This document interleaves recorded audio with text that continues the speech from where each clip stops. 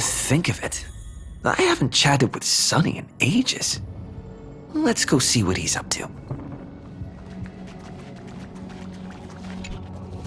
Let's skip the formalities about how the Express crew led the formation of the Cosmic Alliance and saved civilization from the destruction.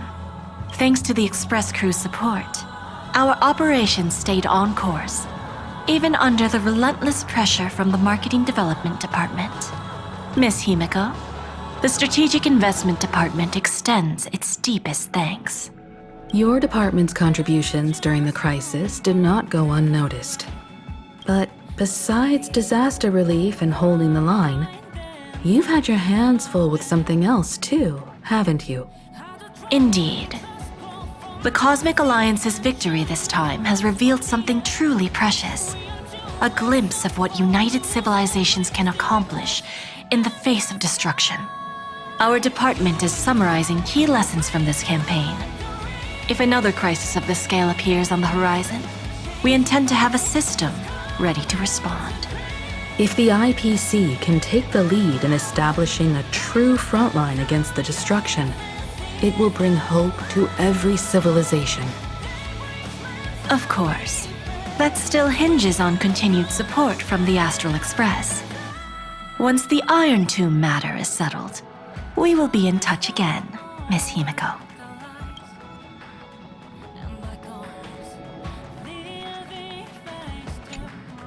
General Jing Yuan, it's been too long. Did Miss Fuxuan return safely? Well, she almost had a near-death experience this time. The Omniscia foresaw Iron Tomb's obliterating strike. It also told me there was no avoiding it, no surviving it. Yet in that exact moment, the Seer strategist sent a message. The empty fortune has cracked open, and fate can now be decided. Then we lost contact. Alas, always so cryptic. Your brilliant senior soarer never says anything plainly. Left me pacing all night. Stop lying, General. No need to be upset, Master Diviner. Cryptic talk comes with the territory of being a general. The soldiers of the Cienjo stood firm in this battle amidst overwhelming odds. Their courage and sacrifice deserve recognition. And it just so happens that the golden blood of ruin the Alliance needs is in the Nameless's hands. It was taken by the hero Kazlana of Amphorius at the cost of his life, directly from the Nook themselves. Though Kazlana is no longer part of this world, that kid can still reach a fragment of his memory. Perhaps Kazlana would be willing to entrust the golden blood to an ally who went to great lengths for Amphorius. In that case, very well. On behalf of the Cienjo Alliance, I offer our deepest respect to the world of Amphorius and her brave, noble heroes. To strike an eon as a mortal, even for but a fleeting instant, this deed alone deserves to be etched into the stars and remembered forever.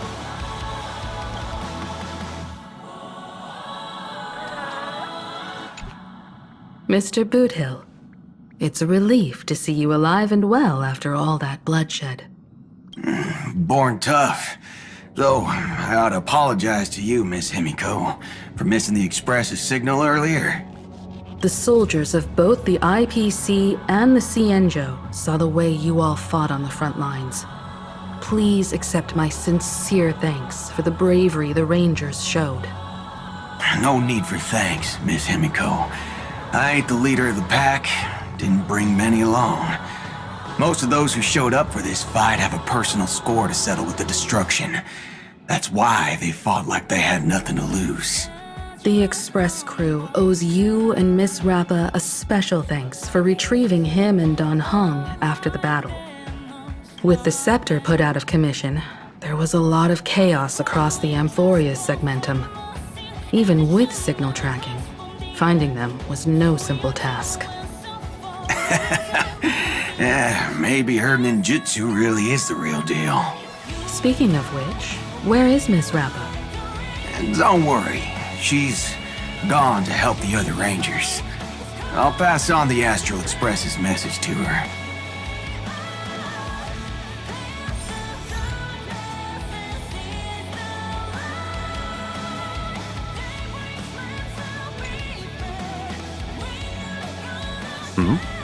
Miss March 7th is looking for you everywhere. I don't know the details either, but she told me that if I see you, I should remind you to check your messages. She also said that some things you missed are actually extremely important.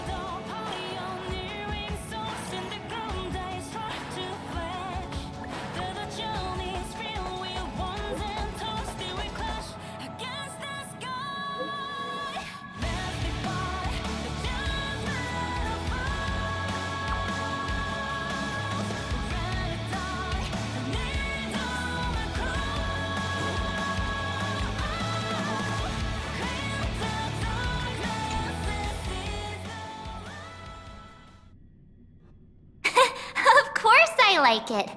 Big Sis Dahlia always knows what's on my mind.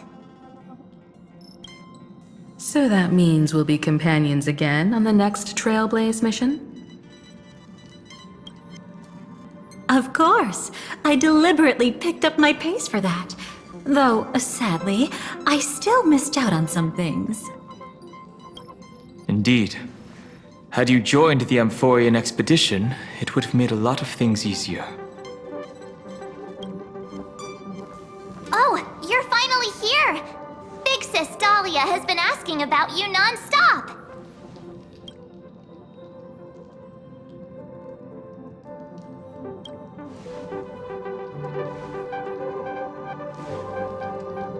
Whoa, whoa! Have you gone mad? Did you forget that we should never mention words like old or senior in front of Big Sis Dahlia?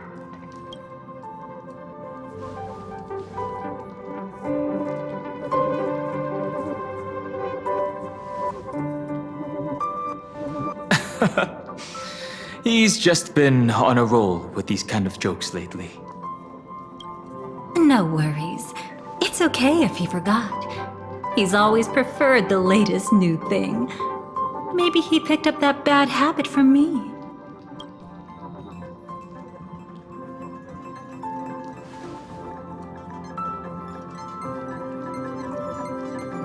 Long time no see.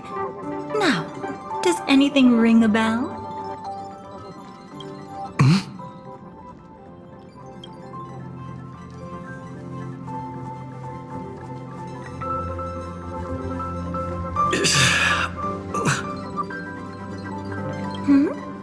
What's wrong?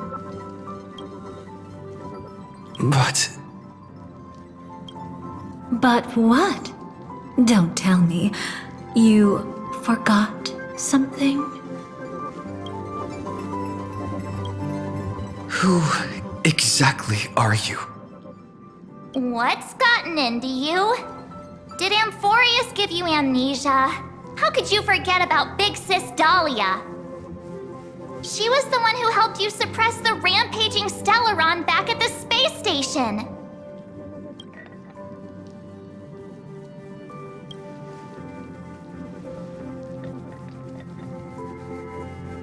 Exactly! What's wrong with you? Totally! It was Big Sis Dahlia who dealt the final blow to that Lord Ravager the first time we went to the Cienjo. You haven't forgotten something that big, have you? That was why Big Sis Dahlia had to go back to the garden to recover and couldn't join us in Penacony.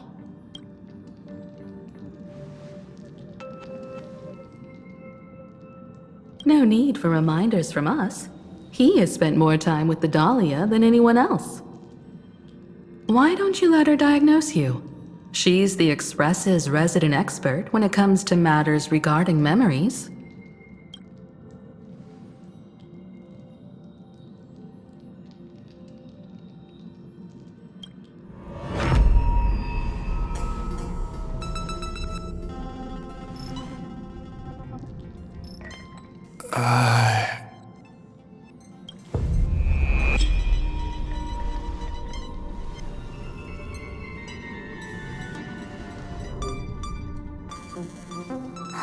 come on. Don't just stand there. Hurry up and get over here. It's not like this hasn't happened before. Leave it to Big Sis Dahlia. It'll be fine. I concur. If there's an issue with memories, then we'd better not waste any time. Why are you all...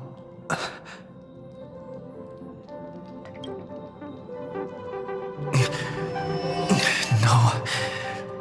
This isn't right.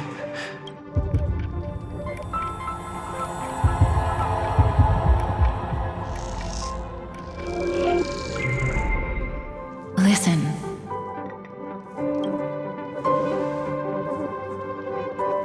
You'll face betrayal, lose your way, and seek answers.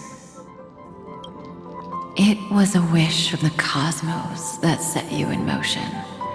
And in the tale where you are the protagonist, the stars themselves will defy the destiny of finality. Hang on.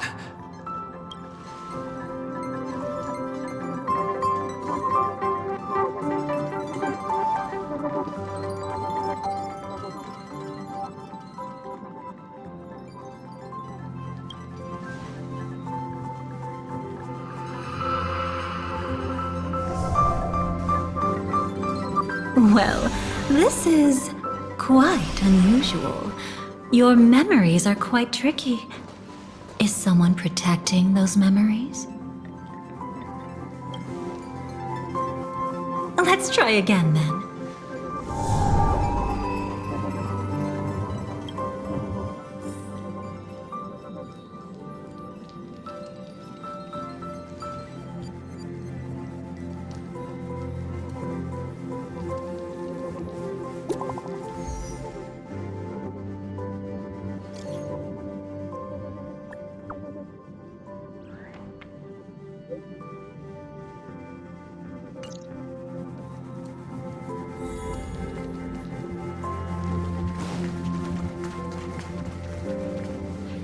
Destiny is much like memory. Since it twists and turns like a maze, even the vastness of the cosmos isn't too great for those fated to meet. Perhaps we'll meet again soon.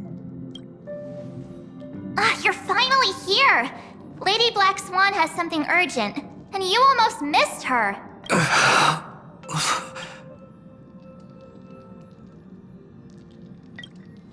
Now's not the time for jokes. We didn't have to be this direct. Guess there's no point in wasting any more effort, right? Your memories are truly extraordinary. It's as if they exist beyond the bounds of time itself. But why take memories so seriously?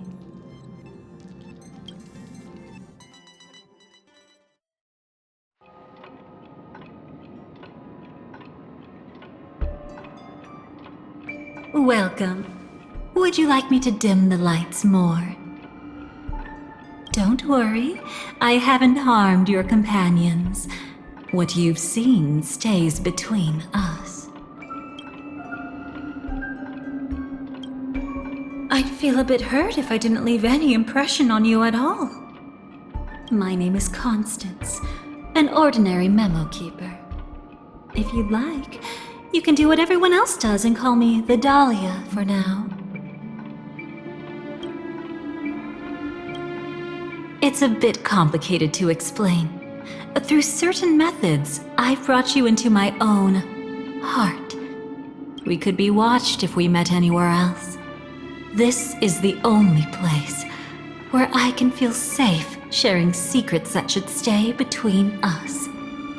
Let me apologize. I thought that becoming someone you are familiar with would make things easier, or simpler. Take it easy. That's exactly why I came to find you. All your questions will be answered. Let's start with the first question. Now, slowly turn around.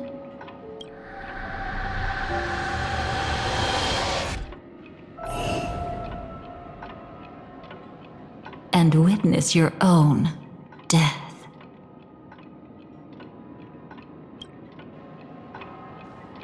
How does it feel to see your own corpse like this? I know death doesn't faze the nameless. It's practically just another day at the office for you.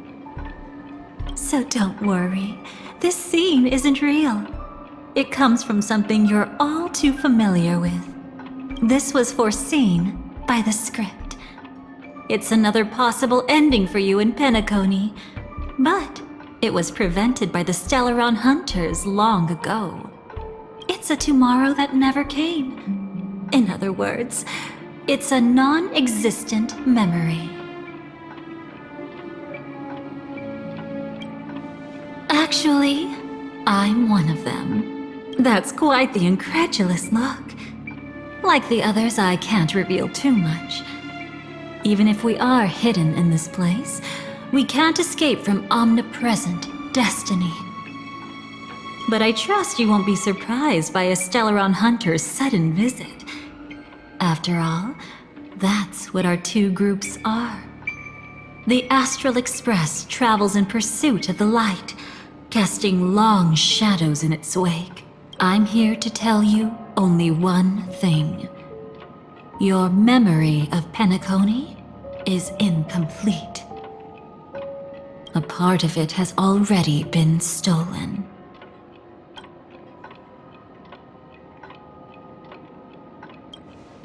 That's hard to say for now, but the gravity of the situation is clear. Someone might have made you forget some critically important information. Either way, I must help you recover everything about the finality. It's not surprising. Have you ever kept a gentle pet? They can always guess what's on your mind, always actively trying to please you. Memories work the same way, if you ask me. Once your brain discovers a void in your memories, it'll carefully fill in the gap on its own, whether you need it or not.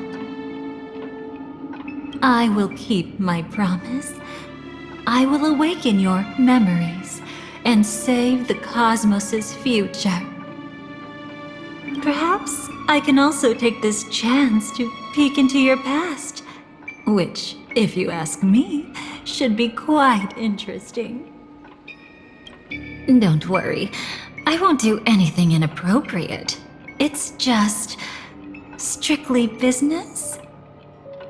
Please, let me touch you a little bit. It's the only way I can probe through memories.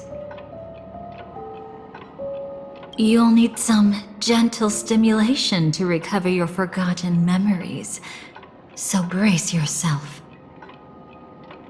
Let us now go back to where it all began and see what exactly went wrong. Take it slow. Don't let the memories overwhelm you, and don't worry about getting lost. Remember my voice. Remember the touch you feel at this moment. It will guide you back to me. So, what did you see?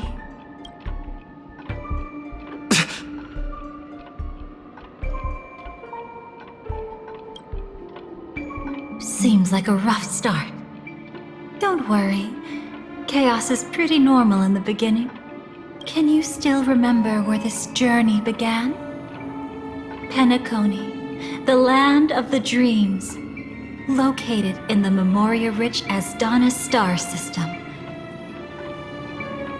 At that time, a grand celebration of the harmony was about to begin, and as fate would have it, an invitation found its way into your hands. The family's esteemed guests are cordially invited to Penacony to participate in our grand celebration. Witness the impossible in the realm of dreams. Find the legacy of the Watchmaker, father of Penacony, and thus the answer to the question, why does life slumber. There, you encountered Adventurine, an IPC executive who appeared to be answering the invitation alone, but was actually there to reclaim lost territory. He desperately sought allies, attempting to tip the family's scales with himself alone. And then, there was Sunday, the former head of the Oak family, a Pathstrider of the Order who would soon usurp the power of the Harmonious Choir and become your enemy. There was also his sister, the renowned Robin.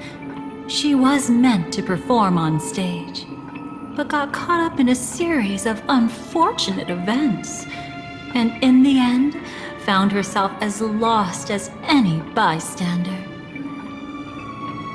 Oh my, have there been gaps in your memories from the very beginning? This is quite troublesome. Where should we begin? All right, let's start with her. You must remember. That girl who called herself an artist and was hunted down by the family. Of course, her true identity is no longer a secret. What you see as a first encounter is actually a long-awaited reunion for her. Let's begin our story here. Think of that girl who could neither enter dreams nor wished to wake. Why did she slumber with you?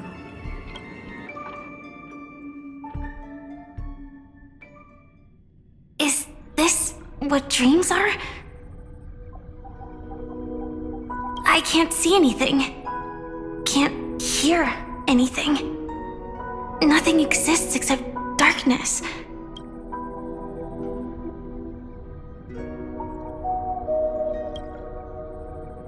I don't understand. Why do people long for this darkness?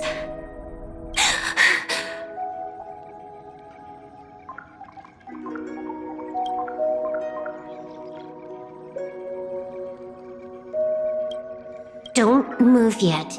It's going to hurt real bad. Is the surgery over? Yeah. As expected, you can't recover the ability to dream. Even after paying such a heavy price, we only get one shot at this. It's fine. One chance is all I need. Is there anything else I need to do? Just don't die. Take a breather. Once the calibration is done, I'll let you officially enter the dream. And then I'll be able to enter that land of dreams. Don't get your hopes up. It's just a nickname. Your dream might not come true. I've been waiting for this day. People always describe it this way. Once you wake up, it vanishes without a trace. That's why sweet dreams are so precious. Sounds like you're just trying to make yourself feel better. Maybe. But when the day we cross paths again arrives, I think I'll pretend we've never met and get to know you anew, as if starting all over. I made a promise with him. Our reunion is right before us. I have no reason not to give it my all. Even if he's already forgotten it? But I won't forget. No matter how this story ends, I want it to begin with a smile. In the future that Elio foresaw, we never had an ending. But I still have the chance to wrestle back from fate the right to have a beginning.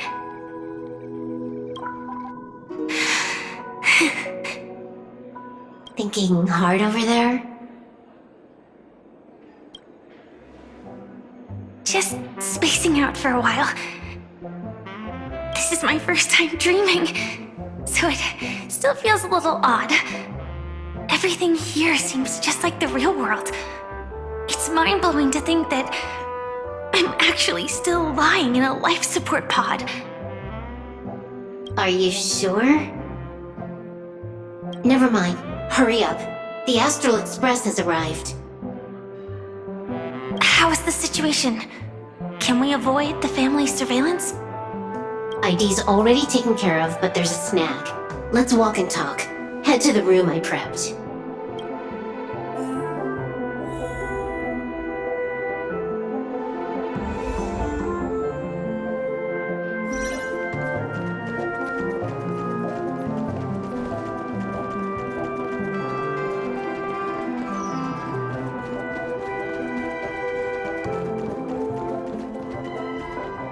This time, I should be on the right path. Uh-huh?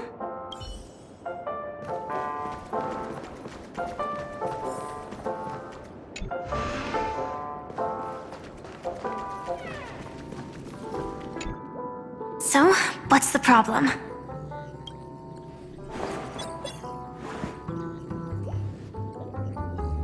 I hired a helper to slip into Penacony ahead of time to snoop around. She just sent me some intel. There's bad news. The family is borderline all-knowing and all-powerful in the sweet dream. Is there an emanator of the harmony here? It's not necessarily because of a person. It could be a phenomenon. Can't say for certain.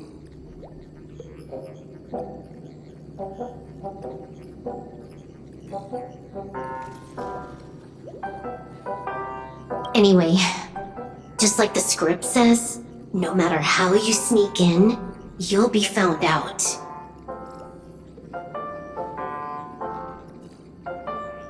There's not even a single gap?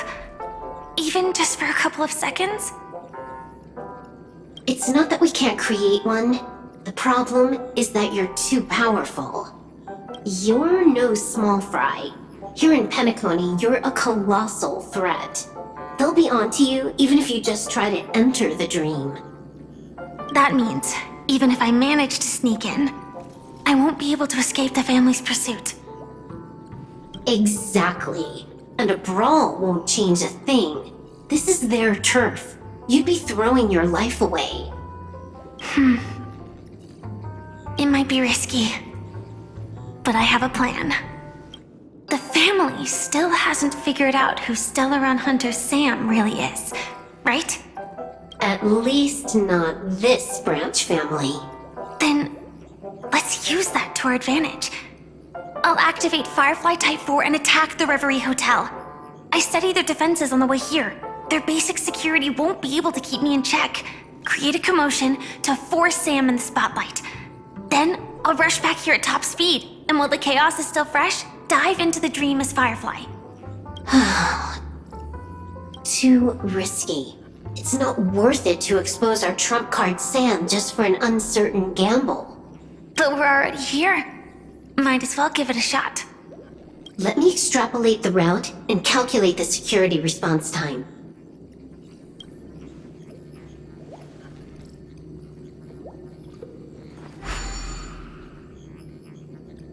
Hold on. What is it? Weird. My readings show security is practically non-existent. That doesn't match what you told me.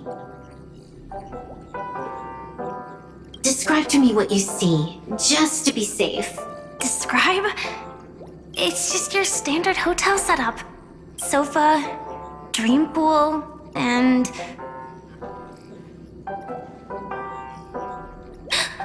Who's there? Relax. There's no one here. I knew it. What you're seeing isn't quite the same as the surveillance I see. That is weird. How does that work? Let me fix it.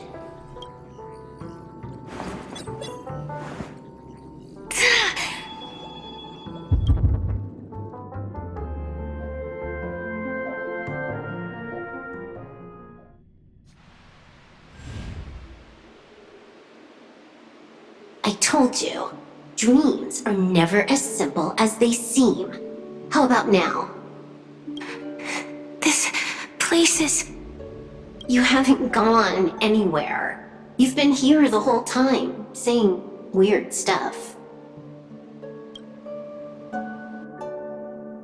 This is my first time dreaming, so it still feels a little odd. Everything here seems just like the real world. And here I thought you were just being stubborn. Sorry. Could you jog my memory again? It's a little fuzzy. Following the script, we secured a discarded dream pool. Wasn't easy.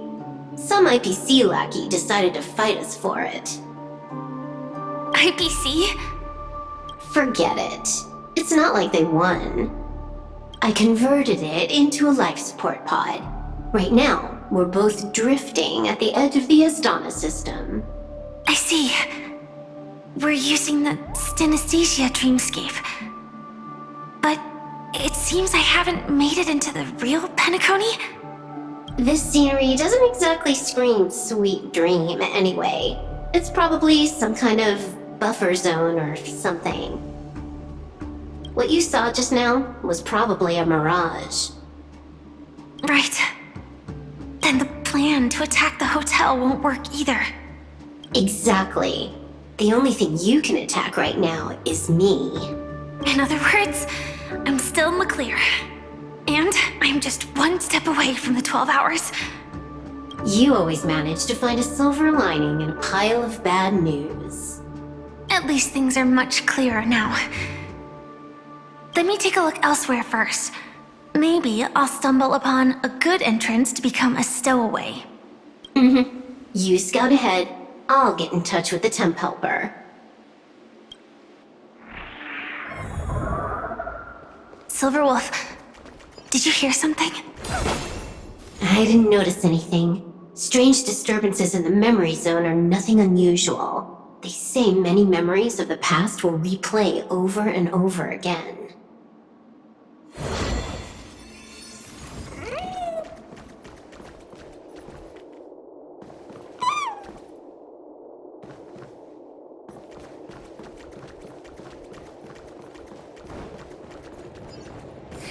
No.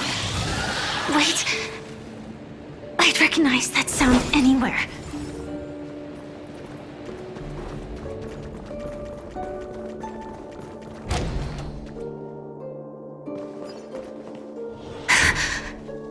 Just as I thought. But why? Shouldn't you take cover first? No need. I know them too well. It's not necessarily the real propagation. This star system went through the swarm disaster long ago, remember? And it was anything but small. Are you saying this is just an echo from the past? Ideally, yes. But it might also be more like a meme. A fear buried in the Asdanians' hearts like a nightmare. So this dreamscape really isn't under the family's control. Maybe you're right. Let's keep searching down this path. As for what they really are... Let me try it out. Then we'll know.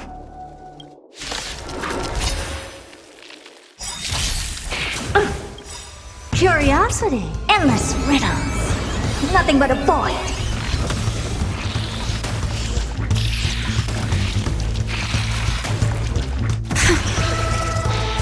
Way too weak. Nothing like in real life.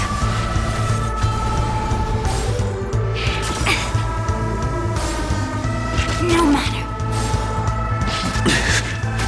I don't have time for games. Open sesame. Glimpse the unknown.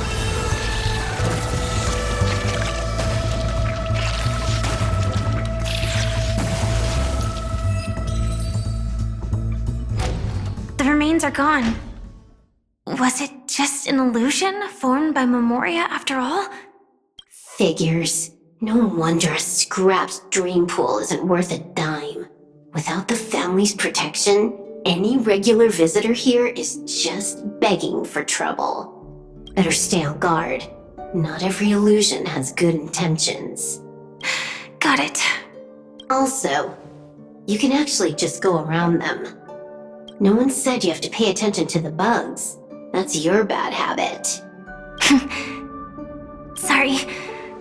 I just can't bring myself to look the other way. Never mind. Everyone's the same. They all try to do something for the past, even when they know it's futile. If it makes you feel better, I'll leave it to you. Just be quick about it. Thank you. But reliving old memories isn't always such a bad thing, is it? Looks like this business trip has put you in good spirits.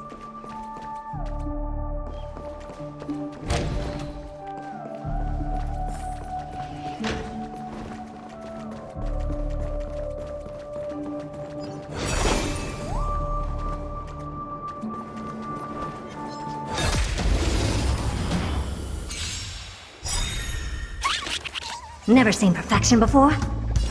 Expand your thinking. Watch it crumble.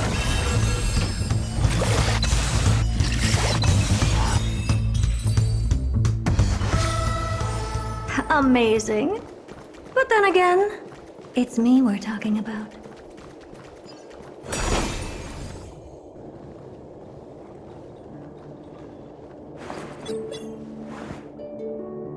Oh, got a response from our helper. Head to the main lobby. She'll send someone to meet you. But watch your back. That one's a masked fool. Who knows what they might... Hello? The signal's gone. Here we go again. Huh? The mech won't start. Why? Huh? They didn't attack me. Are they running away?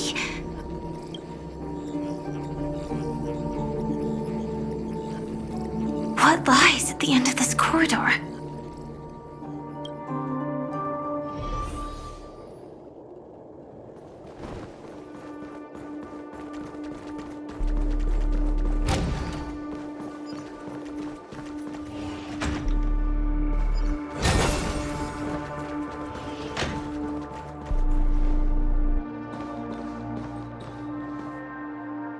Debris everywhere.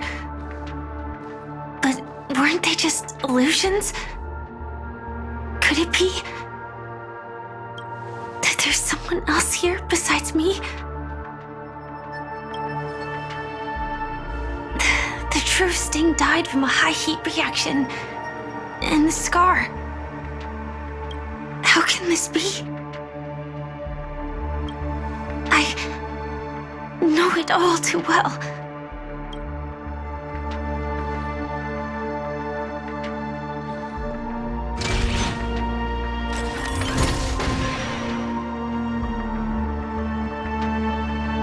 The swarm is one thing, but even for Memoria, why would Glamoth's Iron Cavalry appear in Penacony?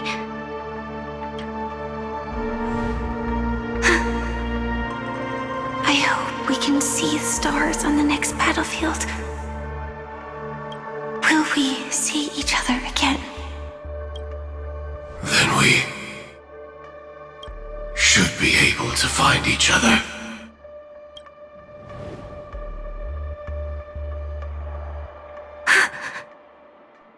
AR-214.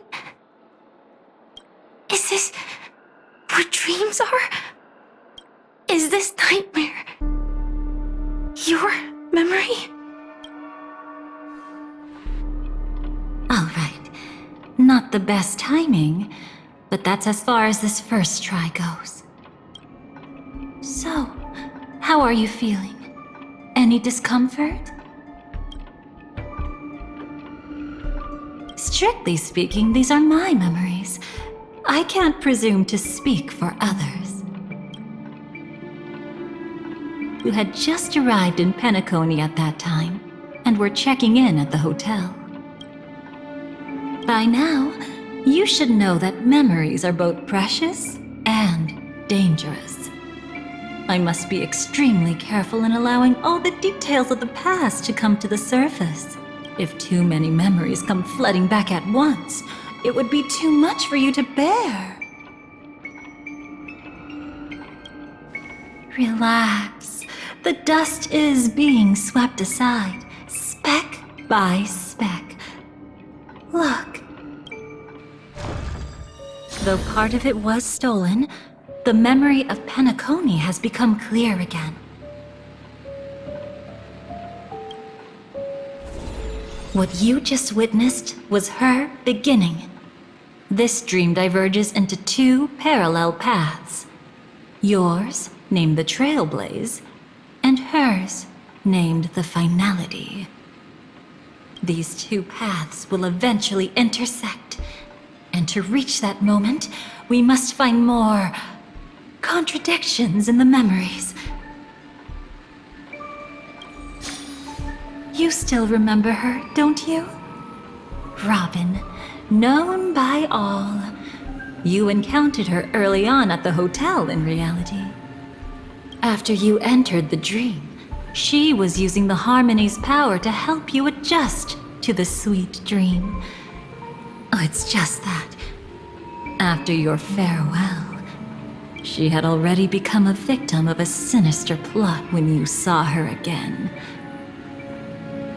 What did she discover during that time that would make her suffer such a terrible fate? Be careful.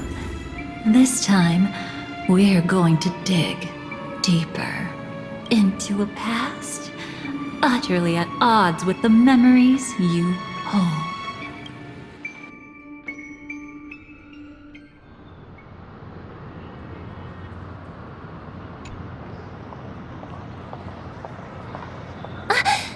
Are you all right?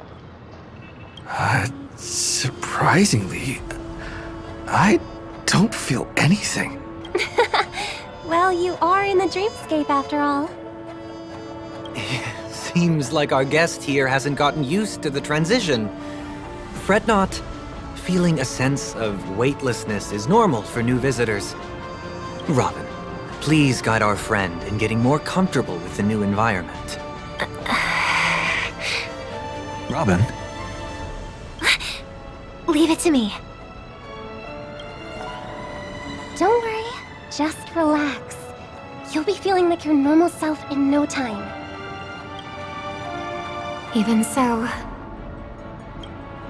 tuning is still beyond me. Don't worry. Keep going. I'll help you. But brother, this...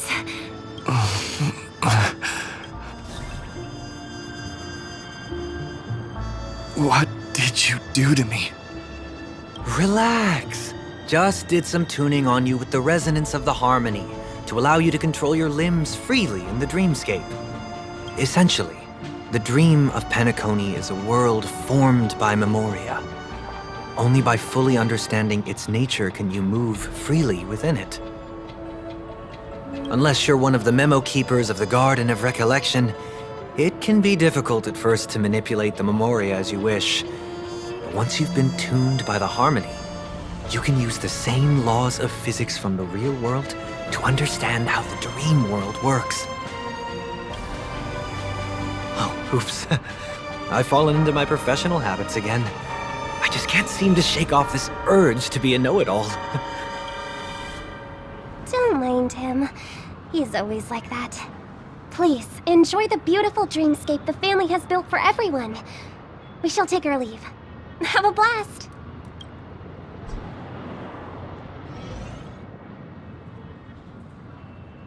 Sorry, brother. I'm the one who should apologize. I knew you weren't feeling well, yet I made such an unreasonable request. I should have known. Losing your voice was just the tip of the iceberg. The real problem lies with the harmony, doesn't it? Just as I thought. You figured it out too. Your letter. I've kept it with me all this time.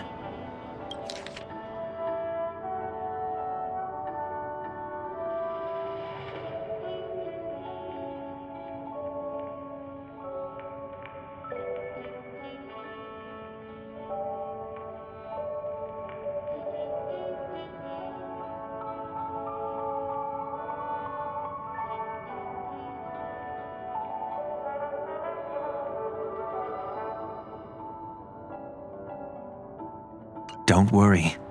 This is crucial. I'll uncover the truth before the festival begins. Let me help you shoulder some of the burden. Did something happen in Penacony?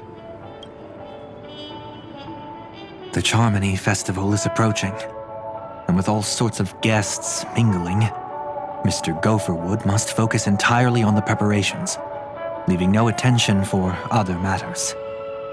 This creates an opening for some people to exploit. If there really is a traitor in the family, now would be the perfect time to make their move. I heard the Dream Master has fallen ill. Since I came back, I haven't seen him even once. There was an accident not long ago. He's gravely ill, and I'm afraid he won't be able to appear in his humanoid form for a while. That's why we need to help him even more. Leave the investigation to me.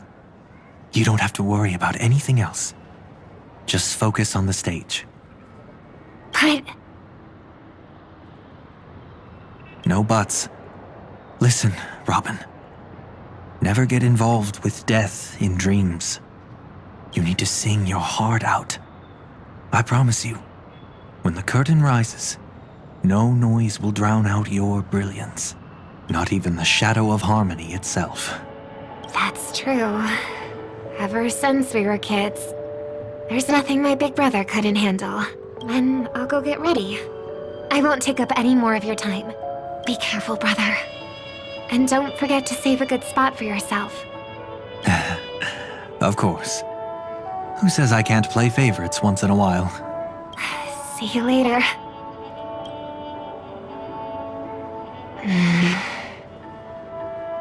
Big brother, you're always hiding your true feelings like this. You're acting like everything's fine. But I saw you at Daylight Pavilion. You were clearly at your wit's end. When I wrote that letter, I could still barely manage to tune. Later, things just kept getting worse. My intuition tells me that something must be wrong with the dreamscape. In my current state, I'm wondering if I can even sense any anomalies. I'll do my best. Let's hope this is just a false alarm.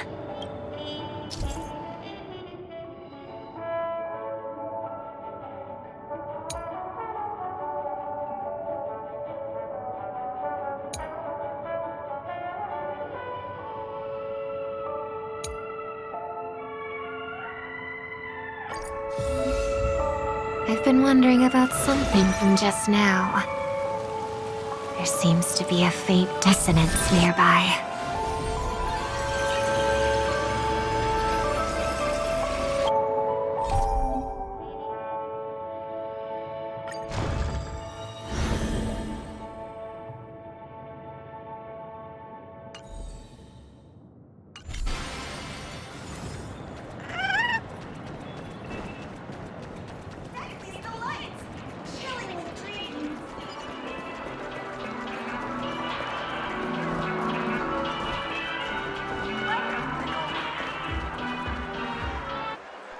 Is that her?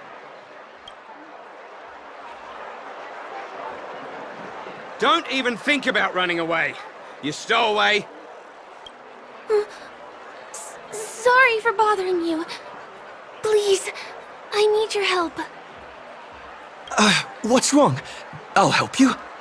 I can't possibly ignore a beautiful lady in trouble. Hey, look! She has an accomplice. Ha! Good work! Now we can nab them both in one go! Stowaway? Seems it wasn't a coincidence. The Bloodhound picked up that strange noise too, just like I did. Better to stay out of sight for now. If that girl really is an outsider, this could be my chance. That's enough, boys. Sir. What's gotten into you all? Open your eyes and take a good look. Is this lady the stowaway we're looking for? Huh? Who's this? Don't you know him? Look at his brown hair and grey vest. He's the officer, sent here by the family to maintain order at the Charmony Festival. I see. Sir, the thing is, we're trying to apprehend a stowaway. And that young lady there looks very suspicious. We're sure she's the one. That's nonsense. Take another look, will ya? The witness report says that the suspect is a lad with silver hair, and you guys are going after a girl with silver hair. Does that even make sense? She's our guest. Well, just get out of my way and I'll take care of this. Yes, sir. Something's off. He's not lying. But why? An officer from the Bloodhound family shouldn't fail to sense something is amiss. Don't worry. I believe this is just a misunderstanding. How could such a lovely girl like you be a stowaway? Thanks. Without your kind help, I wouldn't know what to do. Just part of the job. I need to get going. If you need help, you can reach out to me through the young bloodhounds in this area. I wish you an enjoyable experience in this land of dreams. Too many people know me. It wouldn't be wise to follow them so openly. Looks like I'll have to use a few methods of my own. We need to get closer. Find a hidden spot.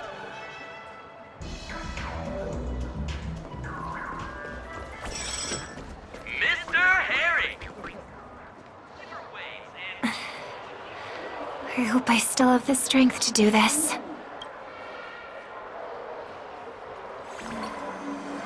Although the Bloodhounds mistook me for a stowaway, I'm actually a local. My name is Firefly, and I'm from the Iris family. I work as a stage performer, although right now I'm just an extra. A success! Thank goodness I wasn't discovered. That girl claims to be an artist from the Iris family, but I can't hear any resonance in her voice. Well, we can talk about that another time. Right now, I want to give you a tour of the town. Here we go.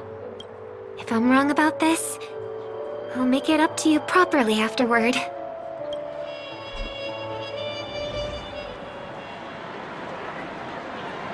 Since this is your first time here, I say we start with the easiest games.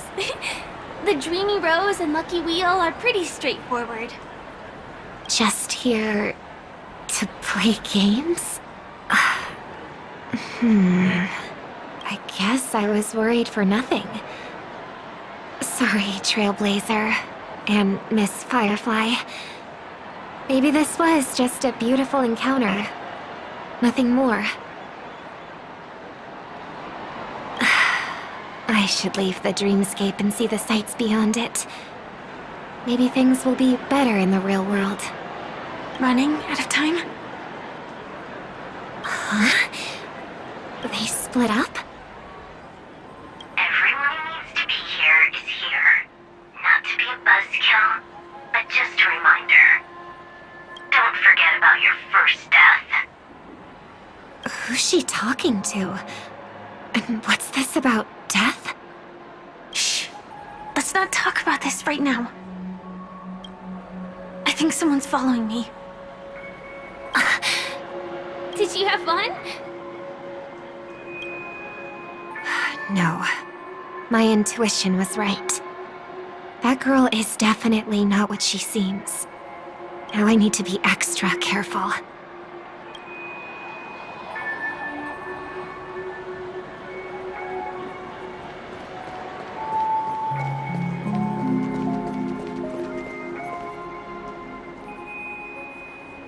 He's coming our way! Hey, well, if it isn't my most loyal customer, the Trailblazer guy. It's been such a long time, old friend. And who's this? A companion? I feel like things are getting more and more chaotic. Long time no see, superstar. There's someone else. Oh! Lady Siobhan? Still radiant as ever. I could spot you from a mile away. I came over to say hi. What brings you here?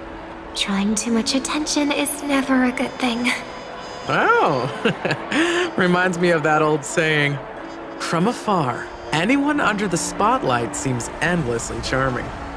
But only when you get close do you realize how restless that heart truly is. Sorry you had to see that. I just came out to clear my head.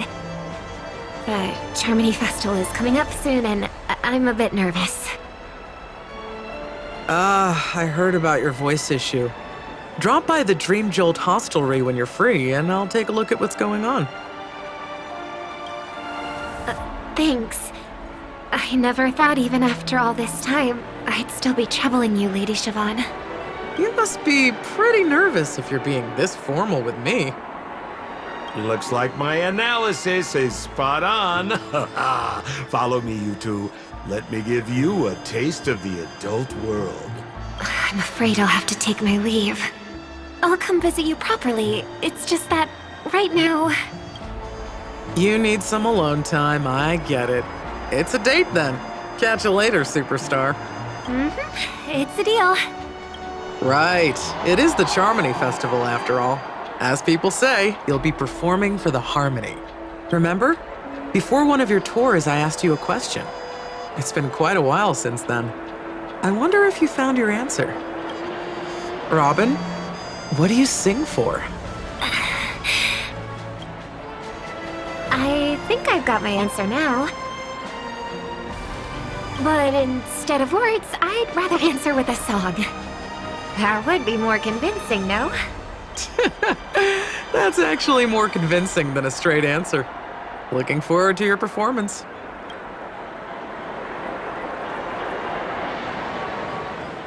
Sorry, Lady Siobhan. If there was more time, we could have had a proper chat.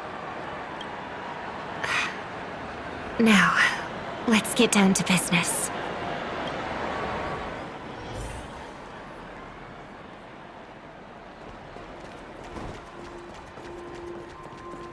The distance. It's so far. Just where did they go?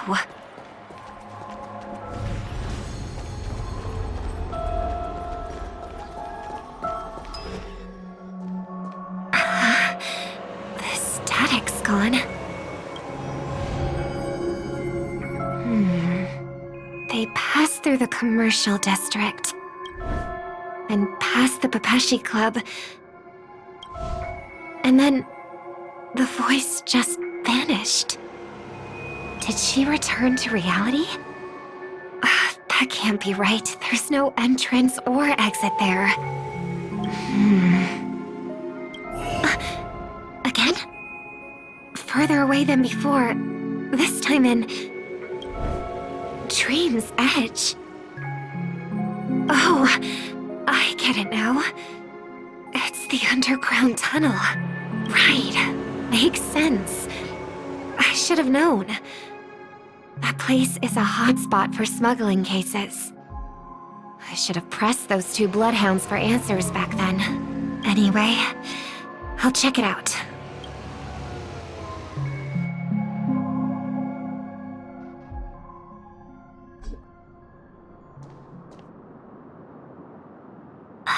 Can't navigate any further from here. Is it because the dreamscape construction isn't complete yet? The family never stops weaving their sweet dreams. And Penacony has always maintained good relationships with the outside world. Why would someone choose this moment, of all times, to plot something sinister?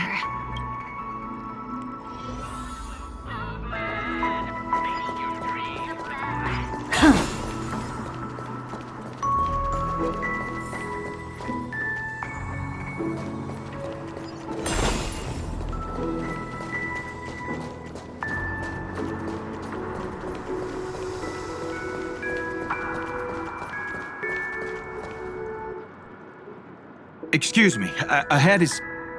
Is that... Miss Robin? Hello. I never thought I'd meet you here. When I joined the Bloodhound family, you were the one who delivered the family's greetings. You probably don't remember me. No, that's too rude of me to say. I'm not worthy. Of course I remember you, Mr. Loka. This is unbelievable. I don't spend a lot of time in Penacony, and have even fewer chances to help out the Harmony. If I'm willing to go, I always make sure to get to know everyone beforehand. After all, family greetings can't be mere pleasantries. They must be heartfelt blessings for each and every family member. Miss Robin, you're absolutely dazzling. By the way, what brings you to Dream's Edge? Do you have anything you need from us? Pardon me, but have you seen two tourists? They both have gray hair, and one of them is a young lady wearing a hair clip. You're looking for someone? I don't really recall seeing them, but I can keep an eye out for you if you like. Oh, well, Don't bother. Mr. Sunday, what are you doing here? I heard someone's up to no good, so I came to check things out myself. Huh? Just kidding. Don't be so tense. Robin hasn't been home for a while, so I brought her here specifically to look around and reminisce about her childhood days. As for those two mentioned earlier, they were guests we met. They left some items behind, which I've already returned. There's no need to ask anyone else about it. Understood. There's a construction site ahead, so we won't go any further. Goodbye. Thanks a lot, Mr. Loka.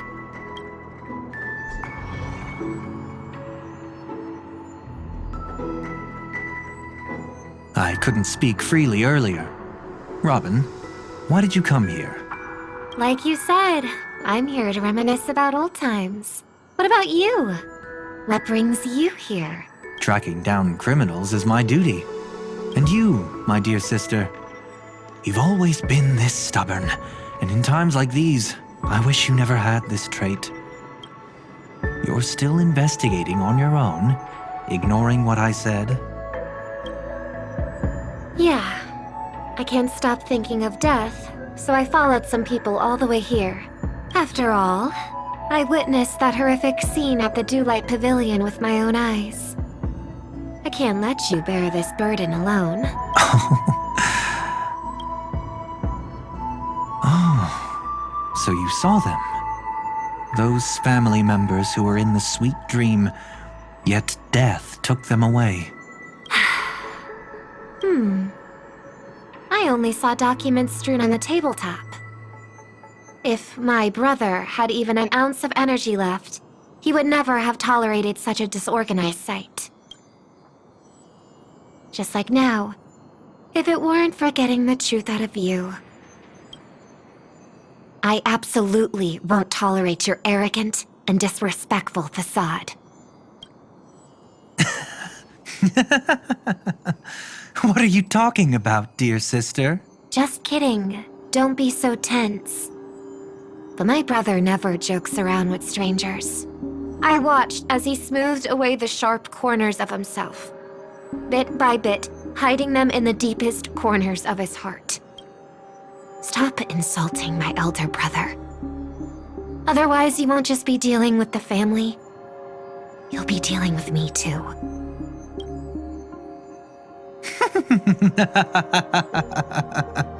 And here I thought you'd enjoy my little creative spin I put on him.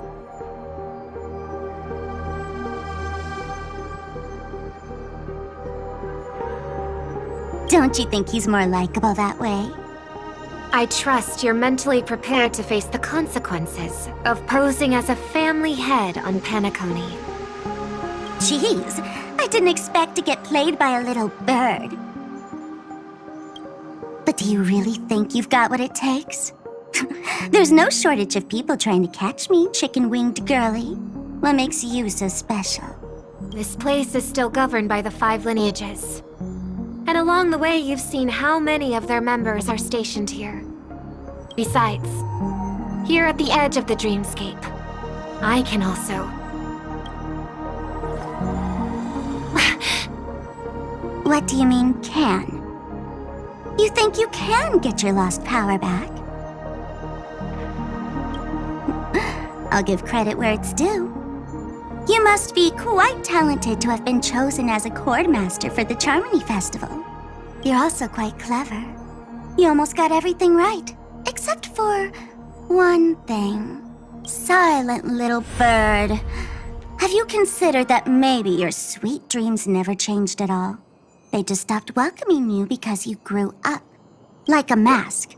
Once you wear it for too long, you can never take it off again.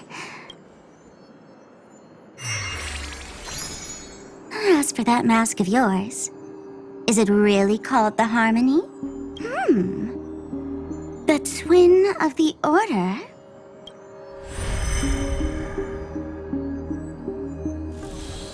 Oh. You know what they say. Robins will fight tooth and nail to protect their territory, even at the cost of their own lives. Looks like that name suits you pretty well.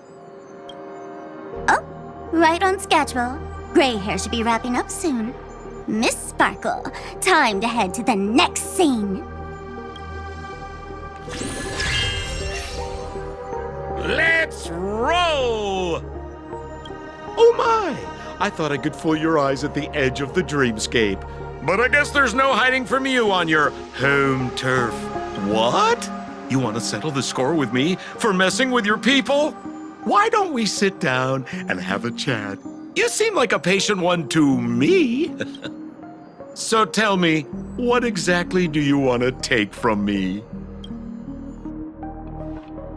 How are you feeling? Need to take a break? The fool killed her. And the crime scene you witnessed was staged by her. Of course, there's no such thing as true death on Penacony. For Robin, this is just a minor setback. That stage is called the Sweet Dream. Everyone upon it carries their own desires, striving to see them fulfilled. Yet when those desires intertwine and collide, the sparks that fly are dazzling, and clarity itself becomes obscured. Before we continue, I have one more question. We've spent some time together, so at this moment, how do you feel about me?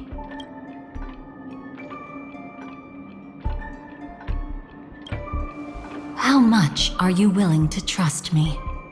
As a matter of fact, I've appeared in your memories before. And similarly, it was related to Penacony. That's exactly what I like to hear. Let's continue then. Let's follow that train of thought and delve deeper. Even I don't know about your experiences in Dream's Edge.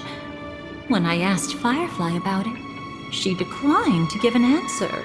But judging from her expression, I believe it must have been a beautiful and unforgettable time that belonged to just the two of you. And Sparkle wasn't just here for fun. She's in cahoots with the Stellaron Hunters. She disguised herself as someone from your past, using every means possible to hint at the truth of the dreamscape. In the end, she simply sent you both deep into the dreamscape. What a kind-hearted fool she was.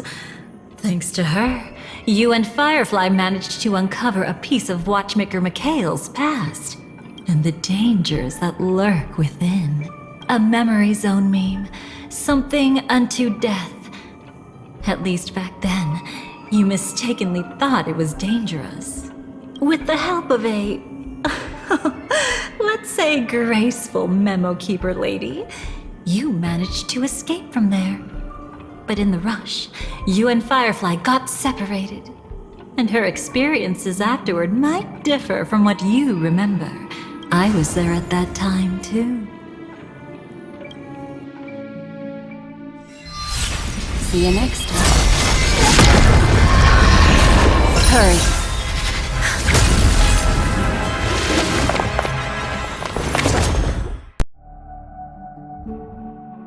Don't worry, I've got you. How are you feeling? Passing through Memoria so suddenly always leaves you in a daze. That memo keeper had ulterior motives. She could have sent all of you away, but deliberately kept you behind. What happened just now?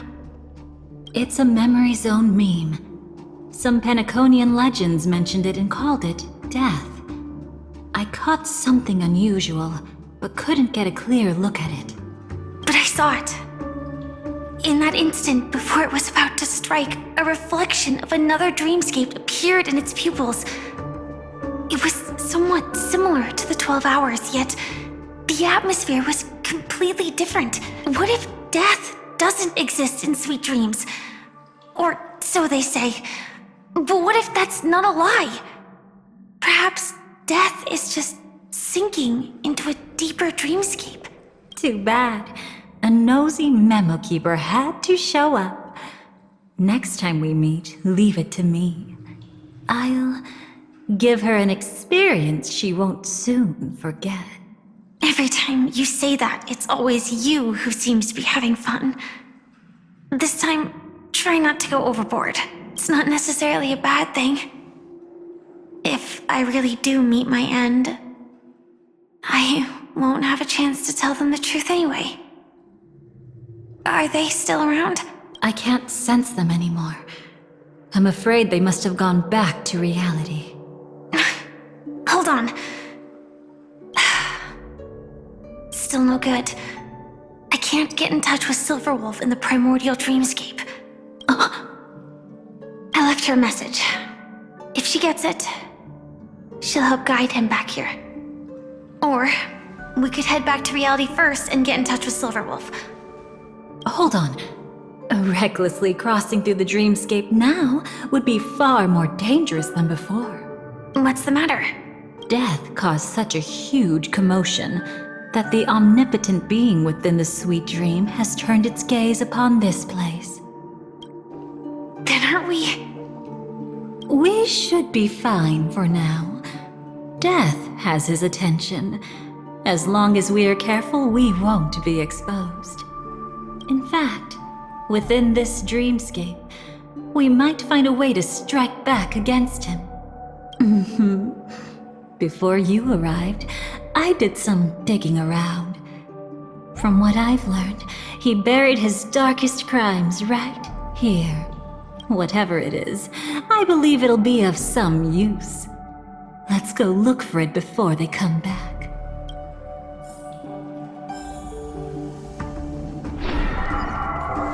It's that memory zone meme.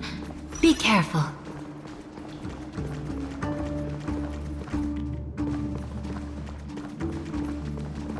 What's that? Firefly, let's go and check it out.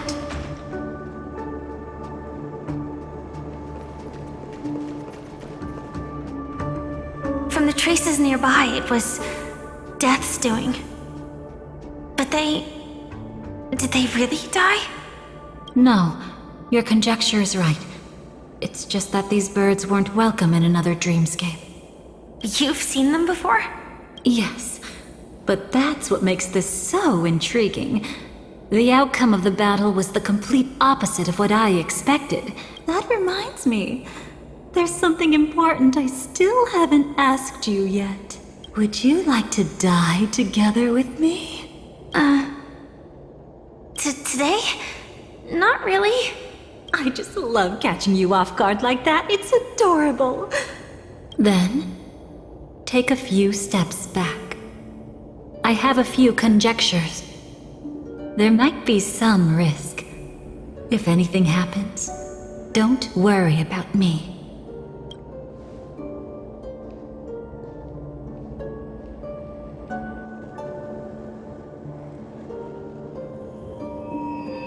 What are you... Just as I thought. So, what happened? These ravens are the incarnation of the Dream Master Gopher Wood, that omnipotent being in the sweet dream. In front of him, even death has no strength to resist. The power I just released should have been enough for him to notice and deliver a fatal blow. Yet here we are, completely unharmed. You know, you're quite similar to Blade sometimes. I mean, when you're staring death in the face. It's not relief I feel. I'm savoring a once-in-a-lifetime thrill. If only it was just once for me too. But was it really him? If I remember correctly, the Dream Master's body was burned to ashes in a riot long ago. And he can now only sustain his life within the sweet dream. Not only that, over the long passage of time, he has merged himself with every inch of Penacony's land. The title Dream Master doesn't mean he merely controls the dreamscape. Rather, it means he has already turned the dreamscape itself into his second body. In extreme cases, he could probably burn all of Penacony to the ground, though hopefully he wouldn't have the heart to do it. We better act fast. Easy now. We're safe for the time being. Maybe it's not that he doesn't want to act against us, but rather that he can't. At least, not yet. Lately, Gopher Wood has been claiming to be ill, never appearing in the 12 hours. Yet just recently, he buried his darkest crime deep within the dreamscape. So, you're saying that burying this crime took a heavy toll on him, leaving a flaw in his supposed omniscience and omnipotence. That does sound plausible.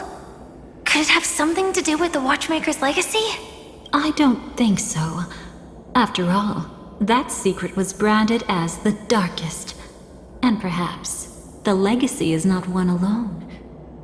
Only by seeing it for ourselves can we know.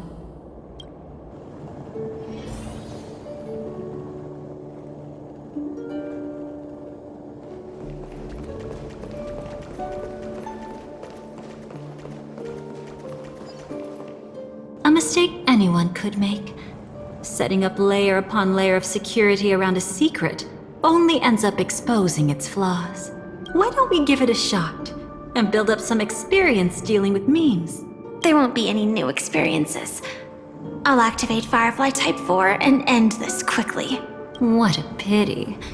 I would have much preferred to see you in a pinch, so you'd have to rely on me all the more.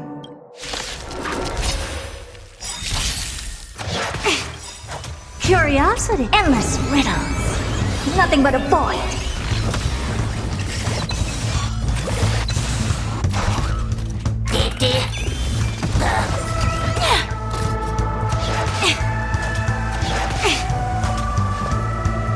Expand your thinking. Glimpse the unknown.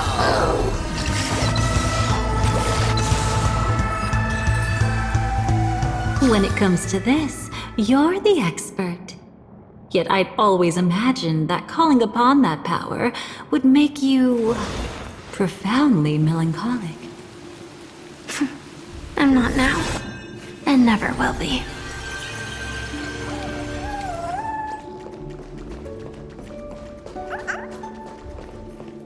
Is this it? An entrance? It only looks like an entrance. That crack doesn't lead anywhere. It's a lock of memories. And the key is a light cone carrying specific memories. Clearly, Gopher Wood had help from a memo keeper. And since that light cone isn't in our hands, I fear we'll be returning empty-handed. Is there really no other way? We could try our luck. Perhaps the memo keeper helping Gopher Wood shares the same habits as me.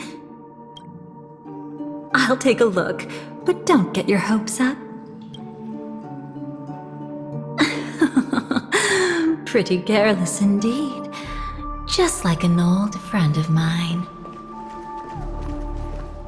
Looks like we're in luck. We found one of their contingencies. Do you have memories like that?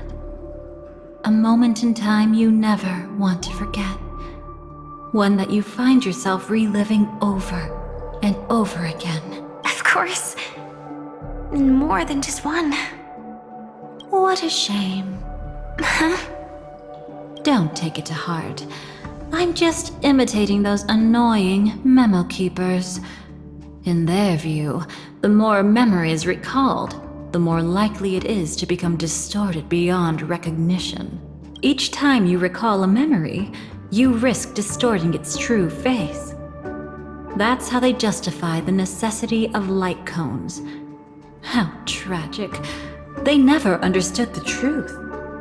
The more eternal a thing, the more it stirs the desire to destroy it. But they weren't wrong about the present situation. Even if Gopher Wood were to come in person, he'd need to bring a specific light cone. His own memories can no longer be trusted. That's exactly why we have a contingency plan right in front of us. But I haven't seen anything since just now. Oh, sorry.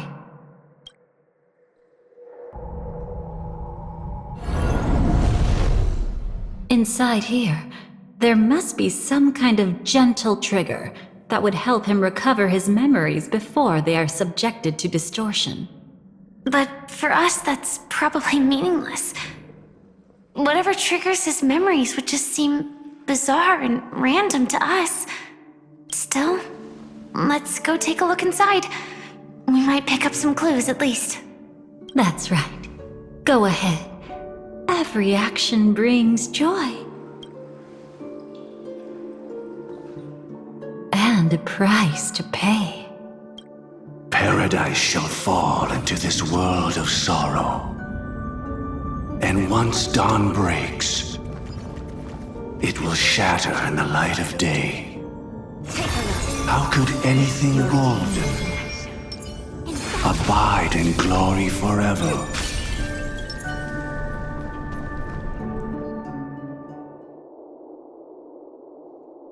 How can this be?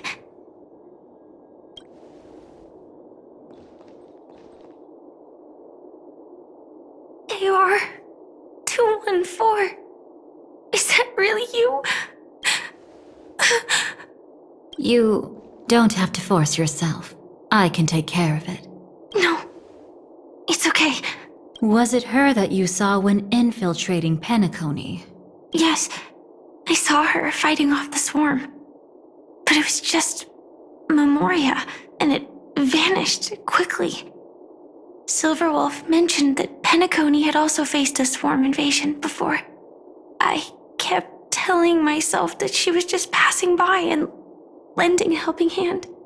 And after everything was over, she had already left, safe and sound. So this time, do you still want to know the answer? Would it be any different? I really want you to tell me that this is not real. It's just Memoria. But thinking about it calmly, nothing can change it. A memory is ultimately something that's already happened. You're more composed than I expected. I wish I wasn't like this. She and I, we could be called friends. I wish I could just break down and cry for her, like any normal person would, to mourn her loss. But what surfaced in my mind was that one sentence. This is our predestined fate, and one day, I too shall meet the same end. One day. Not today. Though it's already too late, there are still other things I can do for her. Maybe you should calm down first. Unfortunately, this isn't Memoria, but a real Glamoth Knight. Clearly, Penacony was her final destination. I'm surprised she made it to Penacony at all. Oh, the Glamoth regulations. She broke those prohibitions? Worse than that. She was the first and only deserter of the Glamoth Iron Cavalry. The Empire hadn't fallen yet, but she didn't want to accept a fate of dying in battle. So she left on her own.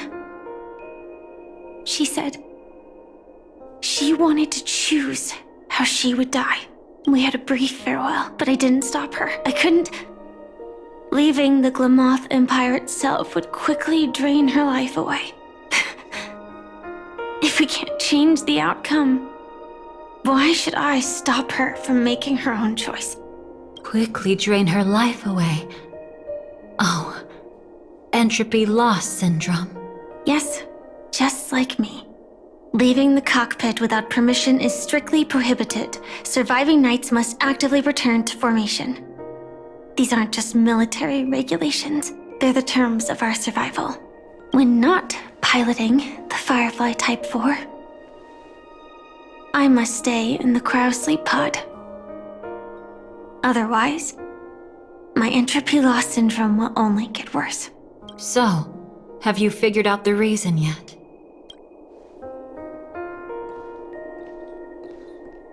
When he and Kafka found me, I had just finished my duties as a Glamoth Knight, my final battle. As a Glamoth Knight, the Empire fell, and all restrictions vanished. For the first time, green flames ignited upon my body, and for the first time, I touched the true path power that the Glamoth Knights wield. That's when I realized entropy loss syndrome is a death called living. The propagation? That's the true source of the Glamoth Iron Cavalry's power? Yes, I've seen it happen. When the Swarm King dies, the Swarm completely loses its vitality and falls into silence. Just like Glamoth's Iron Cavalry, they weren't given a sense of self. The moment they stray from the hive, they're already dead. The same goes for entropy loss syndrome.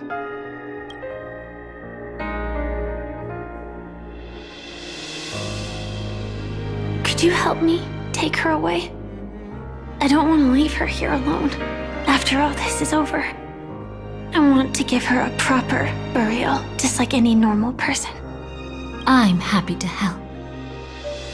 She wanted to escape her fate, but in the end, she died fighting against the Swarm in Penacony. The detestable thing about destiny is that it brooks no defiance. Do you know her name? When we parted, she had no name, just like me. But I hope by the time she leaves this world, she will have found both a name and a purpose for her life. Why did Gopher Wood leave her here? No matter how much I think about it, everything he's scheming couldn't possibly be connected to the propagation. How deeply is your past intertwined with this place? It's not clear yet. But obviously she had multiple fatal wounds on her body. She didn't die from entropy loss. Before we left, Kafka told me, in her view, dreams are inherently a convergence of the past. It's the same for everyone, no matter how much you want to avoid it. No matter what you're seeking, you can't avoid it. Perhaps she was right. However, the Dream Master's weakness has also given us an opportunity. Good. Now then... Oh? Good news. It seems like we've got a few intruders in this dreamscape. Looks like Silver Wolf can still pick up signals from here after all. That was fast. Must be that Memo Keeper's guidance. Either she's lost her sense of restraint or got something nasty up her sleeve. Let's go check it out.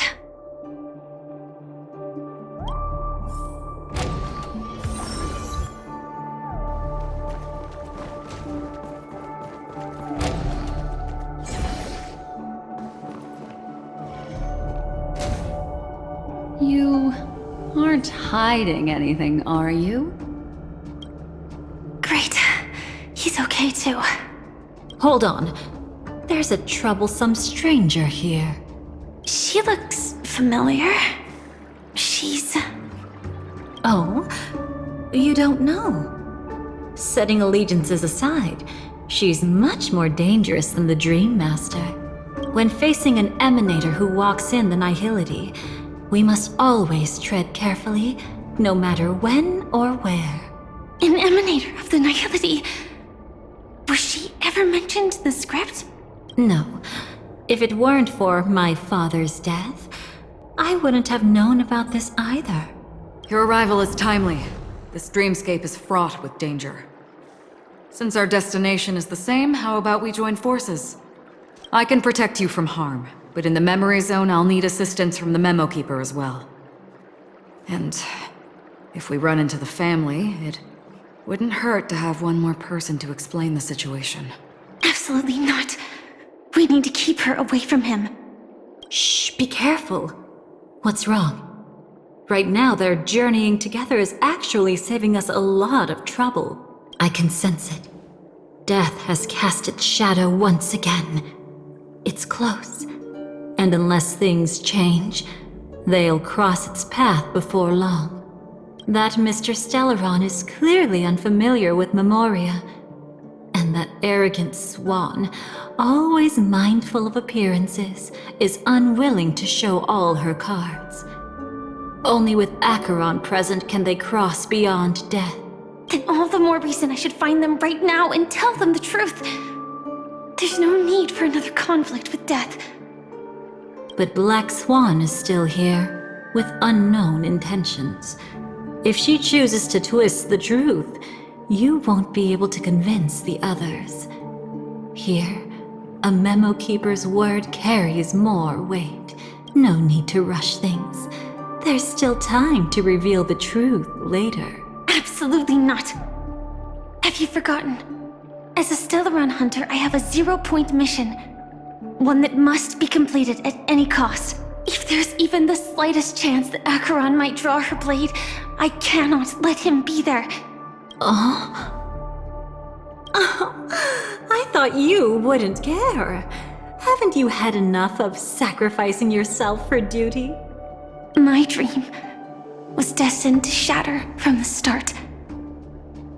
But for them, it's still not time to wake up.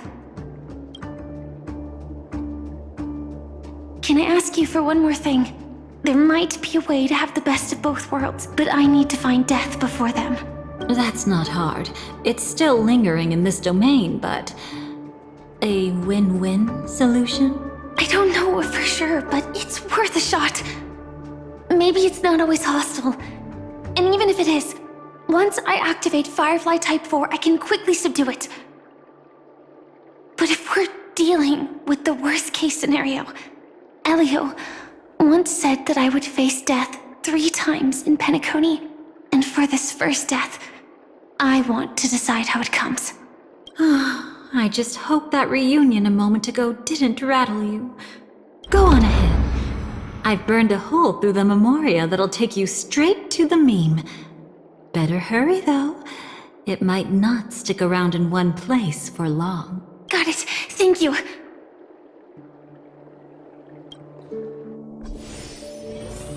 There's no sign of anything. Could it have already left?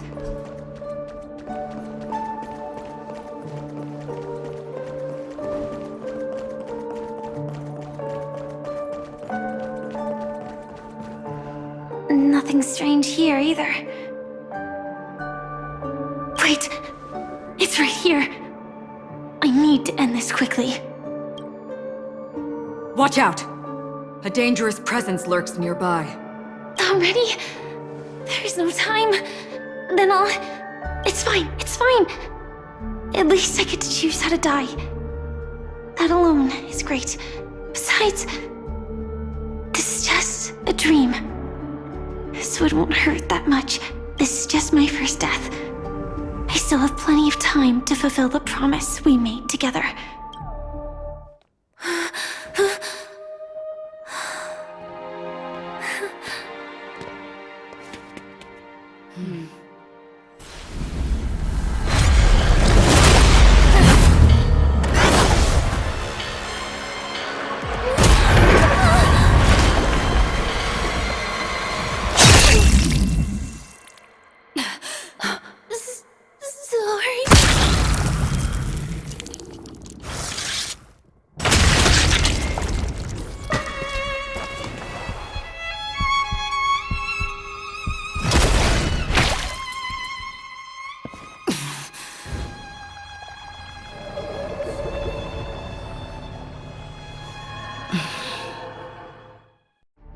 You should be able to recall at least some of what comes next.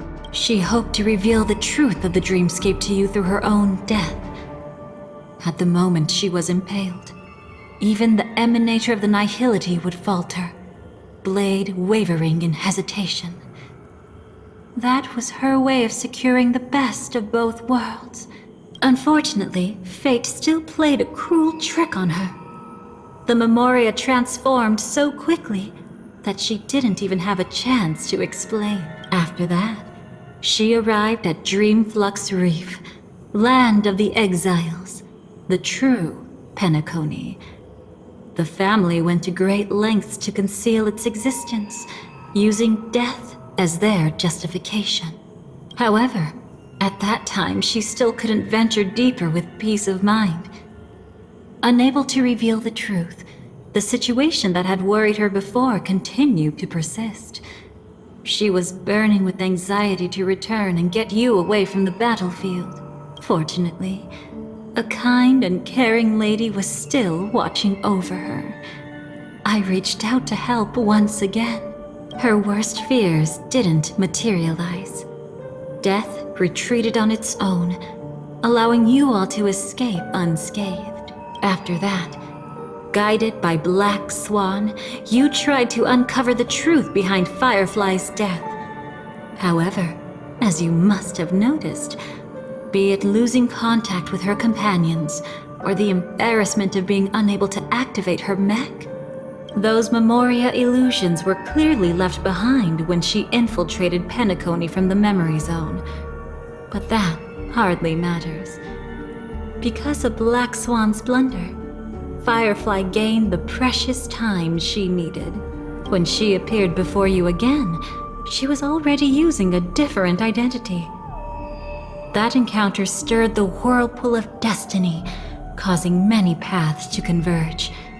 And after you left... Do you still dream, Hunter? Of those slain by your hand? I still see them in my dreams. Hold it. Your time hasn't come yet. My time? I've seen many clever disguises that can conceal appearances, but they can never cover up who a person really is. And you're no different. You had no desire to kill the Trailblazer. You only did what you did to drive me and the Memo Keeper away, but... why? Did Destiny's slave make you do it? You know, Elio. I thought this is just the kind of thing that'd get written into your script. My script has always been brief. Other than that, anything beyond that is unnecessary. Now it's my turn to ask. Who exactly are you? Why ask when you already know the answer? I tend to forget things. Which is why, rather than memories, I'm accustomed to using my emotions to capture what I normally wouldn't otherwise. So, I know who is inside that cold armor.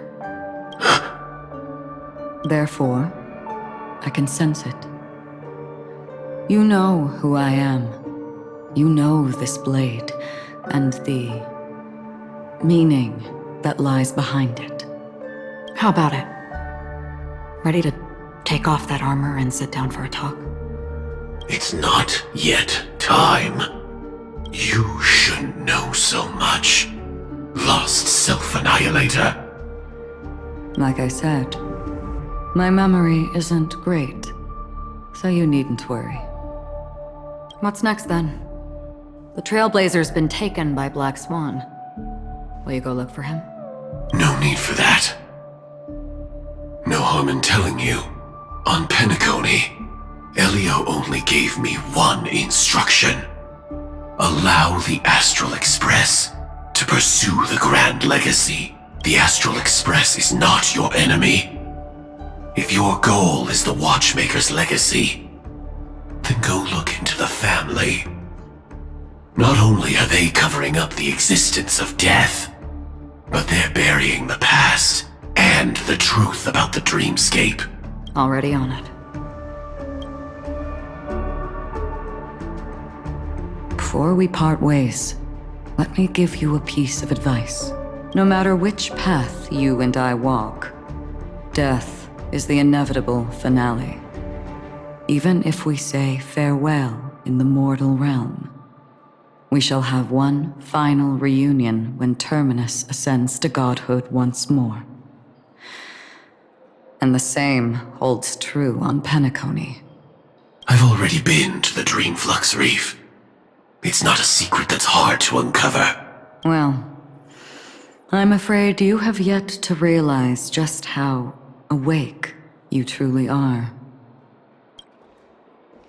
It is precisely because life dares to slumber that they can awaken. Ascends to godhood once more. Even if she's an emanator, she shouldn't. After today, Japella's name will disappear from cosmic history, and the Everflame Mansion will take its place. In the not-too-distant future, you'll receive an invitation. That's your next stop. Land of the Dreams, Penacony. I hope you find whatever you seek there. Be it answers or salvation. Thanks. I hope. Huh? A phone call? At a time like this? You can turn him down. You know what I mean. But Elio said I'm the perfect candidate. Candidate? So Elio finally came to a conclusion. Yes, he said he saw the fourth fate clearly, and there won't be any more surprises. He also chose me as the last survivor. Just like him. Which path is it? The Nihility. After it engulfs everything, I must be the last survivor. Giving my all to turn the tide. How ruthless. However, it's a bit different from the other three. Before that, I have other matters that need my attention. If possible, I must prevent him from being tainted by the power of Nihility. Even the slightest trace of it. After all, everything he carries is not only heavier, but also more precious. If possible is a bit vague. I suppose. If it comes to that, even if I have to die for it. I cannot run away. In the future that Elio foresaw, we never had an ending. But I still have a chance to wrestle back from fate the right to have a beginning.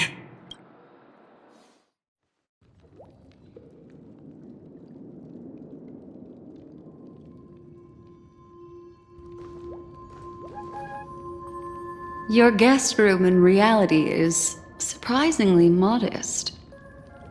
An aesthetic you share, Miss Acheron. It's a cinch. This music box. The invitation received by the Annihilation Gang. There are latent memories that linger on it yet. You see, memories of you are not yours alone. They travel in other people, other things. I know much, and I can predict even more. With some help, the dead can be made to speak. The Annihilation Gang, that band of desperados who all disappeared after meeting you. What exactly happened to them? Well, let me reveal all.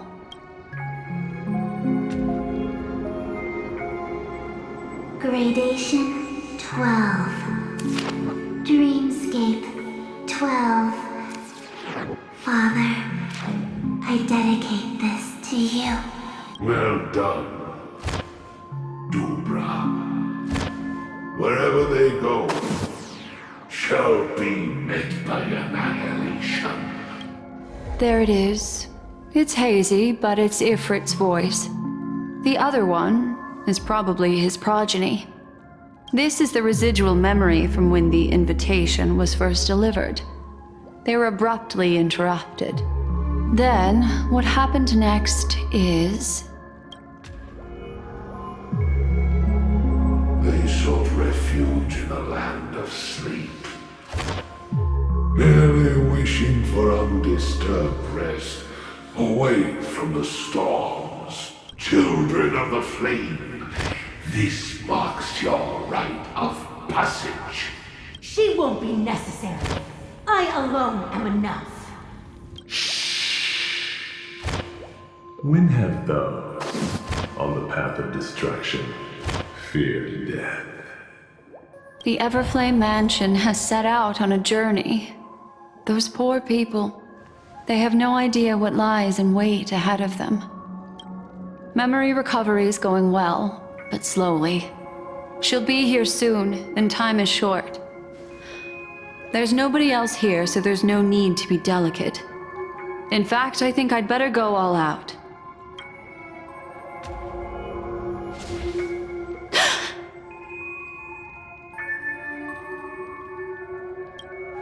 What happened?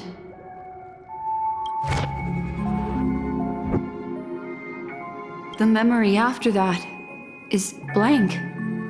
How is that possible? This music box fell into Acheron's hands, and she brought it to Penacony. That's a fact, and that's how it should have gone. But along the way, it's like it's been erased. Who's done this?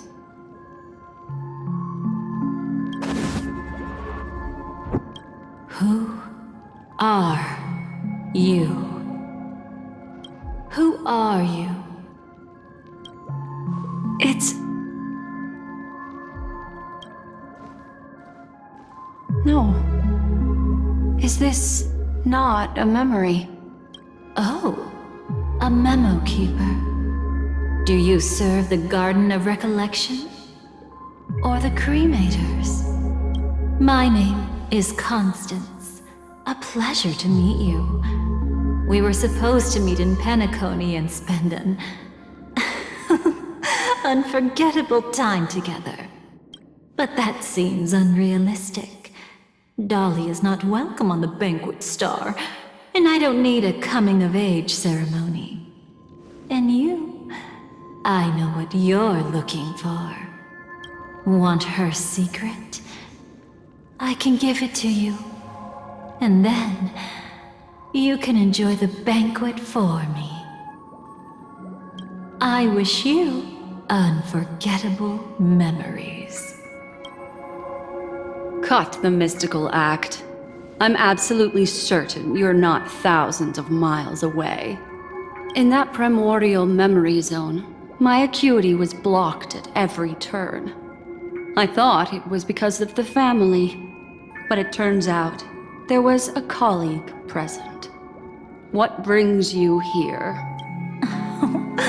My, how aggressive. Are you backed into a corner? Or have you figured something out?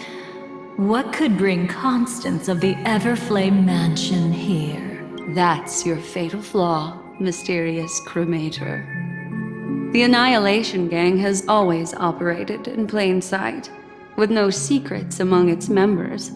And Duke Inferno has never had an offspring named Constance. Oh? Are you so sure?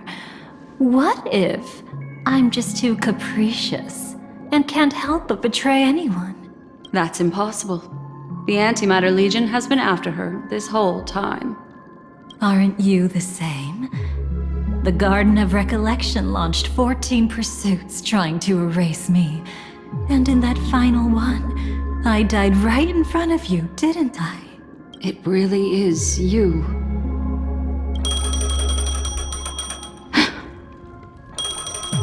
To interrupt another's reunion.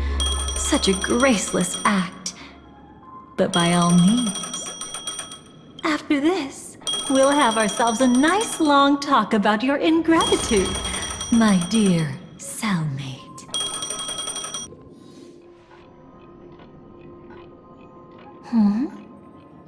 peculiar look on your face? Before this, I was always anxious about this moment, always afraid you might find me frightening.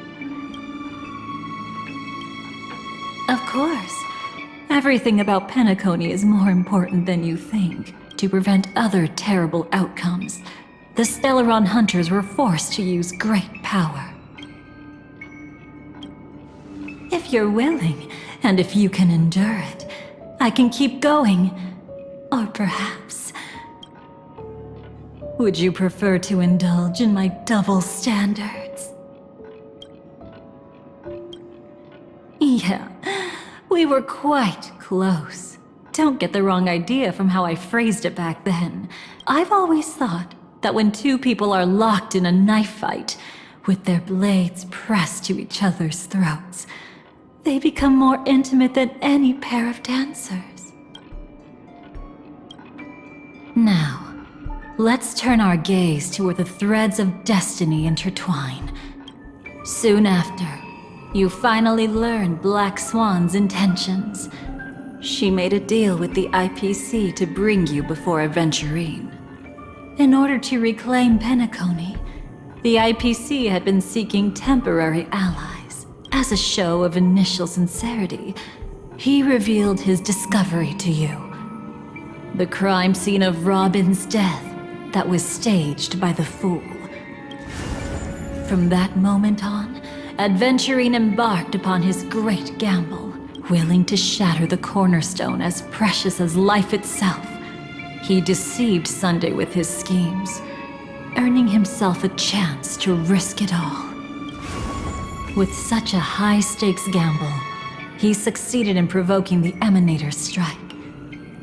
The family's carefully guarded secret was exposed, and you, caught in the eye of the storm, were pulled into the chaos. But that's all about the living. In the same moment, what became of those within the world of the dead? Miss Robin arrived at Dreamflux Reef ahead of you. But what awaited her wasn't the uncertainty of a gamble, but rather a destined life and a destined death.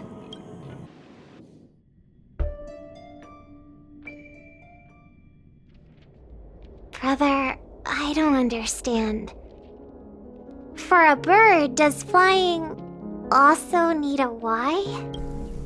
Since it falls to us to decide whether to release it back to the sky, we must take responsibility for that choice. That really sounds like Mr. Gopher would, but I've made up my mind. Let it soar free and wild. If I had feathers and wings like it does, I definitely want to fly. Even if just to try it once. Besides, Big Brother will help it, right? But... It's truly reassuring to hear such words before parting. Come, Sunday. Your little sister will be walking ahead of you now. Mr. Gopherwood, how did you... The gods bestowed upon us heavenly fire, and with it divine tribulations. Let them be, for we are all mortals, born to love and to suffer. Today, more than one little bird will embark on their long journey. How could I miss the moment of your departure? Come here, child. I've prepared a farewell gift for you. What did she give you? Miss Robin? Sorry, where was I? In Dream's Edge, a masked fool attacked you and left behind a parting gift. Though it's hard to call it a gift. When the fool killed me, they put a mask on my face. But when I woke up in Dreamflux Reef, it was gone, and I couldn't feel any effects from it. As for that mask of yours, is it really called the Harmony? The Twin of the Order. She might be hinting at something, but I still can't figure out what she means. Speaking of which, how is that anomaly of yours doing now? I'm gradually getting better. There's no denying that Dreamflux Reef also spreads the Harmony.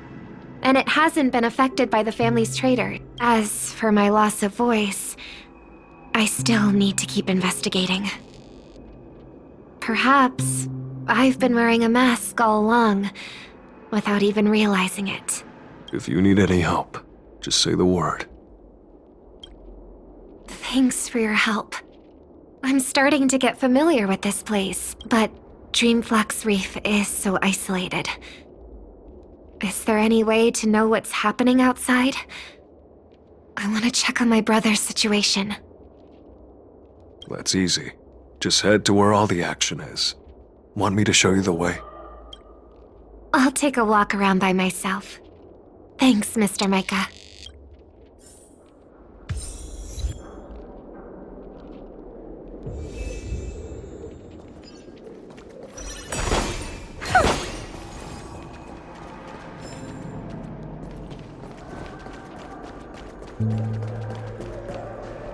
Miss Robin, can you hear me? That voice. Over here.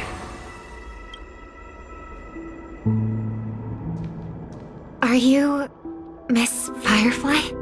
So you did notice me after all. Sorry, but I can't show myself right now. Could we talk somewhere more private? To be honest, I have no reason to trust you. I get it. But I can assure you this isn't a trap. If you really need a reason, there are anomalies in the 12 hours. We are suspicious of the Dream Master's true identity. Lead the way. But let me be clear. Agreeing to me doesn't imply anything about my stance. Understood. My companion will show you the way.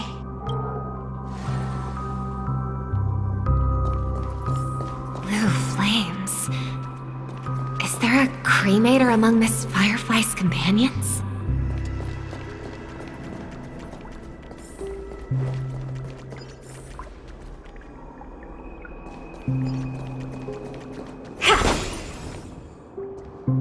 Miss Firefly, you can show yourself now.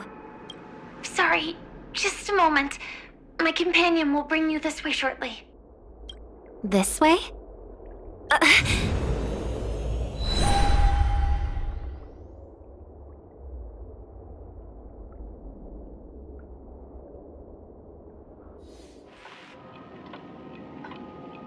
Where is this? As expected of the Harmony's favorite, passing through such dense memoria without even being affected in the slightest. Hello. You may call me the Dahlia for now. This is our cozy new home in the sweet dream, where words may flow more freely. A new home burned out of the sweet dream? If you really wish to have a proper conversation, you shouldn't resort to provocation like this. I apologize. But she's different from other cremators. She has no intention of stealing memories. The same goes for me. I've never wished to destroy the sweet dream.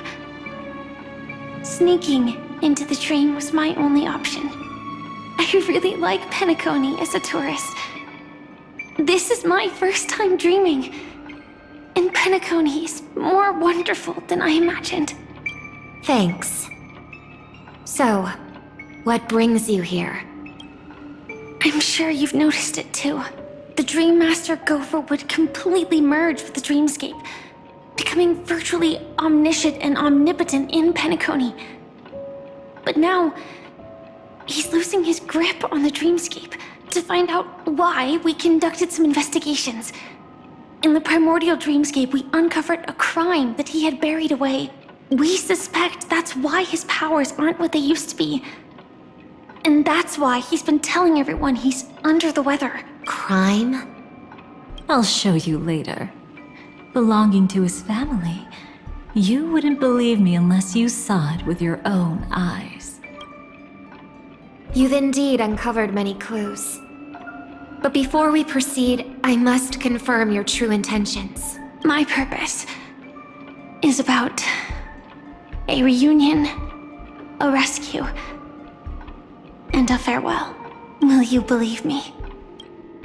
Miss Firefly, that expression and tone of yours just now, I've seen it many times in my audience. Expression? That's the look one has when describing what they hold most dear in their heart. So I'll trust you this time. When I first left Penacony, the Dream Master gave me a parting gift. A divine law, so to speak. For a leader of the 5 lineages, that's pretty cheap, isn't it? Since then, I've walked the path of harmony as a Pathstrider, wielding its power, until I returned once again for the Charmony Festival. In the 12 hours converged by the Dream Master, I developed symptoms of losing my voice, and the strength of the harmony began to wane. Yet in Dreamflux Reef, I wasn't affected at all. I believe that the path he once pointed to might not have been named the Harmony. That's why I gradually became incompatible with the sweet dream. In the past, the Dream Master would harmonize for me. But when he was too busy to tend to me, I finally noticed something was wrong. So, which path did he choose to walk? It's not clear yet. There aren't many clues about this, but I suspect it's the Order. Thank you, Miss Robin. You've helped us clear up many of our doubts. However, regarding the Dream Master's path, we have different conjectures. What is it? Come with me. It's time to see it with your own eyes.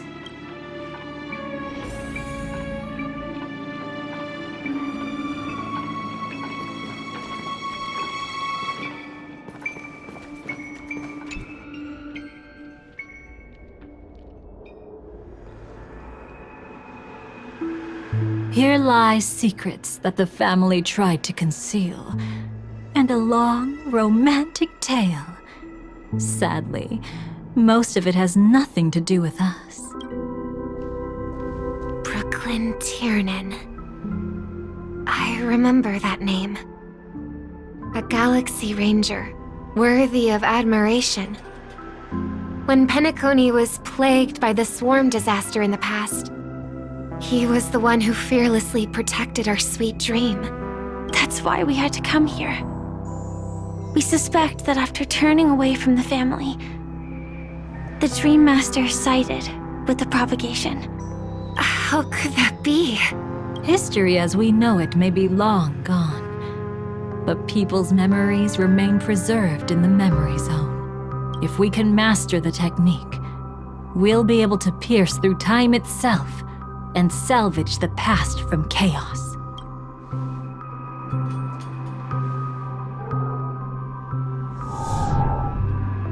Is this Memoria? Every disaster brought by the swarm was accompanied by countless sacrifices.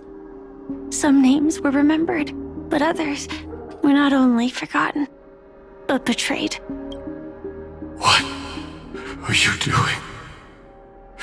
I am not your enemy. Indeed. Our true foe is that abominable fate. Then why? Why? Easy, child. Your struggle only adds to the pain. The strike I just delivered, dishonorable though it may be, did not miss. Here and now, your death is certain. But I was clearly helping fight against the swarm here. Indeed. As the swarm ran rampant, a Glamoth knight passing through joined the battle without asking for anything in return. Truly admirable. But have you ever wondered why, right after that, the infestation only grew worse? Could it be? The Glamoth Knight born to purge the swarm, turned out to be a pathstrider, walking the path of propagation. The sweet dream has never been tainted by the propagation. You brought it here, and only your death can remove it. How can this be? I can leave and never come back here. I can't die. I don't want to die. That's precisely why I said that strike wasn't honorable. I explored your secrets for the sake of the sweet dream. But striking you down, that came from selfish desires after glimpsing eternity. Paradise shall fall into this world of sorrow, and once dawn breaks, it will shatter in the light of day. How could anything golden abide in glory forever? You shall become my darkest crime, and the beginning of a great undertaking. Your remains shall become the foundation for eternal paradise.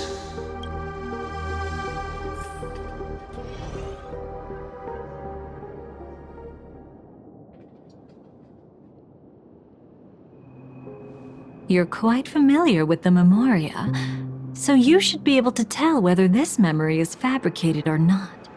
Laying the foundation for eternal paradise?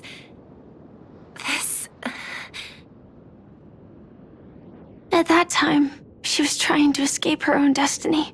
But when the swarm was discovered on Penacony, she didn't just stand idly by. Even though she died while fighting against the swarm, it wasn't destiny catching up with her again.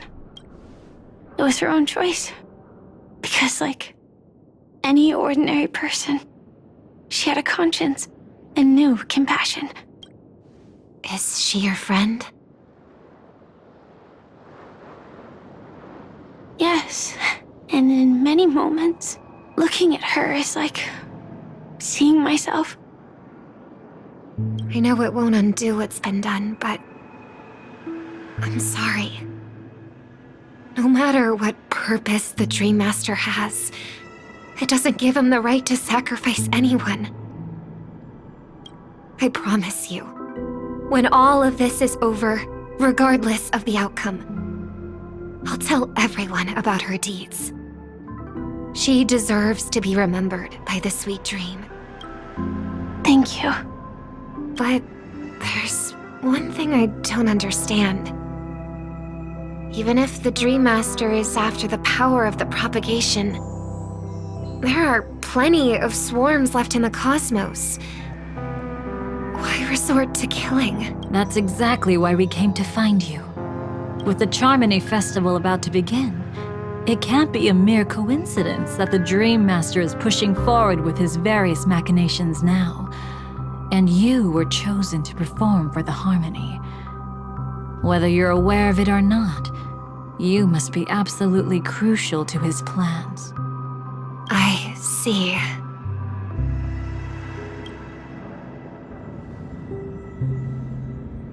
You want me to become the conduit to retrieve the past from the memory zone?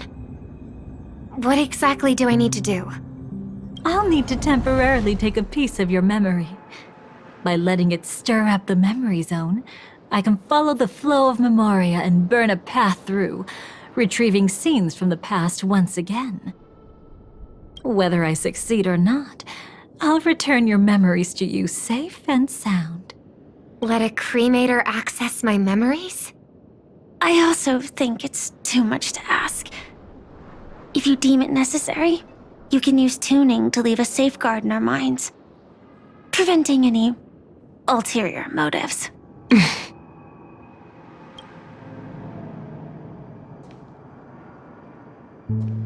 There's no need. Let's get started. May the harm that befalls you never lead to your downfall. This is a blessing that has been passed down through the family for generations. I don't want all trust to be built upon mutual threats. So this is what star power looks like. You've even made me a little starstruck. All right. Looks like we got lucky. Oh? What's this? A piece of worm-eaten oak? Found something new? This time, I'm afraid we've uncovered quite a disaster. Let's go see it with our own eyes.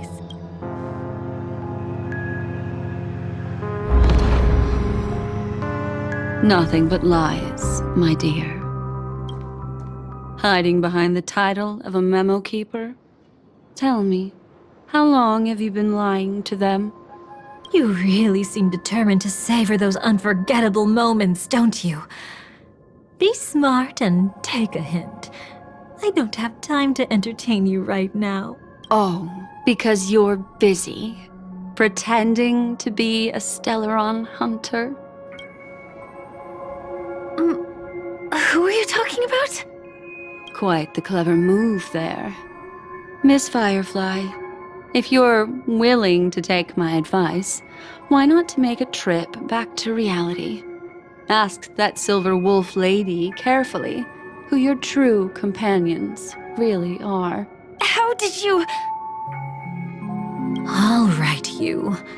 Still can't help sticking your nose into everything, huh?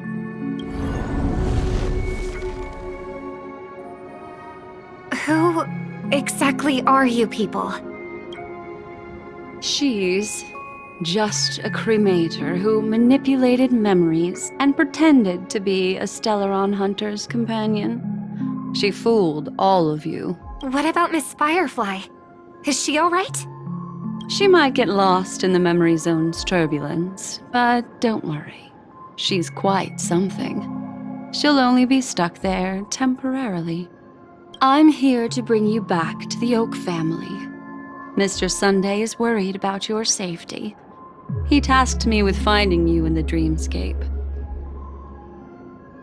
As for this Dahlia, she cannot be trusted. To extract specific history from the memory zone through just one memory? While there might be memo keepers capable of such feats, they certainly wouldn't be mere pathstriders. Seems you've been watching for quite a while. Yet you only show up fashionably late when we're about to make progress. Who's the untrustworthy one here, I wonder? Save your excuses. I bring a message from Mr. Sunday that will prove my identity. Just a message? Don't you find that a bit ridiculous? Let's give it a try. It's only 2 words. Charmony Dove. I don't know the details, but Mr. Sunday said you would understand. Indeed. Unless it's an extreme situation, this is enough to earn my trust. The IPC, Astral Express, and now you're even taking assignments from the family? My, aren't you popular? But you just had to choose the path of your own demise? Back then, I not only kept Lady Acheron's secret, but also left you with your life intact. What? You're that eager to rekindle our past? Well, you are the Dahlia, after all. I have to keep an eye on what kind of trouble you're going to stir up next. I've been questioning this for a long time. How could Destiny's slave possibly accept someone like you, whose very nature is betrayal? And what's the deal with the Stellaron hunter? Let's get somewhere safe first. Then we can talk. She's too dangerous for us to let our guard down.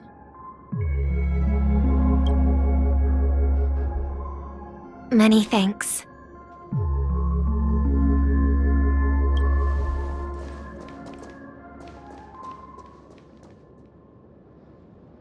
You've gotten more composed. Or have you just gotten slower? She's already left this area.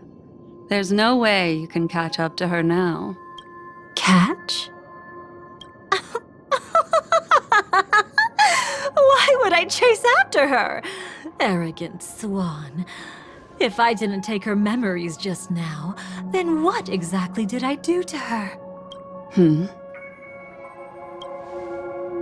I might as well tell you. I planted a spark of the cremator's fire in her memories. It will spread silently, and in an instant, it will burn away all her memories of seeing me. She'll believe she was never here. The suspicions that have already taken root in her mind will also gradually fade away.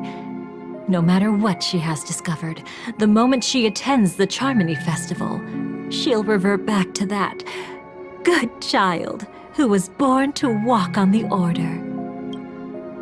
You're the one who's run out of time. I see. Not a member of the Everflame Mansion, and definitely not a Stellaron hunter.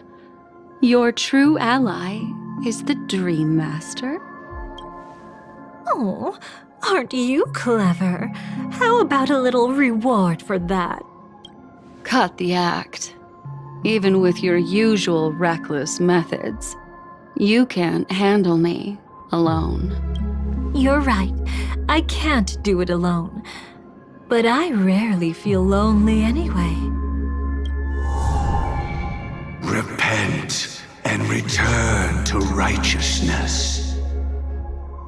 Though you soar like an eagle and make your nest among the stars, I will bring you down from there. Now, can you still keep your cool? He actually gave you strength through the divine law. The Dream Master would go this far for an ally? What can I say? I'm just that trustworthy. If he hadn't done that, how could my control over Memoria far exceed that of ordinary memo keepers? Let alone allow me to tamper with the Stellaron Hunter's memories. Unfortunately, you lost your composure in your euphoria. In the dreamscape, I might not be your match. But if I want to leave, you can't keep me here. Harsh words. Want to test that theory? It's easy to throw away a flower, but the fragrance lingering on your hands won't fade so easily. I can be quite persistent, you know. Even if we rekindle what once was, I remain unchanged.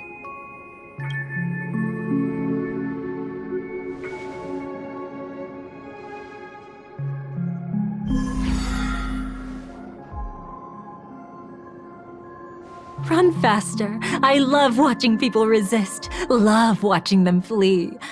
Let's savor this moment a bit longer. After all, for us, this will be an incredibly crucial moment. No matter where you run, I will always find you.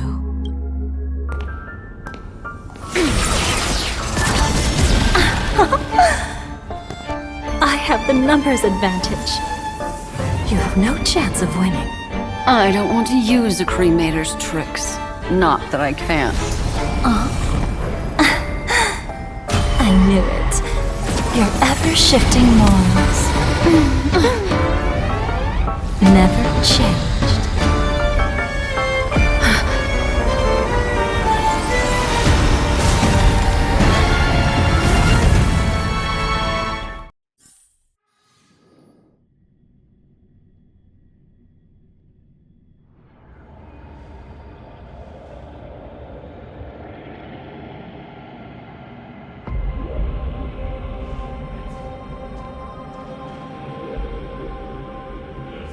Where do you think you're going? After putting on such an elaborate show, won't you stay for a little chat?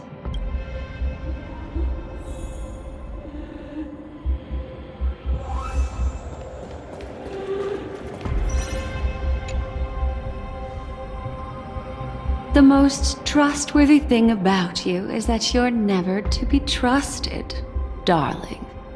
And that's one thing that's never changed about you. When did you figure it out?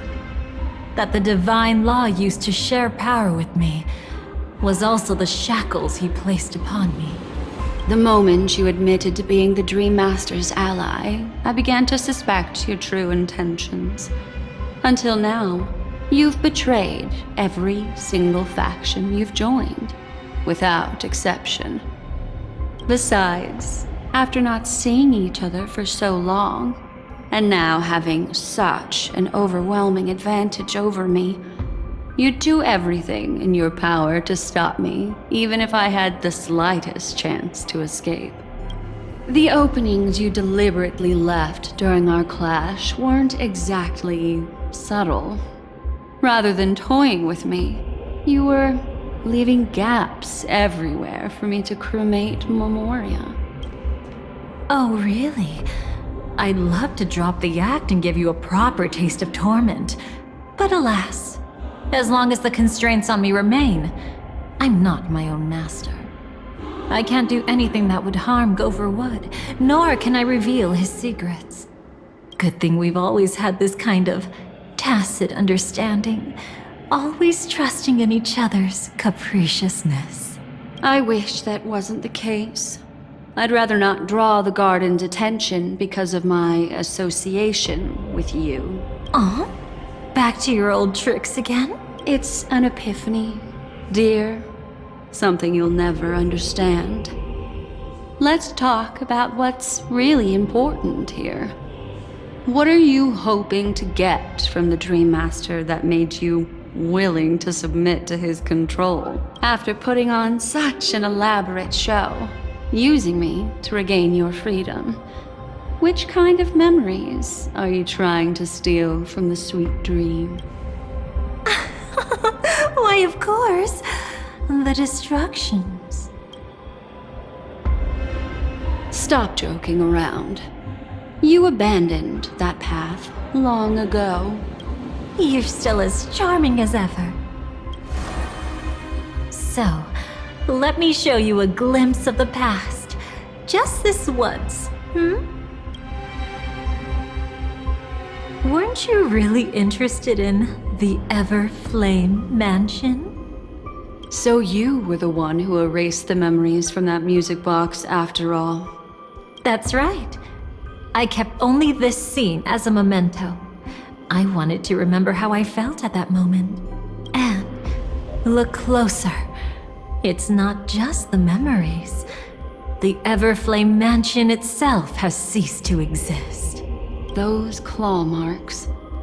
You've long since strayed from that path, yet you can still wield the power of the destruction. Isn't it the same right now? I've betrayed the Garden of Recollection, yet I can still show you the memories. If you have time, I can help you savor the memory of our first encounter. Go ahead and savor it on your own. I want to put it behind me. The sooner, the better. But can't you tell me something I don't already know? You betrayed the Everflame Mansion. Is that really supposed to be surprising? Destruction is a glorious moment. As Duke Inferno's daughter, I will see his last wishes carried out to perfection, even if my role as such is only temporary. And besides, who said I betrayed them back then? I came here to fulfill Duke Inferno's last wishes. This was his command to me. Make the Knights of Penacony crumble and wither. Leave naught but a tomb of remembrance. In other words, everything on Penacony related to the remembrance was my target for destruction. But this was already a world of Memoria. How could I possibly accomplish this without any help? Working with the Dream Master may be like dancing with the devil, but I have no better choice. Oh yes, everything tied to the remembrance includes you, of course. Grateful? You should be. My whim is the only reason you're still alive. I won't be grateful for that. You couldn't have done it anyway. Filial piety has never been one of your strong suits, so drop the act. That's exactly why I'm saying you only think you understand me. Think about it carefully. As a Stellaron hunter, didn't I work my hardest to help Firefly get closer to the truth? As an ally of the Dream Master, I also helped monitor the dreamscape. And when a hunter infiltrated Penacony, I seized the chance to pose as her companion and trapped her in the memory zone. As for Robin, whom he chose as his songstress, I burned away her doubts too, leaving nothing to chance. Like the destruction, betrayal is but a fleeting moment. And before it came, whether with Duke Inferno, Gopher Wood, or Firefly, I wasn't pretending. I truly, wholeheartedly became their companion. What about Robin? Those sparks that burn through memories. Don't you think that was a bit too much? Oh my! I thought I could fool your eyes at the edge of the dreamscape. But I guess there's no hiding from you on your home turf. What? You want to settle the score with me for messing with your people? Why don't we sit down and have a chat? You seem like a patient one to me. So tell me, what exactly do you want to take from me? Don't worry, I only went with the flow, suppressing her power a little to make it easier for you. I trust. You're someone who knows how to return a favor, right? There's this thing called the script. Now that, I find quite intriguing. Stellaron Hunter collaborator. Soon, Robin will understand the true purpose of those sparks, and thank me for it. I can hardly wait. Even though I'm not a Stellaron Hunter, this time, I might have a chance to betray destiny too. So stop thinking you've figured me out. I don't want to miss out on any possibility life has to offer. Betrayal isn't in my nature. Greed is. Darling, are you fatally wounded or terminally ill? Unless you're on your deathbed, I don't believe you're actually being this honest. I can make an exception for you. But most people, I certainly don't want them to remember. Sometimes, I resent memories. Because some people don't deserve to witness my radiant bloom again in their memories. And besides, you're no better when it comes to greed. On my deathbed, I suppose that's not entirely wrong. I was hoping a little honesty could talk you into dying with me. No, thank you. Too late. You're already caught up in the secret. Come on, just a few steps more. Even if I tried to turn you away, you wouldn't want to.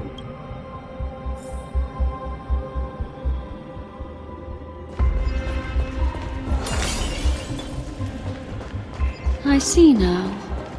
A piece of worm-eaten oak. You weren't just making that up. Oakwood is prone to insect infestations. Nothing surprising about that.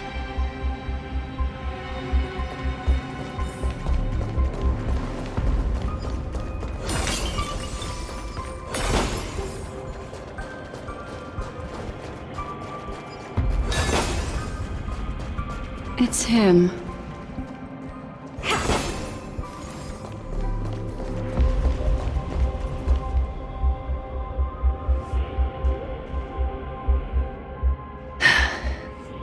Just look at this place. Shouldn't be this lively here. Ladies, which one of us would you say is the uninvited guest? Mr. Aventurine, what are you doing here? Well, the game's over. And I scored a big win. Oh, what did you get out of it? The Nihility Emanator cut me, and I died in the most spectacular fashion. Oh, speaking of which, you must know exactly how that feels. My dear lady who loves to dance. Still better than having no invites at all, my dear helpful lady. You two are really something special. You're quite interesting, Mr. Aventurine. However, you weren't supposed to find your way here. Unless you can give me a reason, I'll indulge you by letting you die once more. That confident, huh? You haven't hidden your weakness well, even though you're one of the 10 Stonehearts. Right now, you'll be easy enough to handle. I wouldn't be so sure. Since you know who I am, you should know better than to gamble. Consider this warning a welcome gift from a friend. So long as my trump card remains unplayed, none will dare see the hand through to the end. Too bad you've used up all your luck for today. I've always found losing more interesting than winning. What's the harm in giving it a try? Hold up. No need to rush into making enemies. Mr. Aventurine, congratulations on uncovering the truth behind death. But from what I know, you should be at Dreamflux Reef instead. Well, after taking a solid hit from the Emanator's blade, I never got the chance to enjoy a good nap. Thus I sank into the chaotic memory zone, and then my desire led me here. As I thought. You two haven't noticed. The answer was right under your noses this whole time. You can traverse through Memoria without relying on roads, which is exactly why you missed it. Ladies, you didn't think the IPC would enter Penacony unprepared, did you? Backed by a most attractive package, I quietly assembled a team to research the memory zone. And I only asked for one thing in return. How to escape alive if I accidentally got lost in Penacony's Memoria. To be honest, they didn't contribute a thing. But they did help me discover a certain legacy. Rosalina Jane Estella, the former undertaking once belonging to this nameless. She once boarded the Astral Express as an outstanding surveyor. Years ago, in pursuit of the primordial dreamscape secrets, she ventured alone into the memory zone and was never seen again. Everyone believed she had perished, taking the mysteries of the dreamscape to her grave. But that wasn't the truth. Before departing from this world, she single-handedly forged the pathway of Memoria. Mr. Aventurine, do you even realize what you're saying? Look, I didn't believe it at first either. But the Nameless, as it happens, had quite a unique background that led her to devise a brilliant solution. Using the technology from the Zarina Erd system, she gave her life to the memory zone, giving Penacony's dreamscape a unique signature. When dream chasers wander into the memory zone, they'll drift towards places that can fulfill their desires. Those who yearn for freedom will witness the form of the primordial dreamscape. Those consumed by obsession might encounter certain special dream bubbles. And those who are lost and directionless will return to the 12 hours, seeking their path within their own past. The family discovered this trait and cleverly utilized it, allowing guests to be sent to different hours upon their first dream entry. In other words, this Nameless is the true founder of the planet of festivities. As for me, maybe I ran into a good doctor. From the look of this place, he's the one who let me blunder my way in. The impossible in dreams is not death, but dormancy. Do stay alive. I wish you the best of luck. Looks like I'm pretty lucky. I can't wait to see what I'll discover here. It would seem luck favors you still, Mr. Aventurine. Fate is truly fascinating, yet cruel. Remember Miss Robin's question? If the Dream Master was after the propagation, why did he have to harm the Glamoth Knight? Years ago, he had already completed this plan, waiting for a Glamoth Knight to enter the dream. Unfortunately, with the sudden fall of his empire, his hopes seemed to have been dashed. Yet just as the Charmony Festival was about to begin, a descendant of the Glamoth Knights appeared uninvited, and everything began to turn once again. The Dream Master was never afraid of Firefly investigating the propagation. That was exactly the truth he wanted her to see. Wait, is that why you trapped her in the memory zone? Correct. This place is where the Dream Master wanted her to be. And he wanted her to think she'd figured something out, only to make the wrong decision at the most critical moment. So, what exactly is the Dream Master plotting? It doesn't matter anymore. We've missed our chance to stop him. Even if we catch him in person? From the very beginning, he never existed anywhere at all. When he attempted to merge with the dreamscape, he transformed himself into 4 primordial divine laws. The gods bestowed upon us heavenly fire, and with it divine tribulations. Let them be, for we are all mortals, born to love and to suffer. The first law.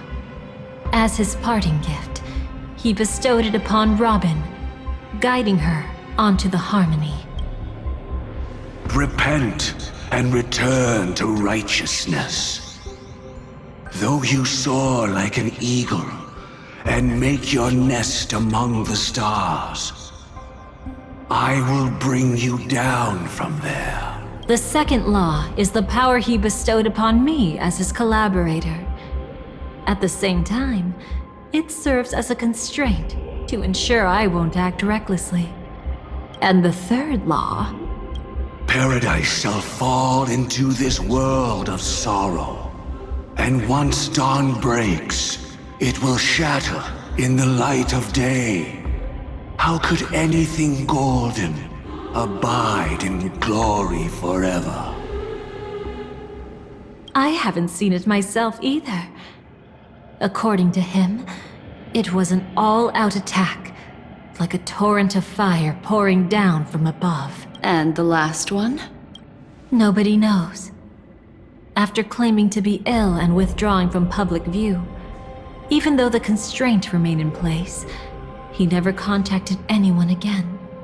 Not even me, his collaborator. It's just my theory, but I'm pretty sure I'm right. By then, he had finally completed the last law and used it to eliminate the one weakness that exists in any plan. The mastermind himself. The moment the plan was set in motion, Gopher Wood died a martyr's death for the just cause he believed in. And the swarm disaster shall reappear again in the sweet dream. The moment has finally come. Resentful from being deceived, confused by conflicting memories. Your expression right now is so similar to what I had imagined. Every side. I'll try to fulfill Duke Inferno's last wishes, advance Gopher Wood's plans, and yes, indeed, I've helped the Stellaron Hunters uncover the truth. Don't be too mad. I wasn't a Stellaron Hunter back then, but wasn't everything that happened in Penacony the perfect opportunity to join? Though it wasn't my original intention, I wanted to help her. To keep her from getting caught up in Gopher Wood's schemes and facing such a detestable fate. Alas, I couldn't make it happen. The path your predecessor Rosalina left in the Memoria pushed Firefly towards a new lease on life. Indeed, how could a nameless who walks the path of the Trailblaze leave behind a legacy built on evading destiny? As you can see, he became a martyr, leaving all his power in the 12 hours, like a self-turning hand of time, driving his plans forward. The Order truly is a harsh path. Enna, Gopher Wood, and Sunday, the one you know even better. They all chose to sacrifice themselves for it. But then, something interesting happened. You turned out to be that variable. As Aventurine said, Rosalina's legacy would send dreamers to where they truly yearn to be. For Firefly, that place turned out to be by your side. She revealed her true self to you, reuniting with you as a Stellaron hunter. Then, guided by a history fictionologist, you witnessed the life of the watchmaker Mikhail. It was truly a life worth remembering, worth giving everything for.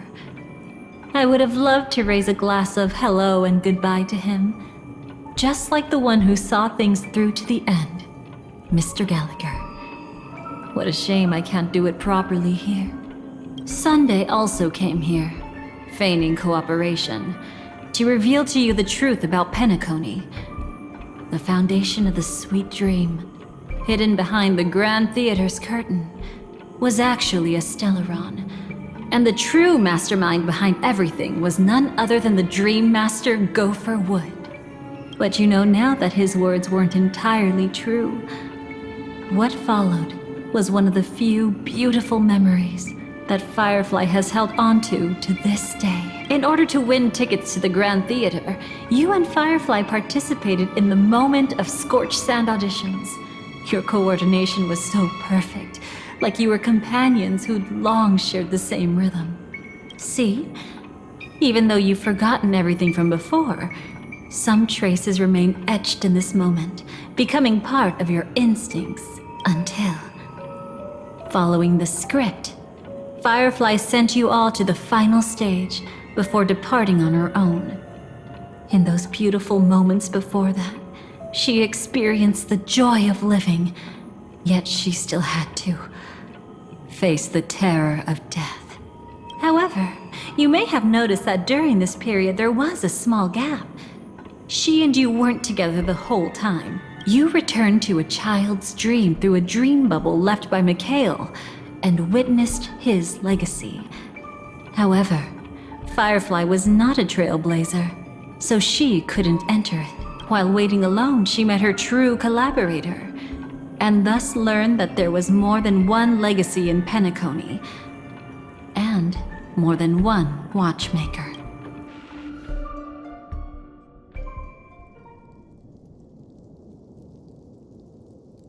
Did they enter that dream bubble? That's right. Unfortunately, you won't be able to follow them in so easily, even if you've traveled together as companions. That old man can be so stubborn sometimes. He'd rather have the Nameless be the ones to witness his legacy. No, I think it's quite romantic. A legacy left in the past will give them the courage to continue walking towards the future. Even if I can't walk alongside them, I'm content in knowing this. Ha!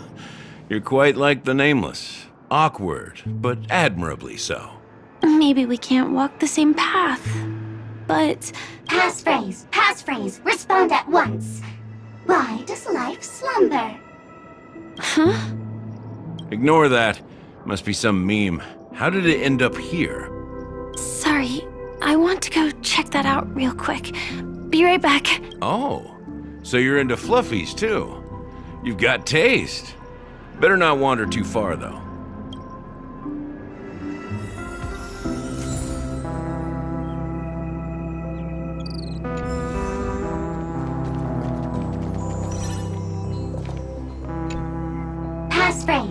phrase. Respond at once. Why does life slumber? Because people are afraid to wake up from the dream. Perfect. Identity confirmed. Welcome, Agent Mech Tycoon. Please proceed to the next rendezvous point. Our people will be waiting for you there. Is this really necessary? Gotta stay in character. Follow the instructions, Mech Tycoon.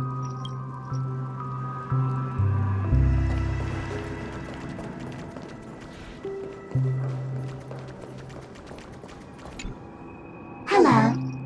Please submit identity verification for Agent Ultra Firepower Instant Star Traveler. Who? Mech Tycoon wasn't cool enough, so... So, Miss Sparkle went ahead and changed it. Masked fool. You shouldn't be here. Well, someone's been kept in the dark this whole time, completely oblivious to their real buddy standing right in front of them. Buddy? Don't tell me you still haven't noticed. That memo keeper has already stabbed you in the back once. No way. Silverwolf never mentioned me. But she's the one who invited me to team up. The family's omnipotence in this sweet dream, that was my intel. Now you all are going back on your word? Your intel? With Kafka's spirit whisper, my cognition shouldn't be susceptible to distortion. Could things be different now that I'm in a dream? Before heading to Penacony, Silverwolf did tell me to keep an eye out for anyone asking, why does life slumber? But as evidence, that's not enough. Oh, really? Then what if you were to die 3 times in the sweet dream? Then why is this the first time we're comparing notes? What else could I do?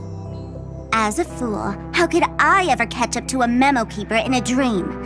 Every single time, just when I was about to reach you, poof, she'd vanish with you.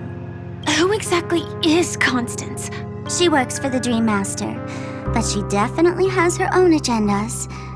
She secretly made a deal with me. She pointed to a nightmare in which all the Dream Master's schemes would be carried out. I've been looking everywhere for you just to give you this spoiler. A nightmare? What exactly is in it? Tell you straight up? No way. I went through hell and back for this. Here's the short version.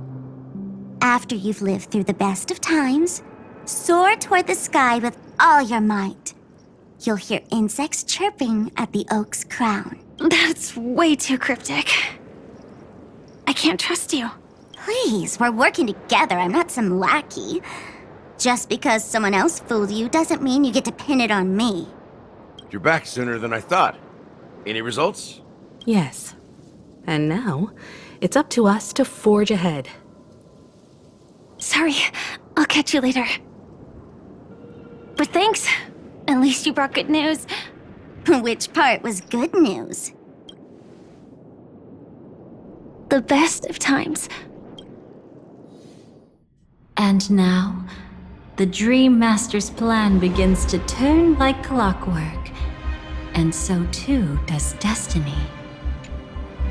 What does the Dream Master gain from recreating the swarm disaster? Oh, reminds me of the good old days during the War of Gods. Oh, silly me. I almost forgot. I need to retrieve a certain lost item. Otherwise, there's a lady who won't be too pleased. Sorry, but I need to get going. Sorry, but you're not going anywhere. This is the land chosen by Gopher Wood to meet disaster. But he doesn't want the swarm to truly surge forth and devour the world. The swarm disaster will be trapped here, and so will you in your weakened state. Unless a kind memo keeper lends a helping hand, right? But I can't find a reason. So far, there hasn't been a single case of one of the 10 Stonehearts being killed. It's driving me crazy with curiosity.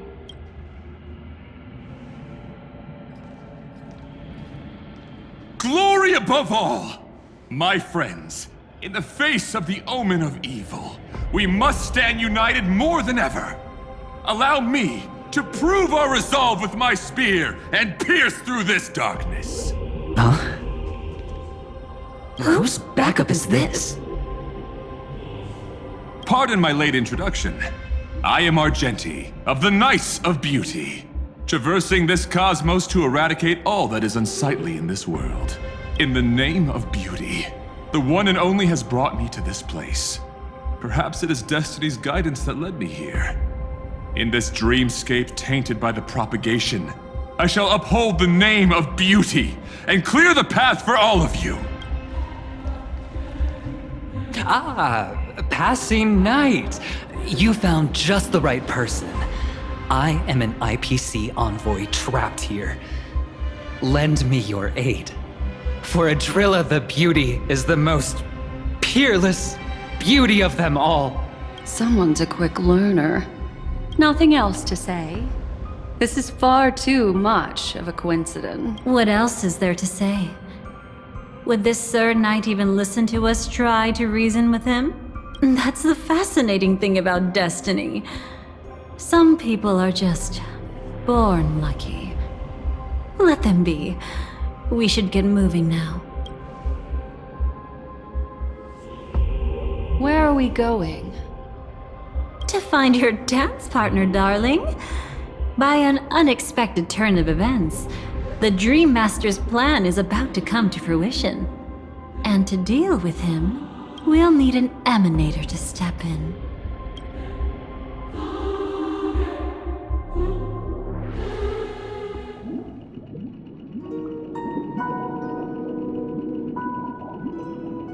Since the future of the Stellaron, Penacony, and even the entire cosmos is at stake, let's draw a conclusion there, in all fairness.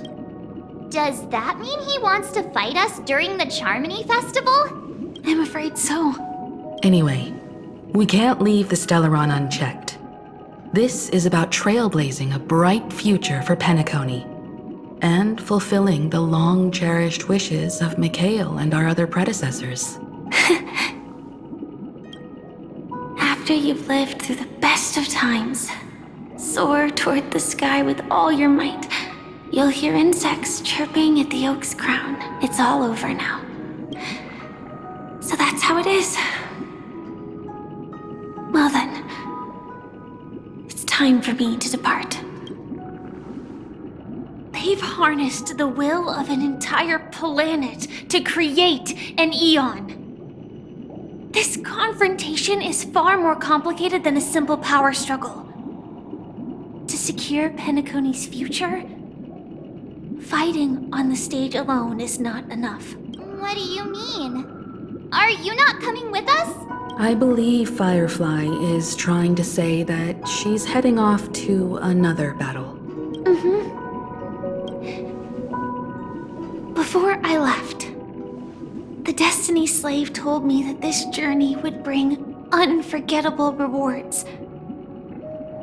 Even though the script he gave me only had a few lines, I couldn't ignore them. Because one of the lines said, I'll experience death 3 times in the land of the dreams. 3 times? This can't be serious, right? The first time was a painful death when I was stabbed by the Blade of Dormancy, which led to all subsequent events. The script will always come true, but in a way that will only be revealed when that page is turned. But the death granted to me by the planet of festivities was merciful enough. For my first death, I chose how it would come and what it would change. For the next 2, I want to try my best to achieve the same outcome. Have you made up your mind, Firefly? Yes. Otherwise, I wouldn't be here. Thank you again for your assistance for the Astral Express. May we meet again, in reality. Yeah. Farewell, everyone. May your trailblazing expedition never end.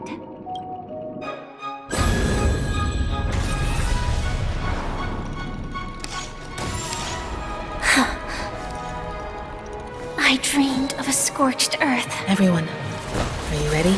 A new shoot sprouted from the earth.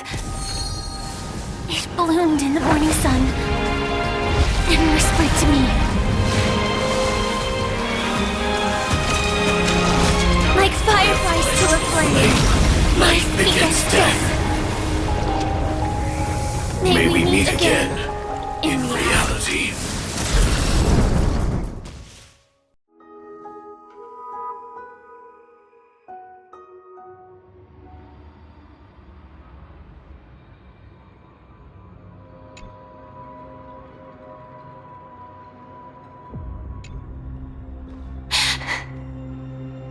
Is this the place where the Dream Master executes all his schemes?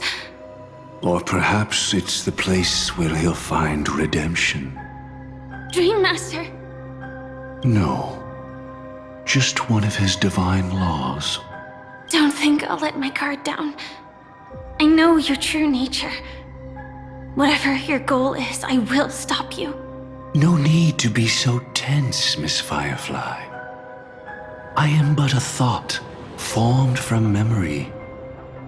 Feel free to strike me if you wish to verify this.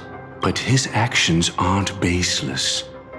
There's a reason for my presence here. Please continue. Thank you for your openness. I'm equally unaware of the Dream Master's malicious plans. But he's been waiting for your arrival. That Glamoth Knight he killed with his own hands, through me. He hopes to restore justice for her. And you, her friend, are meant to witness it. Justice? Indeed. I'm quite familiar with this place, and can guide you. This has its own significance for you, too. Witnessing his confession is tantamount to unveiling his crimes. I don't need your guidance to get this done. But you need someone to decipher the truth. Force alone won't solve anything. It's not like you'll stop here if I refuse. Lead the way. But I'll be keeping my eye on you. What is this place? Oak Manor. Once part of the Dewlight Pavilion. Before becoming the Dream Master, he used to hold family councils here. But it's been abandoned for years now, sinking into the primordial memory zone.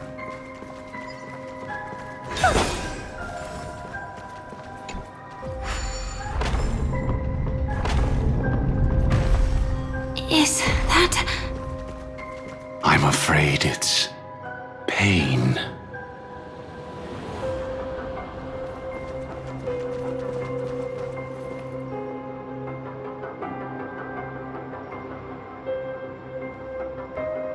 Did Oak Manor always have decor like this? After taking over the sweet dream, he never turned away any sincere dream seekers, even if they were shady characters. Walking along the harmony, he firmly believed that even villains could be transformed by Shippei's benevolence to show mercy, act with justice, and walk with humility.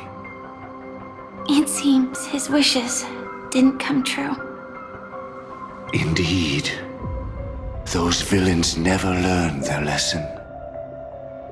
They even conspired with one another, foolishly attempting to establish their own family lineage. Such arrogance. They went as far as sending a messenger across the vast cosmos to seek permission from the main family. In the end, they only brought shame upon themselves. And then there was a revolt. Fortunately, his heart was already aligned with the Oak family, allowing him to survive by sheer luck. though he could never leave the sweet dream again. Soon after, the manor was decorated this way. Was he trying to warn himself? If your beliefs lead you down a path of plight, why stubbornly cling to them? That's exactly what I'm getting at. At least now, I can understand those feelings. And I think I've come to understand why I exist here. At that moment, Gopher Wood stood at a crossroads, pondering whether the harmony was still the right path. But my fragmented memories have not yet revealed where this would ultimately lead. Since he was about to commit a great evil, perhaps the Dream Master who left behind these laws was hoping I would choose a different path. But it's too late to change anything now. Not necessarily. We might as well keep moving forward. Good intentions are always the final creation of evil deeds, for they know they must be stopped. And his past choices will reveal his schemes to us. In your opinion, which path would the Dream Master choose? Probably the path of force. But Miss Firefly, feel free to do as you please. I have no other thoughts today.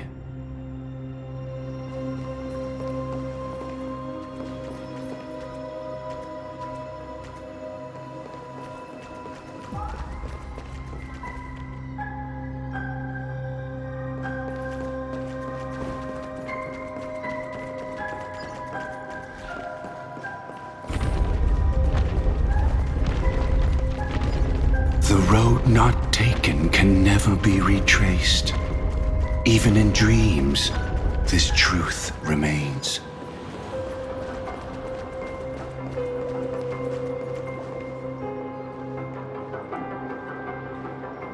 In the end, all paths lead to the same destination.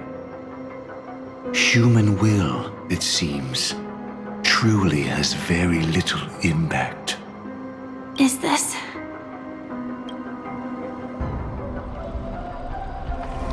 The manifestation of Nanook and the fall of the Eternal Centurion.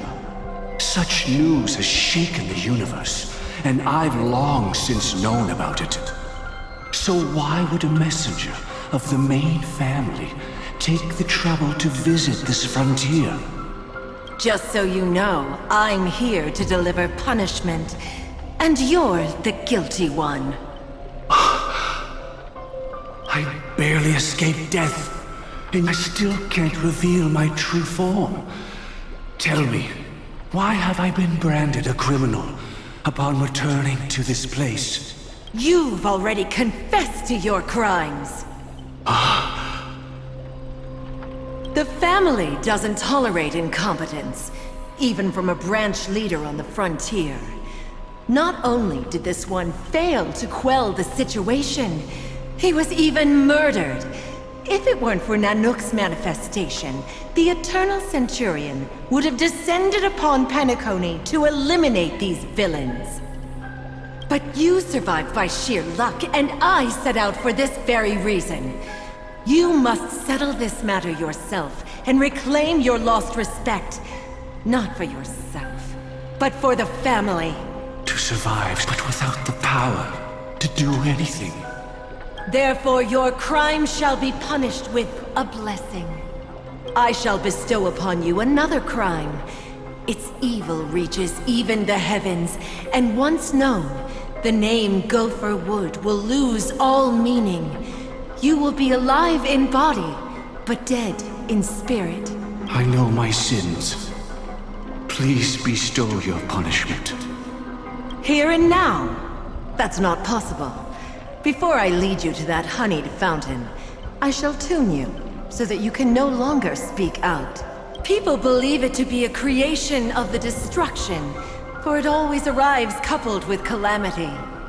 I shall clear the shadows before your eyes, so that you may once again behold that almighty force that giveth and taketh, and worship the mercy bestowed by the triple face. The harmonic cancer, the Stellaron.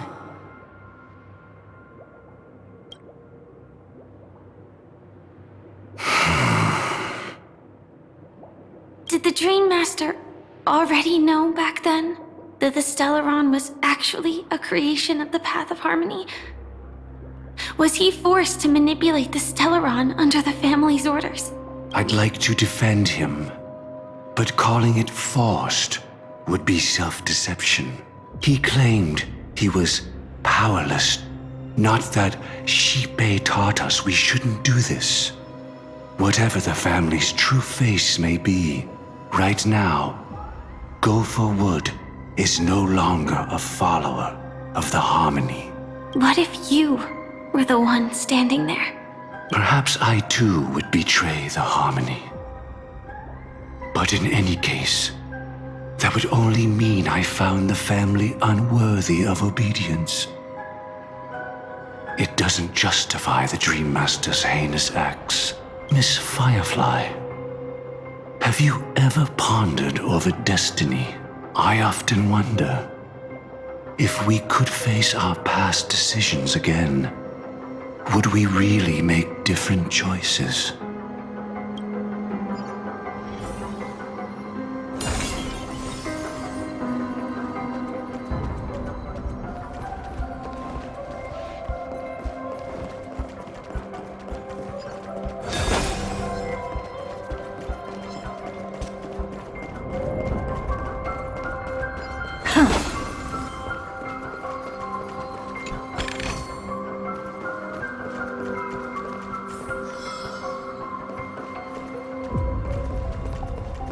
It's in that puppet's hand, Lady Firefly.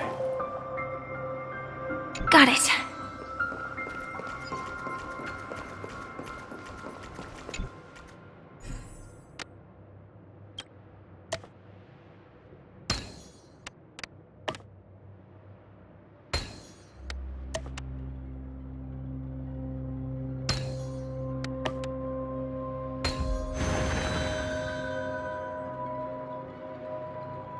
Rest in peace now, old friend. Mikhail, was it you who killed him? Is that what you think of the Dream Master? Someone so unforgivably evil. He was once the Dream Master's closest friend. But they ultimately parted ways due to their differences over the sweet dream. Mikhail once gave the Dream Master a wristwatch. And even though it's broken now, he still treasures it to this day. I came for confession, old friend. I wonder, what did death feel like to you? I died once, yet returned to the mortal realm. If you were as fortunate as I was, would we still walk different paths? In my eyes, you can still hold on to hope, precisely because you've never faced inevitable death. Would you blame me? Would you, Mikhail? I tried to unveil Xipe's third face, but I was wrong. It wasn't the propagation. Yet destiny was so merciful, making me realize the propagation was able to continuously evoke people's prayers for the order through the fear brought by the swarm. When the swarm disaster ravaged the universe, that was also when the order reached its unprecedented peak. But after that, the Great One deliberately ignited a war among gods, leading to their own downfall. They would rather fall than let the Order ascend upon a staircase of falsehoods. They were wrong too. The Great One wished to restore justice, to the mortal world. But what people prayed for wasn't justice. It was freedom from fear. Will you forgive me? Will you? Mikael, I shall commit an act of transgression, mending the errors of the gods. I will restore the missing hand to the celestial clock and show mankind death. I know my sins. They are ever before me. But I shall never repent. Using the propagation to lay the foundation for an eternal paradise. So what he meant was recreate the swarm disaster using fear to force people to pray for the Order's return? Perhaps that's why your friend was killed. The Dream Master wanted to find out how the Glamoth Iron Cavalry obtained the propagation's power. That's not a power that can be easily controlled. We need to pick up the pace.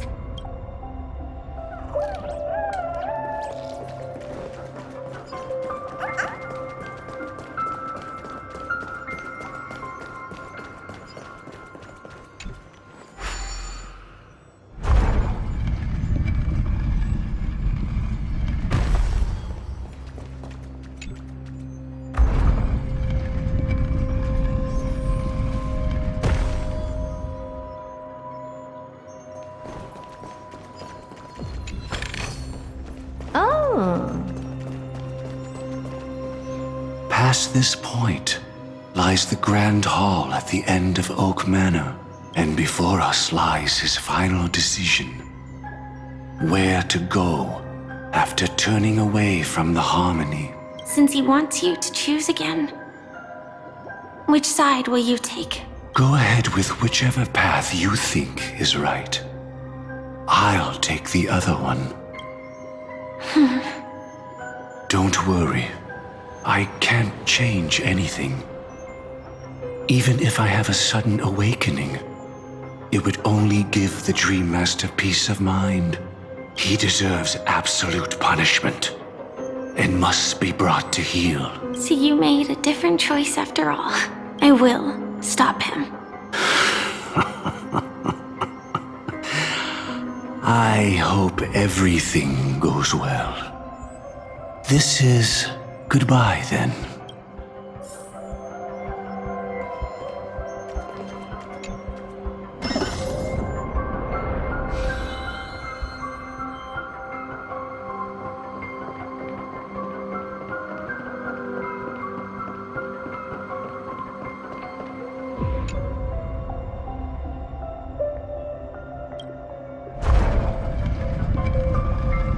Let the propagation rain down heavenly fire once more, heralding the mournful cry of death.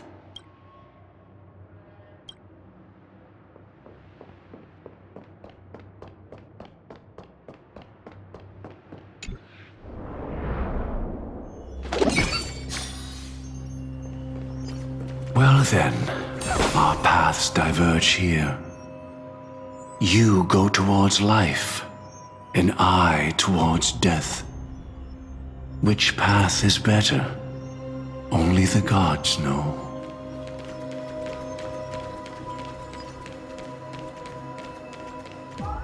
So many. Could Gofuwood's plan already be in motion? No. Impossible. Isn't there more?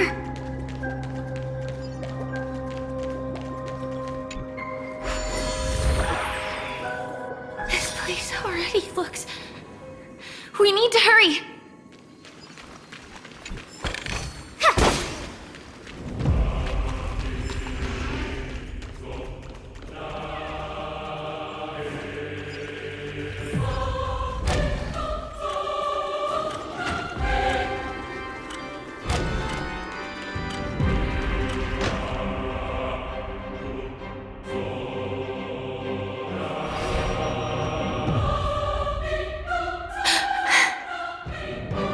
No doubt about it.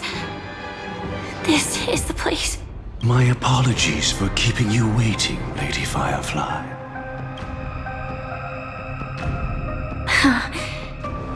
It's you. It seems the other path leads here too.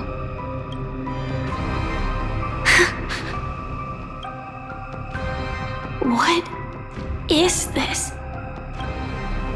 It's the terror that humanity dares not recall. The swarm disaster's chrysalis of extinction. The Dream Master's devastating strike, like a torrent of fire, lies hidden behind the stained glass, waiting to shatter it and unleash the swarm disaster once again.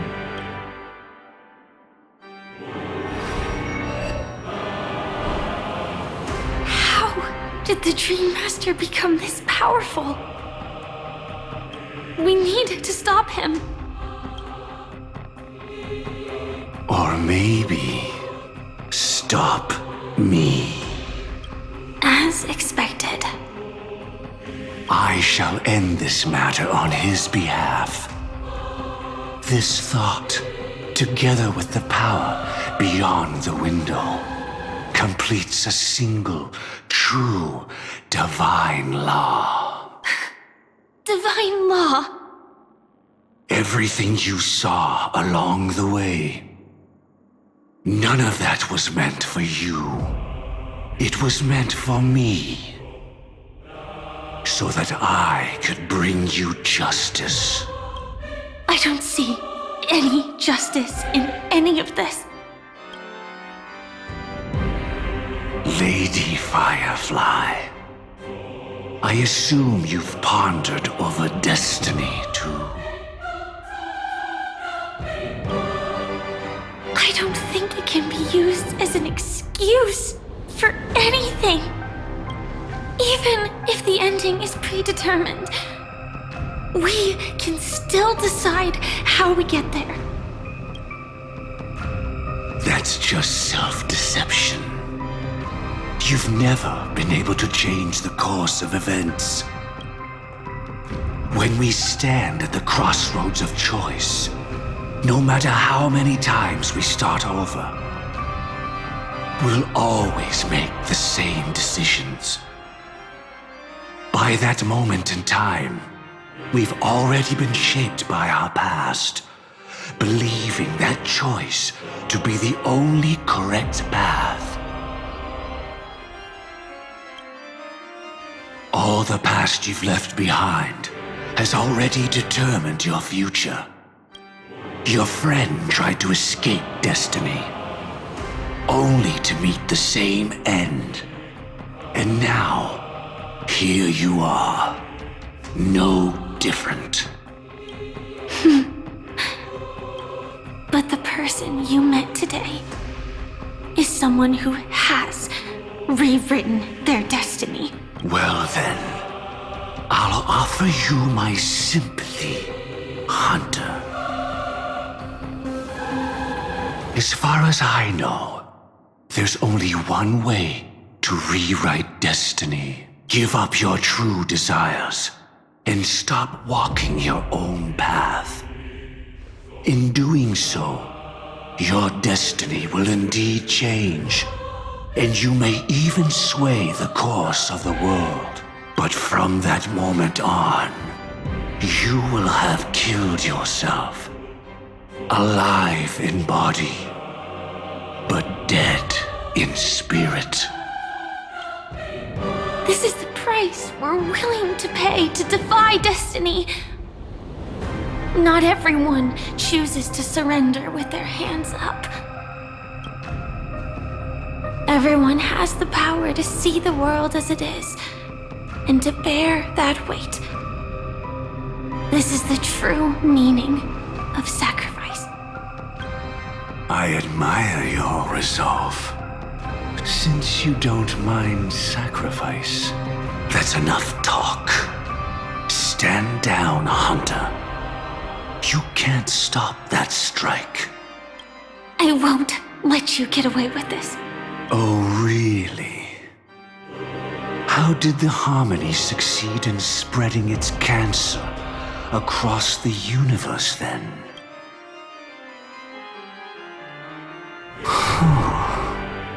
Though she wasn't my true companion, the cremator left me with a spark of her flame. I never trusted you.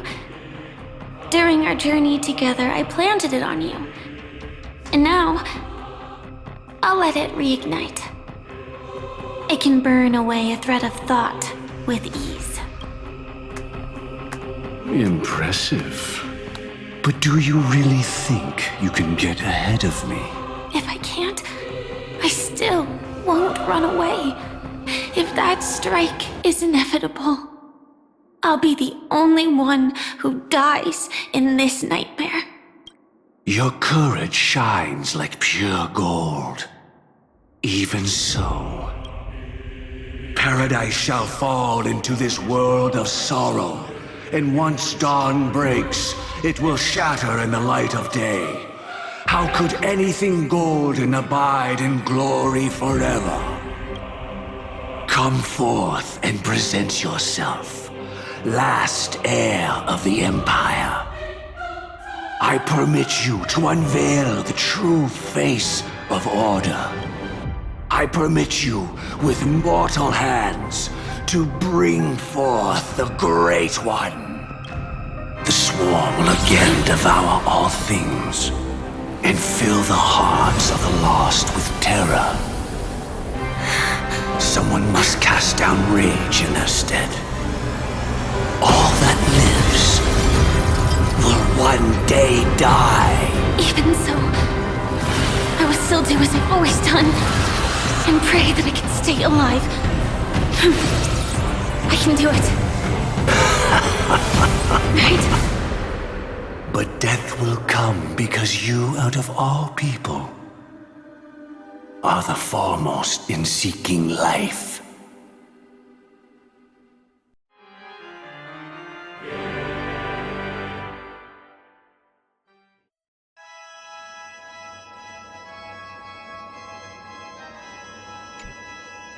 Your last confession took me by surprise, Mr. Gopherwood.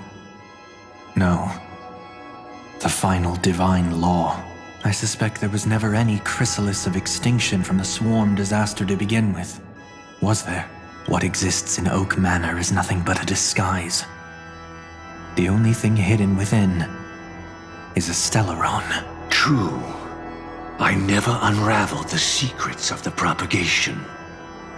Now, split into 4 parts. A single strike of mine cannot harm that hunter. But if a Pathstrider of the same origin as the Swarm were to be deceived by tuning, mistaking what lies before them as certain death, if they were to make a wish to live before the Stellaron, the outcome would twist into a catastrophe that brings death. The Swarm disaster. Her life shall beget death, and that death shall beget life unto this world. But why are you so certain that nothing will go wrong? I've already glimpsed the secrets of the Stellaron, and I have no need for certainty here. Even if she never entered the game, that strike would still fall at the appointed time, causing the Stellaron to shatter. The Dreamers will learn that the power to destroy their own lives comes from the Harmony, but that it is ultimately the worst option. You should know that I won't agree with this. Too late, child. The hands of time have struck midnight. Look up at the stars. Do you know why they are so cruel? That reason shall be the final divine law. And with this, we entrust everything into your hands. Because the stars belong to everyone. They have never belonged to anyone. If you love everyone, then you love no one. Well, that's where our conversation ends. Go ahead. The one 107,336 souls of the Oak family have dreamed of this moment too many times. The opening is near. Go, my child. Seize the power of the harmony and reveal your karma. I shall walk the path of the Order to its end, as you wish. But I can no longer accept your divine laws. If I become the only star in the sky, even if I belong to no one, there would still be no cruelty. The stars are cruel, only because they have never shared their heat with the masses, burning fiercely only for themselves. Well, there can't be two suns in the sky. I'll step up and take down the other sun if necessary. Moreover, how could I allow other stars to shine during the day? Paradise shall soon be created, not at midnight, but at noon. I shall initiate the first and only divine law of the great Septimus. I shall ascend to the heavens, becoming the scorching sun. Bathed in my light, my people shall flourish, while all evil shall be eradicated.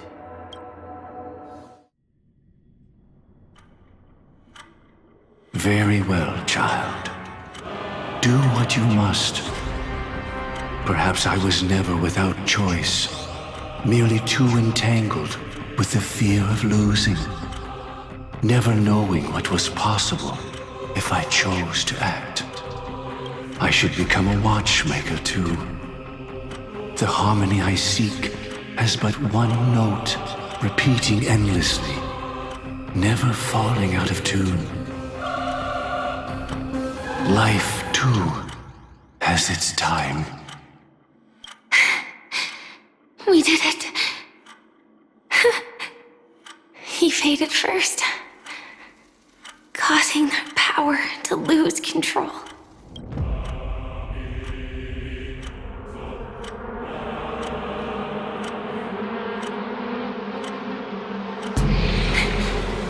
Is that...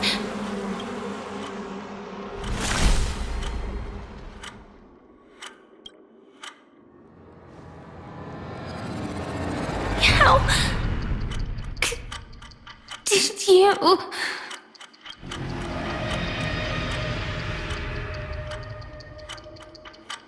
Death comes for us all, eventually. I'm starting to hate how powerless I am. How I wish that I had some way to comfort you right at this moment. Oh, don't worry. That was all in the past. She had almost reached her demise, yet she survived. Her second death hadn't come yet. It would be upon her soon. He'd lured a Glamoth Iron Cavalry to face a Stellaron after years of plotting. Though everything Firefly had learned since entering the dream was true, they were only truths that the Dream Master wanted her to see. And that is often regarded as the highest form of deception. The Stellaron answered Firefly's desire to keep living. In response, it recreated within the sweet dream the Swarm Disaster and the Eon Enna. It was confined within the dream. Even a Stellaron could not truly revive the Swarm Disaster. The Dream Master's actions could only evoke fear in those already dreaming. Yet this swarm was frighteningly real when you consider the next steps of his plan. Enna's dream had enveloped the entire star system, which meant the Swarm Disaster would gradually become indistinguishable from reality. The propagation would awaken the most primal fears in all dreamers. Through their cries, the path of order would be sustained, until the entire cosmos drowned in a singular dream. You engaged in a decisive battle with Sunday at the Penacony Grand Theater afterward. He had, without question, become an emanator at that time after usurping the Harmonious Choir. But you showed no fear and gave it your all in your fight against him. And you emerged victorious with the help of your allies.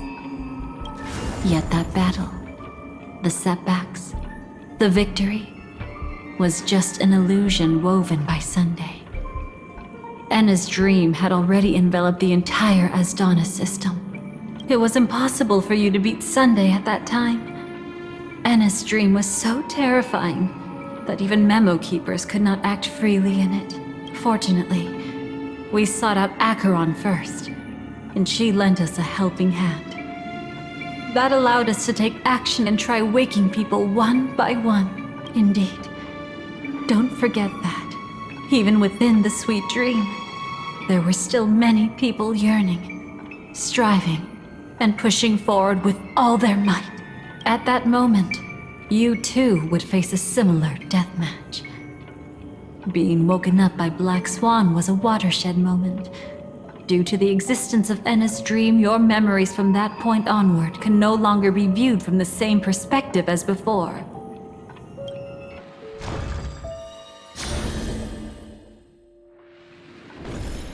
It's not that they're not real enough. Things always look different when viewed from different angles. Ever thought about whether we've truly seen our authentic selves in a mirror? And from that moment forth, I would also no longer be able to help you. Your memories belong to you alone at the end of the day. Destiny only allows me to intervene this far. However, you must remember this. How your memories manifest is ultimately up to you. People can't dream of things they've never seen before. They're afraid to wake up because the sweet dream is woven from their own past. A past they still can't let go of. It's just like your actions at this very moment. Only by embracing the past can you find the strength to walk towards the future. Firefly, me, the Stellaron Hunters, this entire world. We're all waiting for you to reach that moment.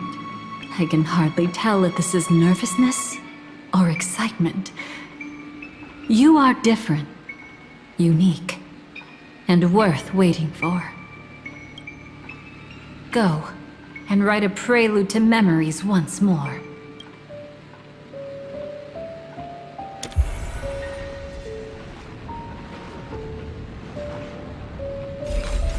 From within the ashes of time, you must reignite destiny.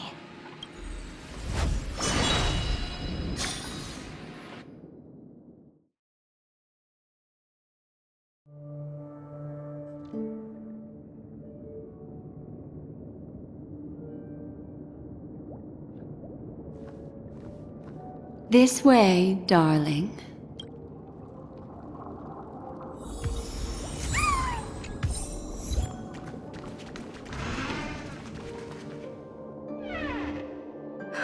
Not another one. Thank you so much, Black Swan. Finally, I can breathe a sigh of relief.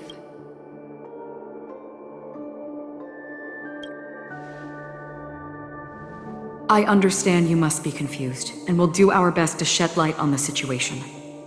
However, before that, it's essential to know that this place is the rift between dream and reality.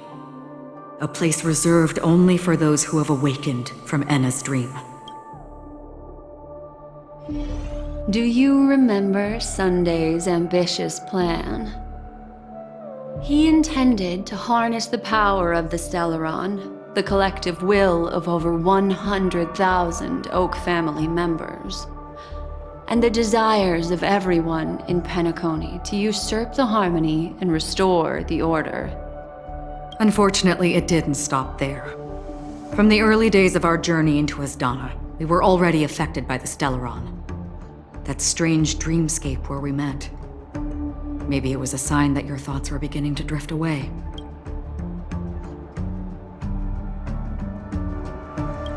I don't think the goal of the Order was to put everyone into a deep sleep. Quite the contrary. They used the Stellaron to catalyze the leakage of Asdana's memoria into the material world. allowing the dreamscape to blend with reality. People think they are awake, but their spirits have long since stepped into the temple of order. This is what makes Anna's dream so powerful. In this paradise governed by the Order, everyone indulges in their delightful dreams and lives happily ever after. I believe what you experienced in the sweet dream, except for that flaw, was real. Only in this way could you reach the destination, lifting the crisis in Penacony and embarking on your next trailblazing expedition. If it wasn't for Acheron's plan, we might have been trapped in this dream forever. Well, I'm not as fortunate as she is. Even if I'm a memo keeper, I was still influenced by the power of the Order and fell into hallucinations. However, thanks to your memories, now we still have a chance to turn the tide. We still have a chance, though. To make it happen, please, Black Swan, guide us to those with a strong will. The truth of the dreamscape runs deeper. We must notify anyone willing to wake up, so we can end the long night together. All right, please come with me.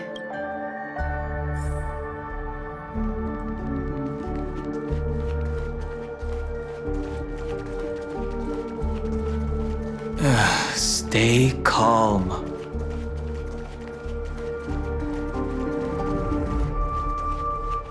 I bet that even if I don't resist, you'd still... Time to get down to business, cowboy. You're okay?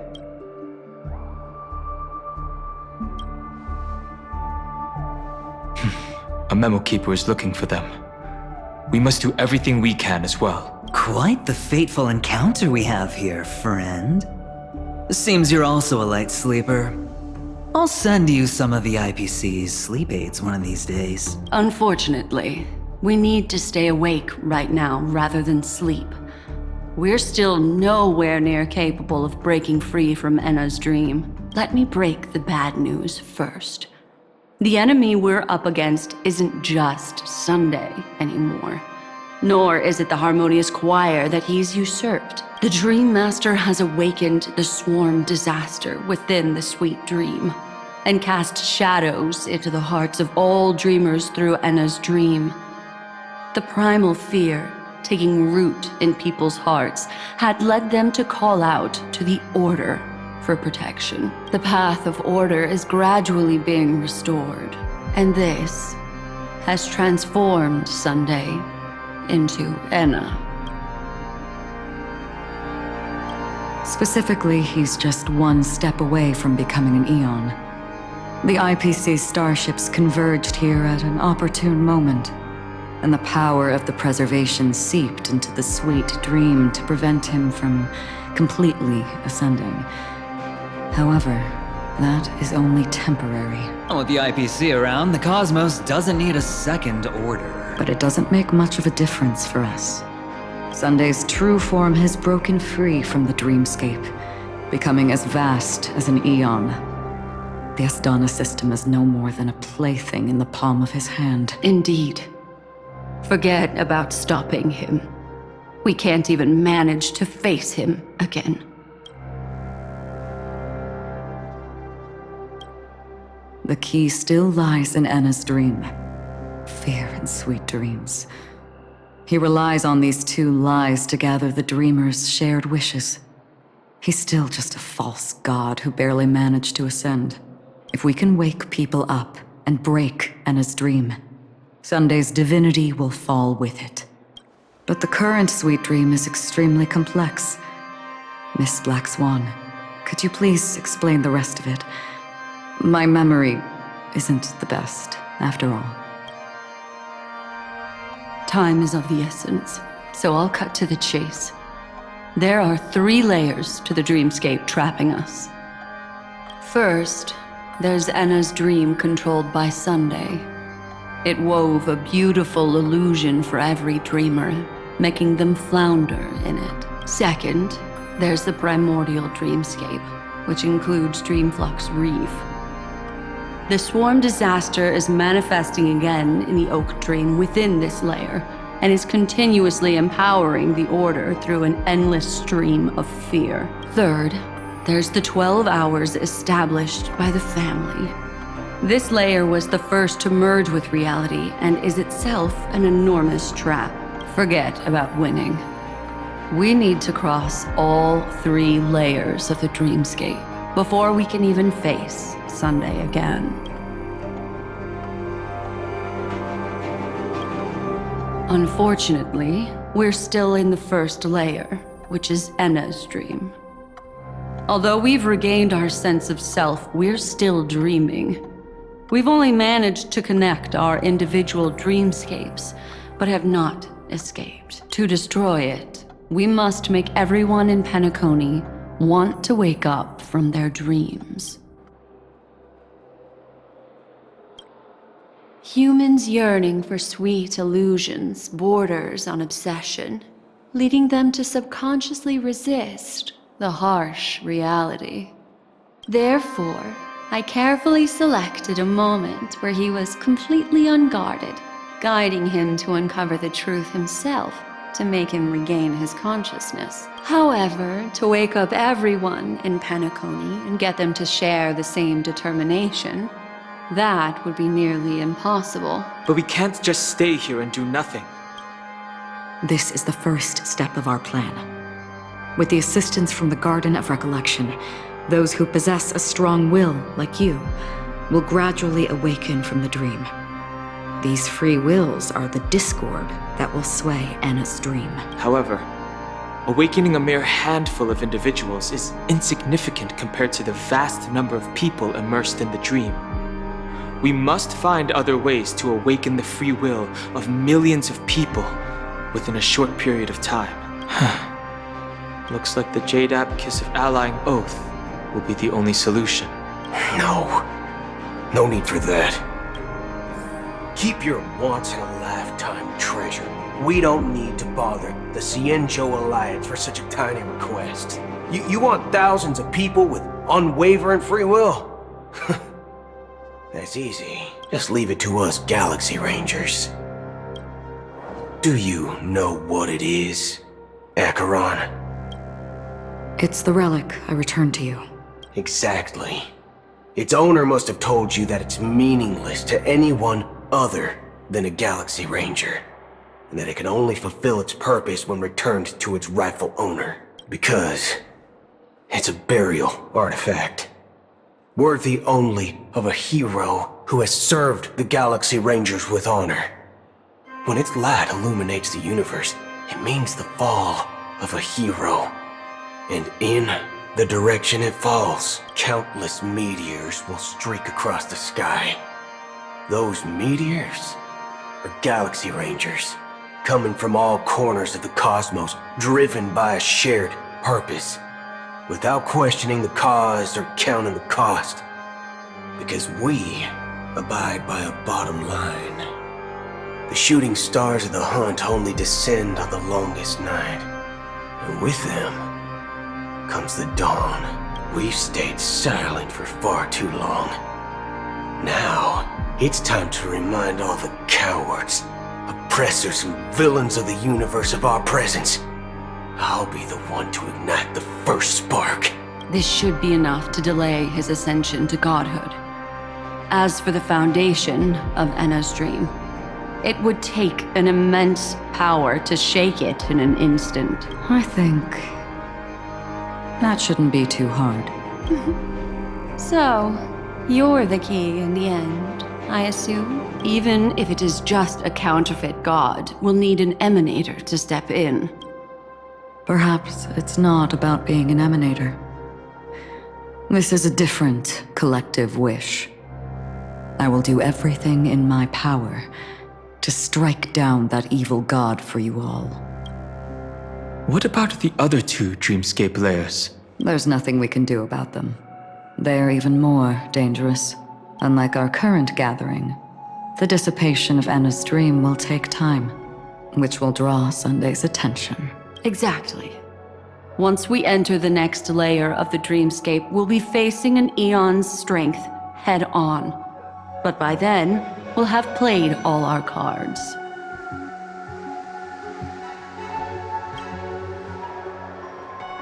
It's too late. Unless another eon intervenes, but that would be tantamount to igniting a cosmic war among gods.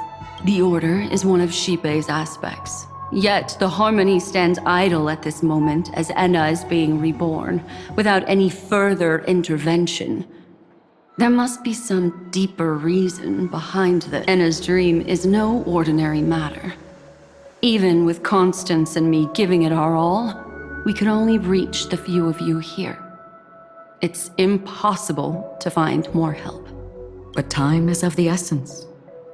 We must take our fate into our own hands. In other words, those who only want to survive by playing it safe will die. All those who dare to face death head-on will live. I like that. Just these few people? Oh well, that'll do. It's not just Penacony. The entire Asdana system is done for. A Stellaron hunter? She was at the edge of the Asdana system, but she still got dragged into this mess.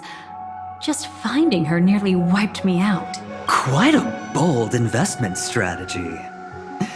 Tell me, with such a huge risk, what kind of payoff are we talking about? The other 2 layers of the dreamscape will be handled by the Stellaron hunters. One of our associates is searching in the 12 hours for the other person chosen by the Harmony. Oh? Miss Robin? She broke free from Enna's dream through her own strength, and left behind a song for those in slumber.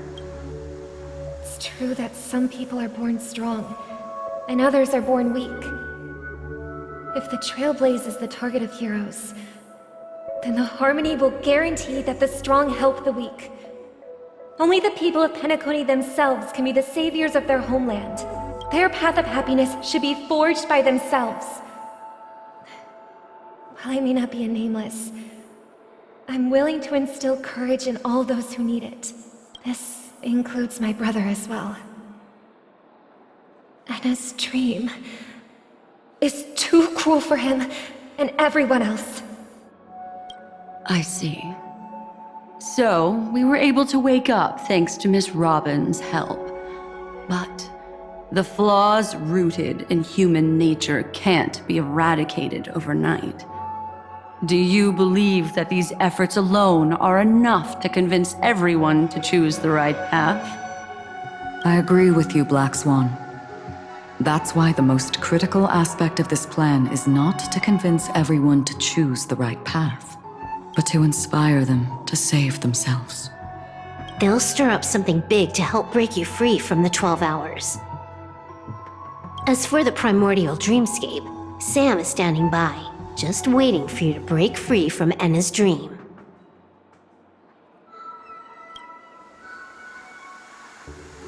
Now, I'll tell you, but don't panic. She will die. She will die a second time, facing everything she wants to run away from. But her fate will be determined by you. She will help you break through the second layer of the dreamscape. Then, she'll fall into Enna's dream, which hasn't fully dissipated yet. If you defeat Sunday and wake her from that dream, then her second death, too, will become nothing but an illusion. But if you fail, the dreamscape will ultimately merge completely with reality, and her death will become a fact. But that still doesn't solve the fundamental problem. What about Sunday? He could wipe out all our efforts with no more than a glance the moment we cross the 3 dreamscape layers. Oh, Miss Memo Keeper. It's time for a game of recall. I once said something to you lot back in the Oak Dream. So long as my trump card remains unplayed, none will dare see the hand through to the end. And now, It's time to reveal that ace. Let me point out 2 mistakes. One of them is yours. Having personally been to the heartland of the Dream Master's plans, wouldn't I have already found a way to inform the IPC? The fleet's deployment was never meant for a direct confrontation. It was to seed the Preservation's heart into the dream. The other mistake was Sundays, and it was a fatal one. He should never have confiscated my cornerstone. He should have kicked me out right from the start. That's how every gamble with me goes. The moment you sat down at my table, you've already lost. A jade-colored light still sleeps deep within the dreamscape, and it does not require the presence of its owner to unleash its powers. So what? Even the power of the 10 Stonehearts can't rattle an existence already approaching eonhood. That's why I said the cosmos no longer needs a second order. The Dream Master's plan is indeed flawless. However, when faced with the terror of the swarm disaster, how is calling for the preservation any different from calling for the order? The release of the Cornerstone's powers will absorb the Dreamer's desires and offer them the preservation's promise instead, guiding them to cry out these words. All for the Amber Lord. Is this the IPC's real goal? To completely take back Penacony on a conceptual path level? What, you think I'm also trampling over others' beliefs? Sorry, but that's exactly what the IPC believes in. Don't question your own ruthlessness. All that matters is profit. The new swarm disaster will end the same way as it ended before. The hammer strike will echo throughout Asdana, seizing the Order's powers on the level of paths to launch our counterattack, leaving Sunday powerless to interfere with your actions. But a new Amber Era will not arrive because of that. Today's hammer strike is not the wrath of an eon, but humanity's battle cry of defiance. I'll hold my breath and listen for that moment. Once our plan succeeds, we can strip Sunday of his godhood, but we'll be too drained to join the battle afterward. So...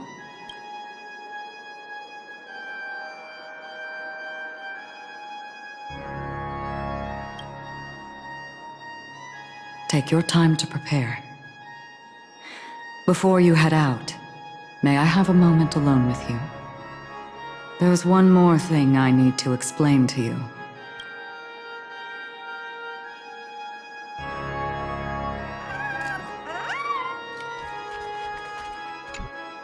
It's you. I've been wanting to meet you. I'm curious, why does she value your existence so much? Not now. This is not the time. I used to wonder about destiny, about where it's heading. But you can decide its destination, at least for today. The bigger the stage, the more you need to be composed when stepping onto it.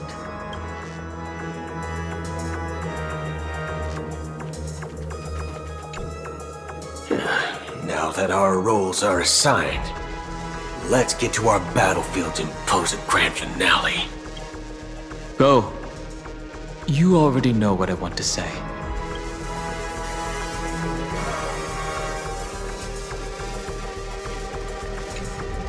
We've always been interested in the Stellaron Hunters. How about we have a chat after all this is over? A chat? You're just after my bounty, aren't you? Stay in your lane. No way, I'm just after that. If you're worried about the bounty, how about I add another billion to that number?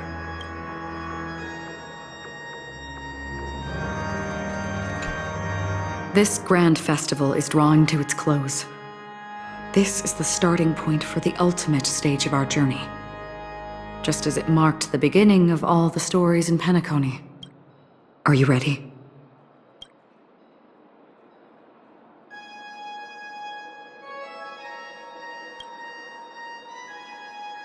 Very well.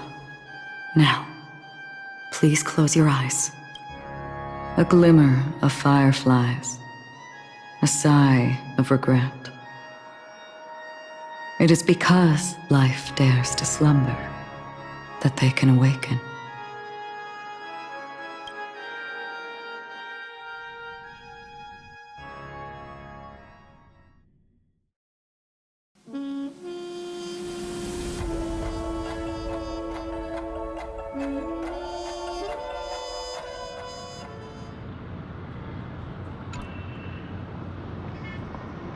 Am I awake?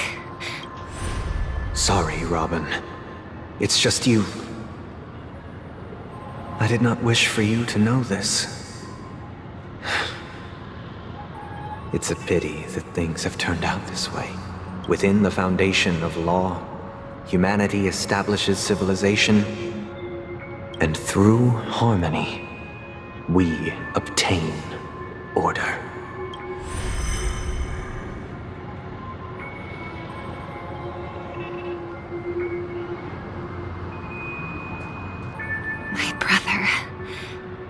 Did you still bring the Order's sweet dream into our paradise? Ow!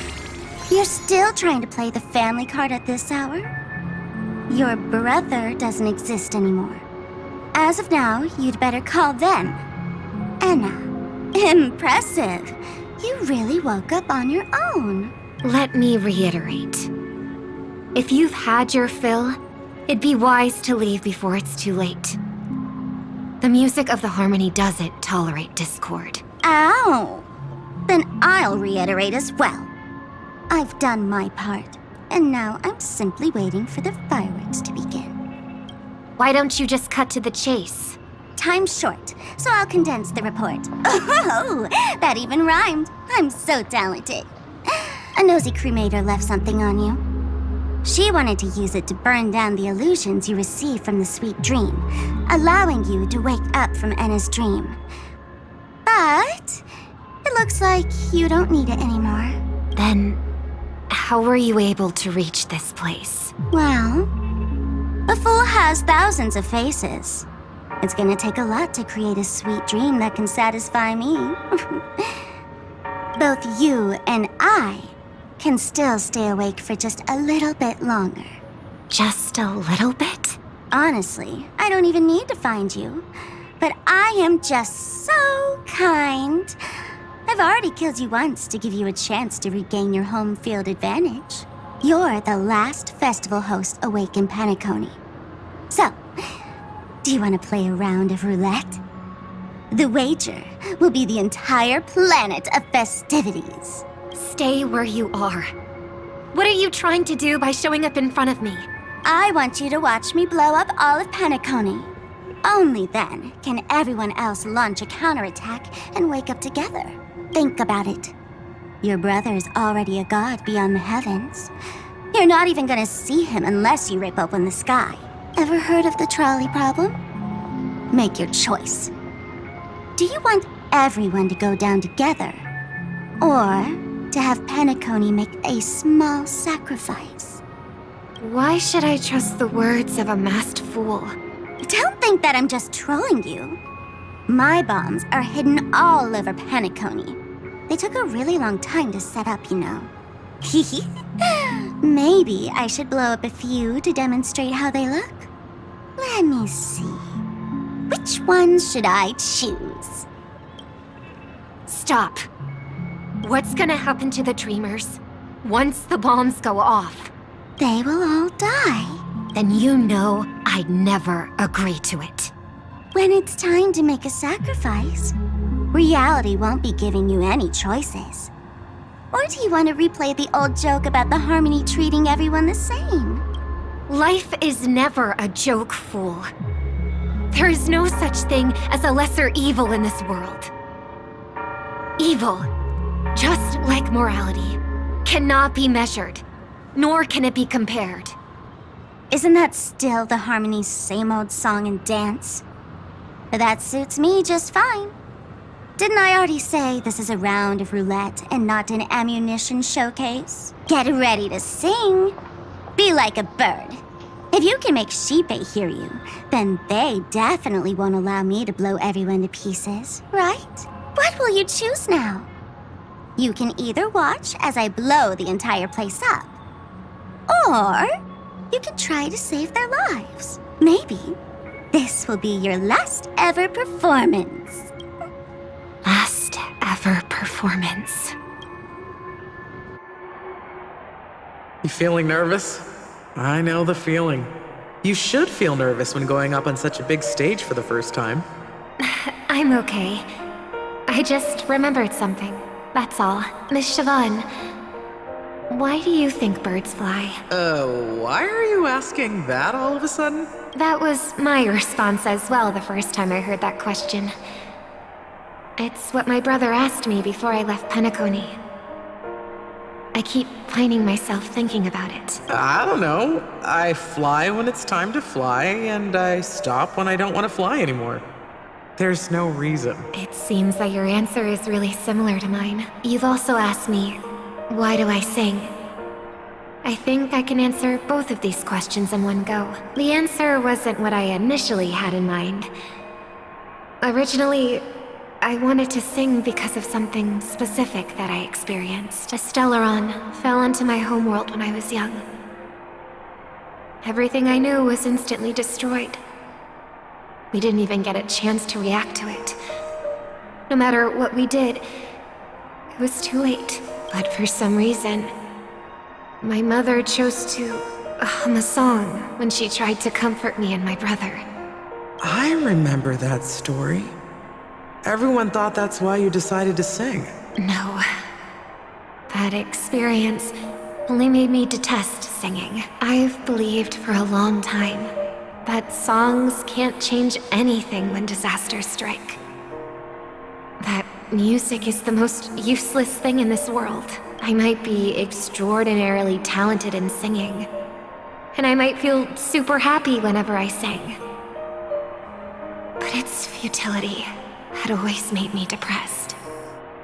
Then what changed? I grew up, and I realized that my brother would sometimes hum the same tune as my mother did.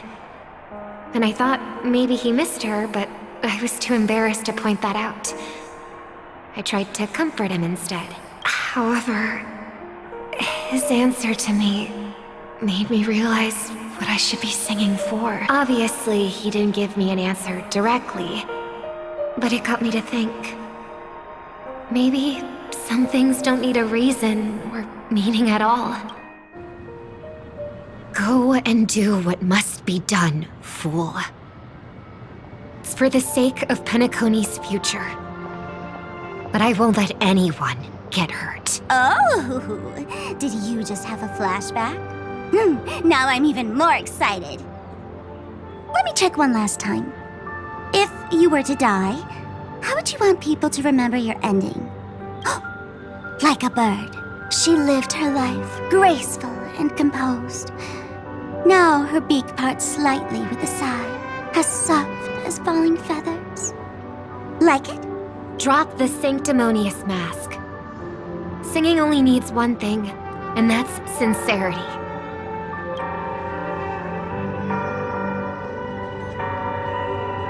My brother. Birds born with wings need no reason to soar into the sky, and those forced to fall back to Earth don't need anyone's condescending sympathy. The sky and Earth are each other's proof and aspiration. When a soaring bird looks down below, it discovers that even after falling, life still holds hope to continue. And when a fallen bird looks up to the sky, it discovers that the possibility of soaring once again still exists in this world. Perhaps they'll never truly understand each other. But what people need is an understanding. It's showing a little more compassion for the way others choose to live. And when necessary. Extending a helping hand. Even if you become the only star and prevent everyone from soaring into the sky, they will still be inspired by your radiance, flap their wings with all their might, regardless of whether they've been hurt in their fall. Thus, the Order's sweet dream will eventually fall. Oh, triple-faced God. If I manage to step onto the path of harmony, then please extend your hand and shelter those who believe in you. And if I am a bird destined to fall, doomed to never sing again, then while the sound of me hitting the ground may be my last note for the harmony, it will never be this world's swan song. In the name of the sweet dream, the Charmony Festival now begins!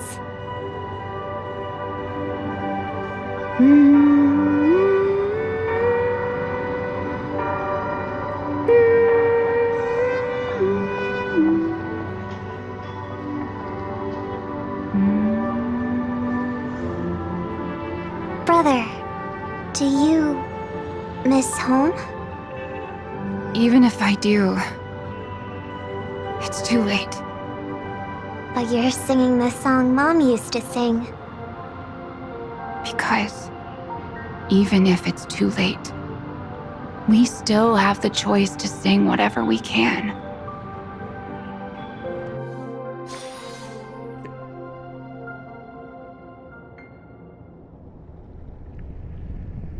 Welcome to the horizon of existence. This place is one of the thousands of manifestations belonging to the sleeping and shapeless. And it's also an exit out of the nihility for the awake ones. Let's bid our final farewells here. Remember your name. I'll be waiting for you at the end.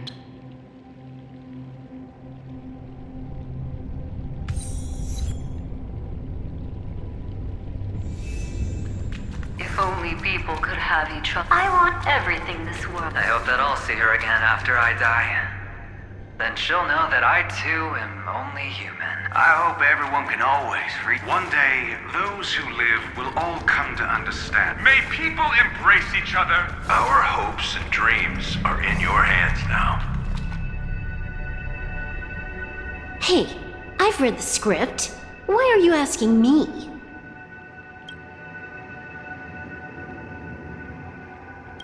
As long as you're not afraid to fall asleep, you'll definitely wake up.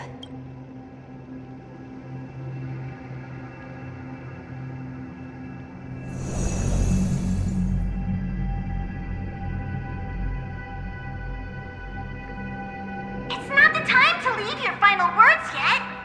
We all believe in you. You need to believe in us too.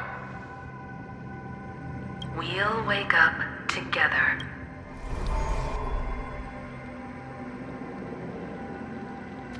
Why does life slumber? We don't know the answer yet, but we're about to awaken from this dream. Or perhaps such is the answer itself.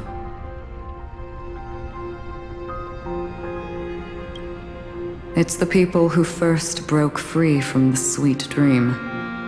The sleeping and shapeless caught a glimpse of their desires. It was because they held on to these desires that they could dream. It was because these desires were never fulfilled that they could wake up.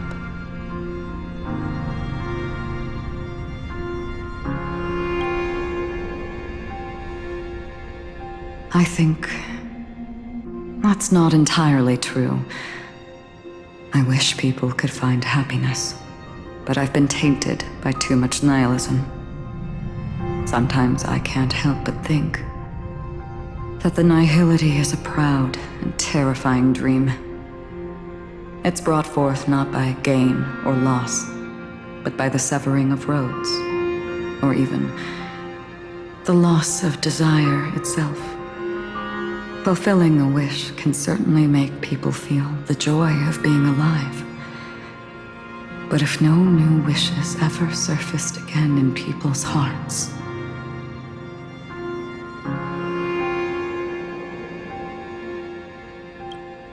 indeed, behind the shadow of the nihility, there must exist the most blazing source of light in the world. Just as every life that edges closer to death fervently approaches the end of the nihility, we must pursue that primordial light. Before you go, would you tell me your wish?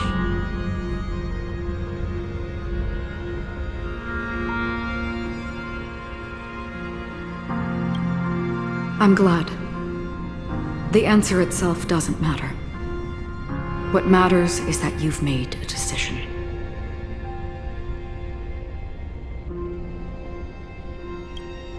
Only a name remains.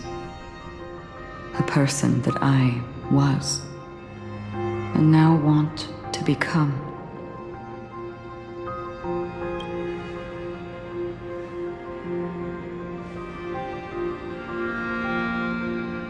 You're looking right at it. She is a hunter who treads upon the finality, destined to sacrifice her own wishes to defy destiny.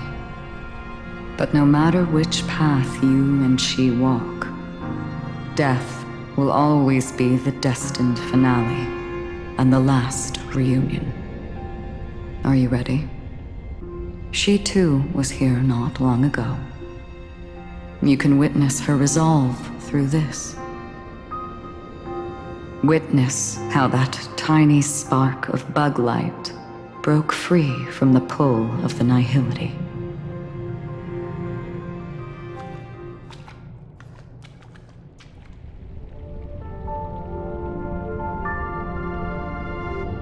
Who were you in the past? The scenery. Am I dead? Really dead? Death is one step away from here. Step over this place, and you will truly embrace death. Or you can turn back. Tell me, who were you in the past? The Moth's Iron Cavalry. And who are you now? A Stellaron hunter. Then who will you become in the future?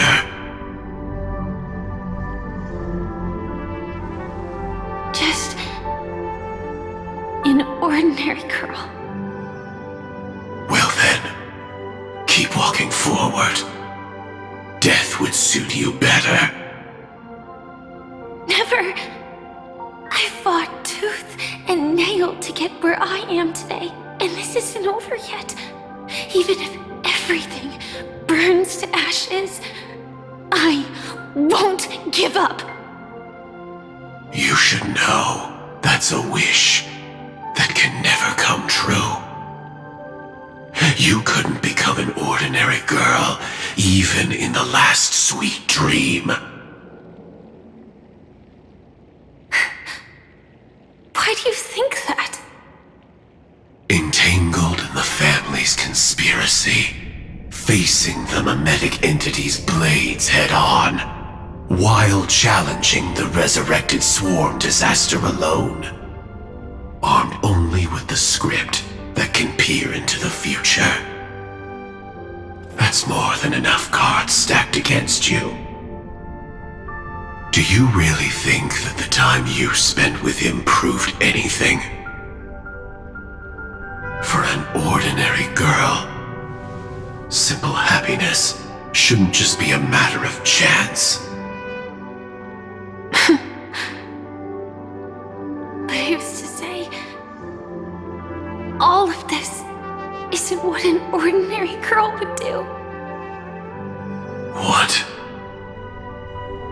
Perhaps the Dream Master was right. All the past we've left behind has already determined our future. All my experiences so far will still make me choose to step into danger when I face it in the future. But you misunderstood my answer. I guess it's my fault too. Always talking about wanting a normal life, as if the past that shaped me is some heavy burden weighing me down. Being a Glamoth's Iron Cavalry and having entropy loss syndrome are more than just scars. They are a past that taught me to cherish, urged me to seek, and showed me how to love. All the things you listed are quite extraordinary indeed, but I believe any ordinary girl would make the same choice I did. When faced with everything I have faced. In the darkest moments, ordinary people never need to feel small. After all, they always discover that they've already become something noble and bright. Indeed, I can't change the outcome or even the process. But I can decide how to view my destiny. This is just an even deeper form of self-deception, compared to actually changing the outcome. Free will is mere self-deception for most people anyway. But as long as I'm not asking others to do the same, there's no shame in it for me. Everyone has their own answers as to why life slumbers. Some will never find their answer. But no one can take away their chance to keep looking for the answer. I won't give up, nor will I blame those who do. All I need to do is return their right to make that choice, and return that right to myself as well. So, I will leave this place together with you.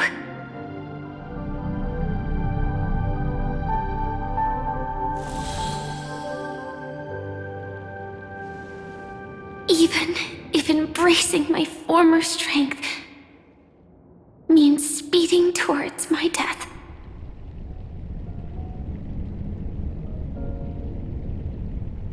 The name I gave myself is Firefly. I used to think I was similar to a firefly, just a fleeting glimmer of light. But later, I realized no one would give themselves an unlucky name. It was also because I thought fireflies were beautiful. Later, someone told me that my eyes don't actually work very well. Otherwise, I would have figured out that those insects aren't beautiful at all. Beauty, love, all our feelings stem from the flaws we were born with. And that's what makes each of us unique. Yet, I can't help but love these little things. Even though I'm sensitive to cold and can't stand the night wind, I still go stargazing.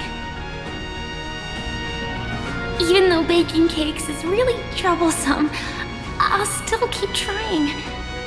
Because I love giving them to people who matter to me and seeing those people smile. I love going around looking for cute dresses, not to show off to others, but because it makes me feel good.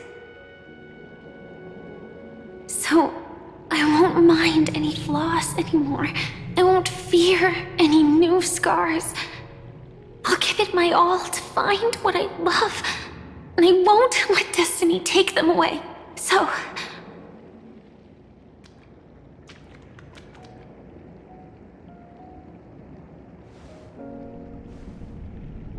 moths don't fly to flames because they yearn for light. It's about going through the flames, igniting yourself and burning with the most intense light. My destiny won't fall into darkness. I will light up everything around me.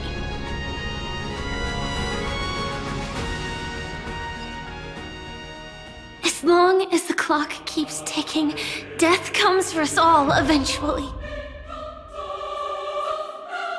And life has its time, too. If my world always ends up being burned to ashes, then let it burn!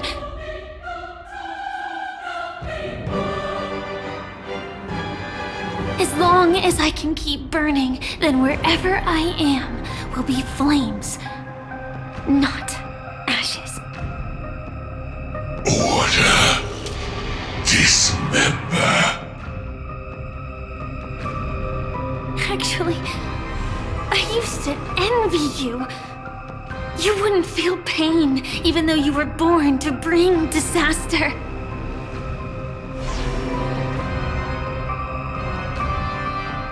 But you should be envious of me now. I'm unwilling to face death, nor do I want to keep fighting. But when faced with destiny,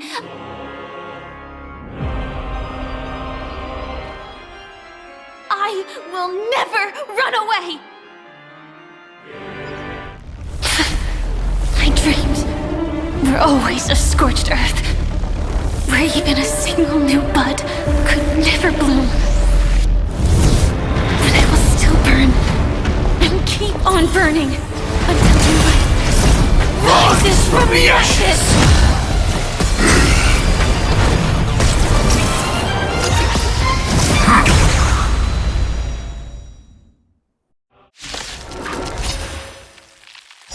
If you are the Dream Master's answer, then listen to my reply in his stead. People hold on to hope not because they have never faced inevitable death. It's precisely because we are destined to die that we hold on to the hope of wanting to change something. Execute. Devour. Curiosity. Endless riddles. Nothing but a void.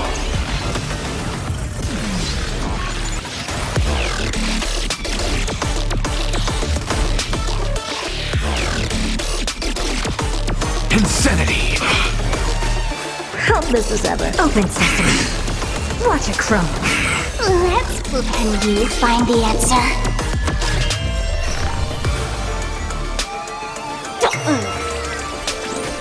I don't have time for games. Expand your thinking. Glimpse the unknown.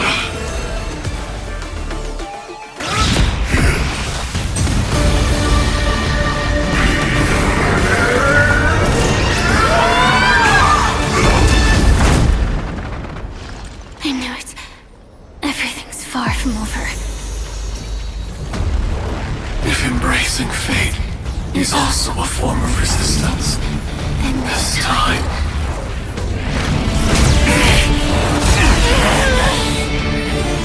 I shall embrace death!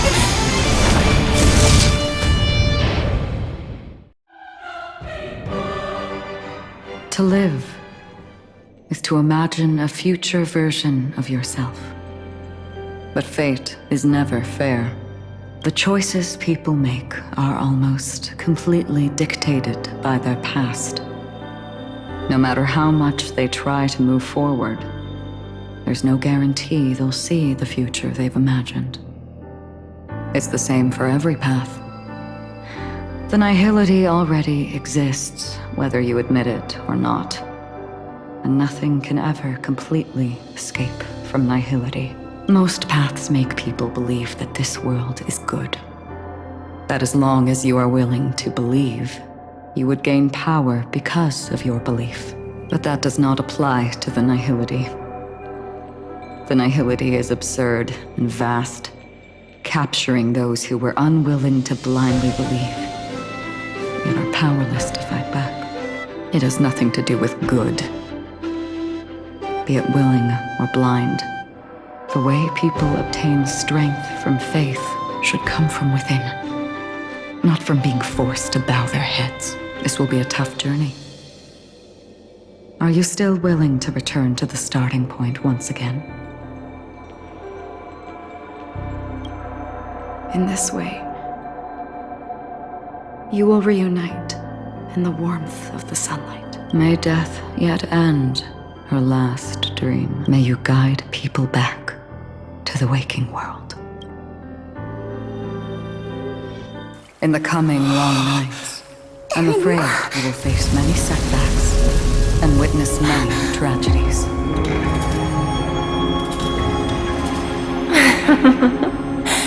I come to greet, I come to whine, I come to claim.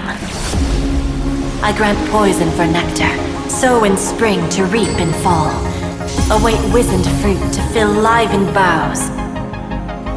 All for the Amber Lord. But when you make a choice, there will be a fleeting red that reappears before you once more in that monochrome world.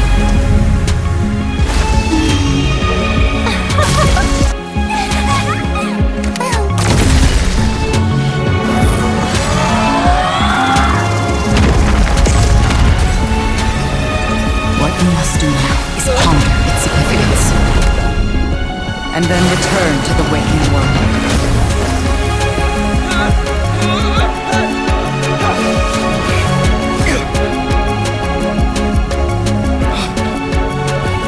Don't worry. Even if this is doomed to fade at dawn, I won't fear waking up from this dream. Go. Take back the right to trailblaze. For them, and for me. That's where we will all find our answers.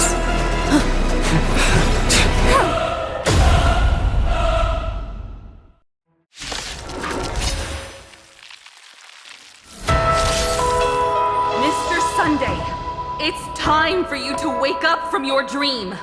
The future of Penacony won't belong to the Order, but will be determined by human will. The divine power of Enna, actually. So be it. It wasn't my intention anyway. Let us discern in human form the final conclusion. Did the gods create this world? Do the gods love all beings? Oh gods, you only need to hold your tongue here and silently hearken. All life shall grow as nature intended, and reach its end. This mortal world should rest in mortal hands. All the work of creation has been completed. The inevitable day has arrived. The embryo of philosophy will reshape for us all of reality!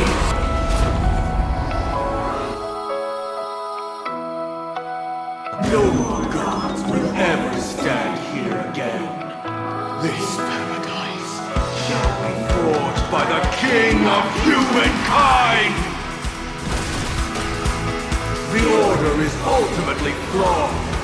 By this decree, it shall be ended!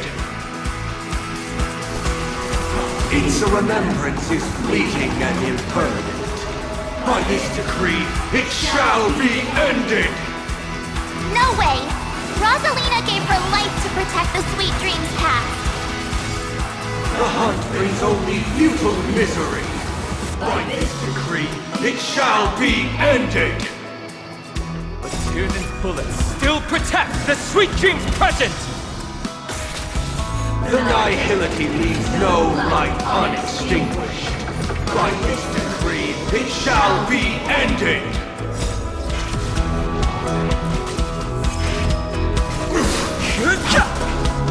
The Trailblaze knows it attempts the impossible.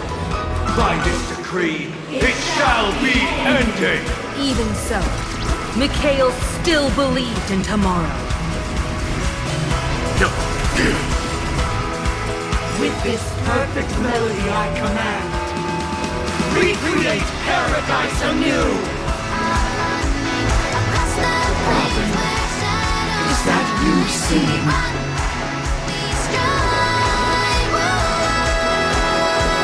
Now, it's time to become the new Watchmaker. Only by blazing a trail forward can we set time in motion and give it meaning. Only after the sweet dream ends will tomorrow come. People will keep moving forward, discovering countless new wonders. Tomorrow, people will know that the world will still welcome countless marvels worth fighting for. A stagnant sweet dream can't imprison our desires. May this journey lead us starward!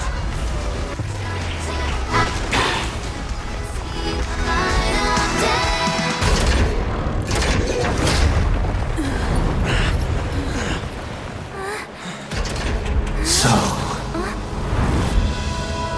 why does life slumber?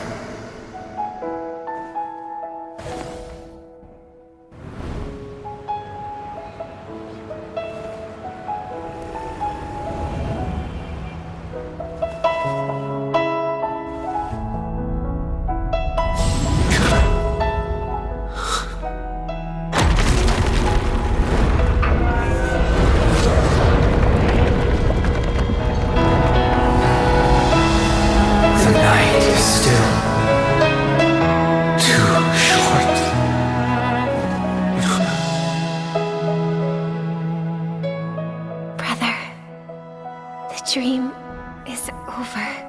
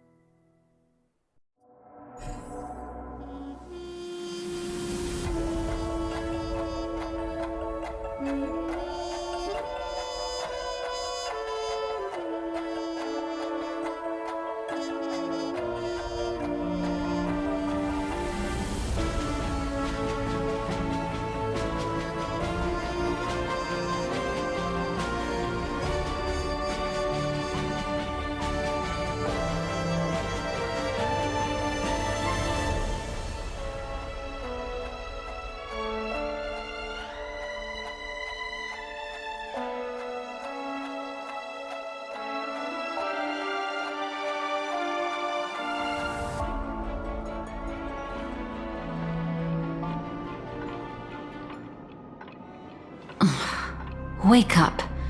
It's time for this dream to end.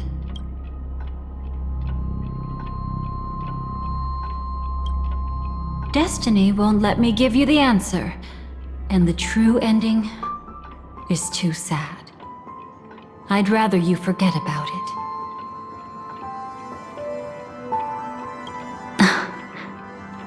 Well then, I must come clean about my final lie. I never showed you anyone's memories. Not even my own. All you've seen is a script I came across by chance. It recorded everything that had happened, and using its stimulation, you actually managed to enter the memories from your own perspective and remember everything anew. It means you're different, unique. You've done something no one has ever done before. Even though your memories were cremated to ashes, you were able to recall them once more, treasuring them once again in your heart. The Stellaron Hunters say you are the one who can turn the wheels of time and give it meaning. That you are the one who can alter destiny and make whole what is incomplete. Come, I want to show you something. Elio?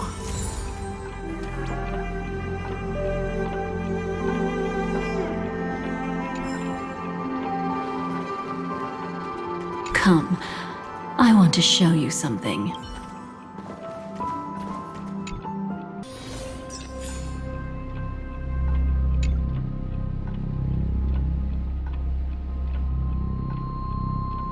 This is what I promised to give you.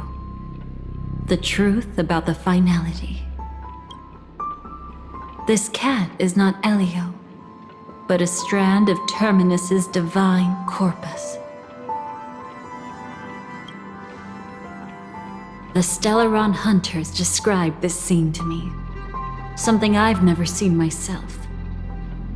When Terminus ascends to godhood once more, they will manifest their 1,000-armed divine form and proclaim, "Now I am become finality, lifting the wheel of time, the destroyer of worlds."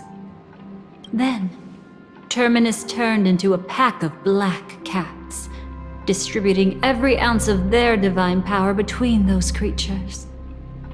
The cats shall depart from the end of the world, going against the river of time till the moment of the universe's birth. What you see is one of those cats.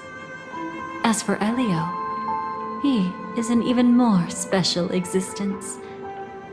Only the Stellaron hunters know his true identity.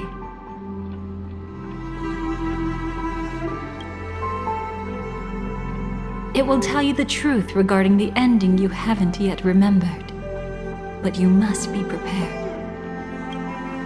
What really happened is that Firefly didn't meet with anyone between the fall of the Great Septimus and when she left Penacony. Not even you. She knew how tragic her third death would be. So she only dared to watch you from afar and hid on her lonesome when she was about to fade away. But even sad memories are precious. If you can accept farewells with grace, then you'll gain the strength to create reunions. When you bid farewell to loved ones, you should cry while they can still hear you. That's the only way they'll know just how many people love them.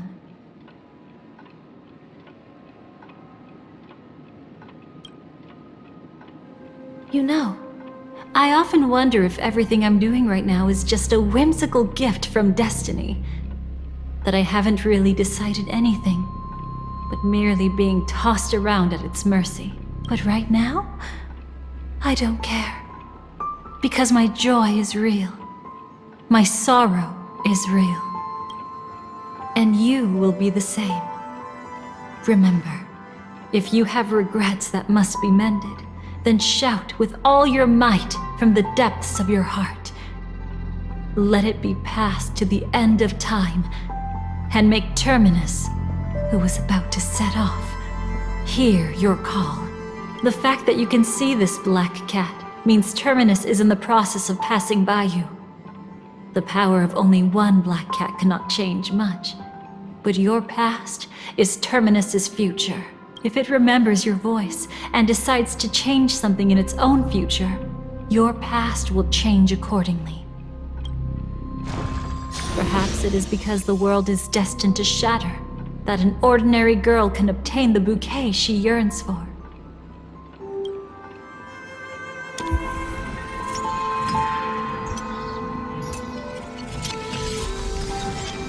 Go forth and deliver that bouquet with your own hands, so that no one will be left with regrets.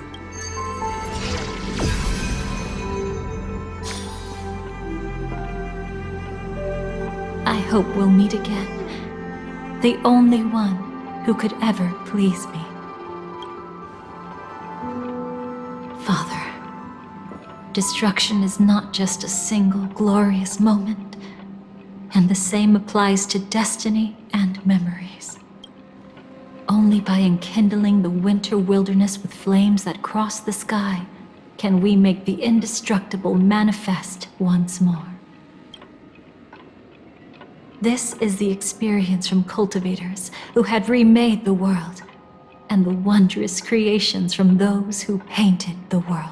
Sitting among the embers, they drew the morning star, knowing best that only in times of extreme hunger do the stars begin to turn. Why does life slumber? You will eventually find your own answer.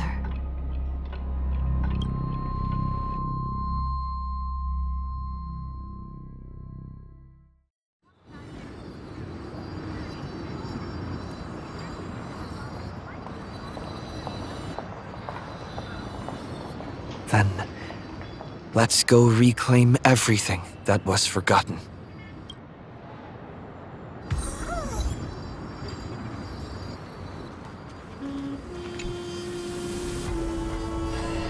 Creating a brand new path. That's truly astonishing. You must have some ideas as his sister, right? If he really managed to do it, what kind of path would that be? I think it must have been a battle between different kinds of the Trailblaze. However, my brother came to the wrong conclusion. His original aspiration was similar to the Trailblaze, yet the road he walked was one named the Domination, or the Conquest. Even if someone wishes for everyone's happiness, that's still a selfish wish. There will always be those who don't want to be saved, who want to save themselves. Do you also think that there shouldn't be any god in this world? No. Even a god who does nothing can at least give people something to believe in and find comfort in. But this world definitely no longer needs a king of humankind. That's why I believe my brother will come to understand all of this one day as well. He made mistakes, but he was stopped. I don't want him to spend the rest of his life in prison. I want him to also have a chance to save himself. No wonder you came looking for me. Yes. I want to make a deal with you. And after that, we'll talk about what position Penacony will hold before the IPC.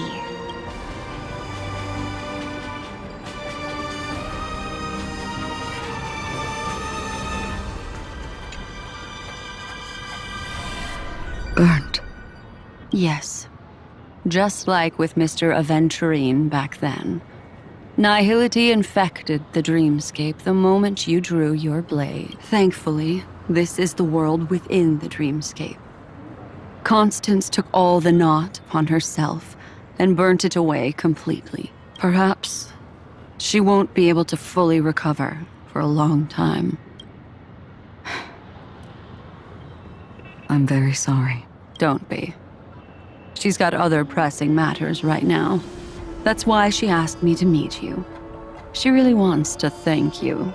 She's betrayed too many people, facing death threats from Avengers at every moment. She used to delight in dancing with death, but at the moment she burned away the nihility, she said she was blooming. She said that, for the first time, she felt the joy of being alive. Come to think of it, people all believe that the Dahlia's floriography means betrayal. But on the planet where it was first discovered, the locals saw it as a symbol of life and prosperity.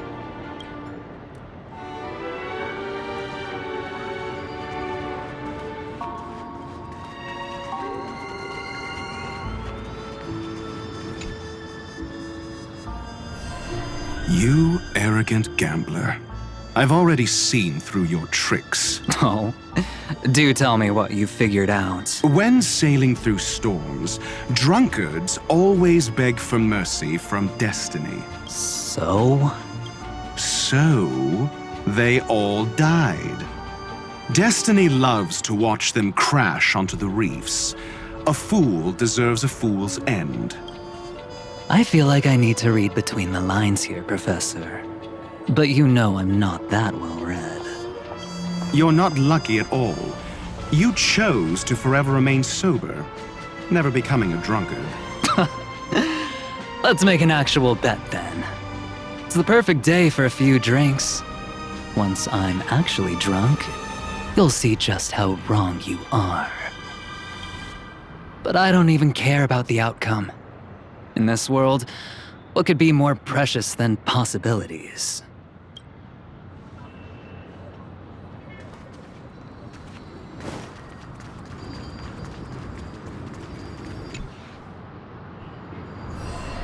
So, you still don't want me to join? That's Elio's decision. He saw my future? In all possible futures where you join the Stellaron Hunters, you will ultimately choose betrayal. You shall become a Lord Ravager named Ephemera, poised to destroy the Remembrance. Those were Elio's exact words. And your payment. Payment? After everything is over, we want you to burn some of his memories. May I know why? He can't head to the next stop with these memories. It would draw the Destruction's attention to him too early, and he'd die there. I can do that. But I'll give the memories back to him sooner or later. In my own way. Whether you try to stop me or not. No one will stop you. It is already written in the script. It will be a new beginning. The 4 apocalypses will converge towards the destruction because of it, while the cosmos will join hands to overcome that annihilation.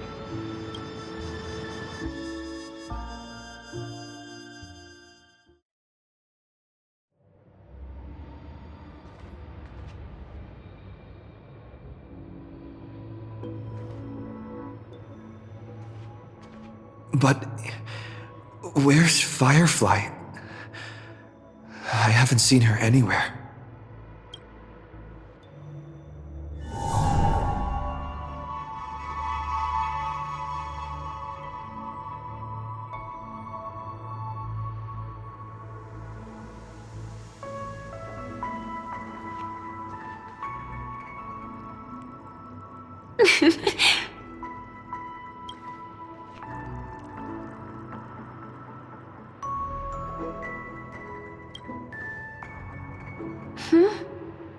How did you know I was here? I'm doing okay. Sorry. I wasn't trying to avoid you. But I have my own reasons. Can you just let me stay here by myself?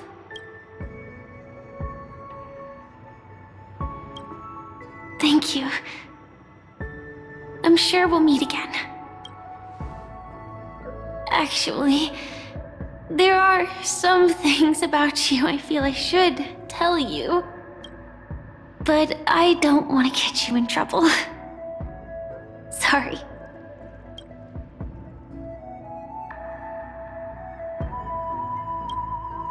How did you know about the promise? I never mentioned it.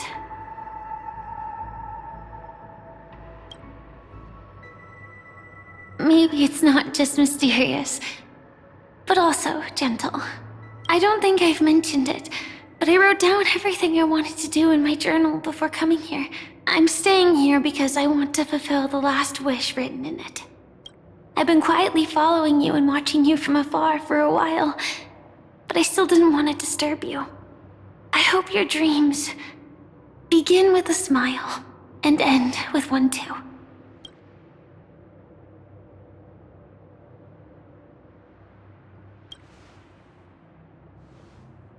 To see the fireworks, of course.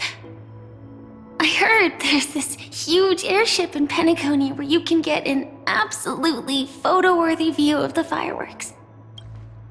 So? Let's go watch the fireworks.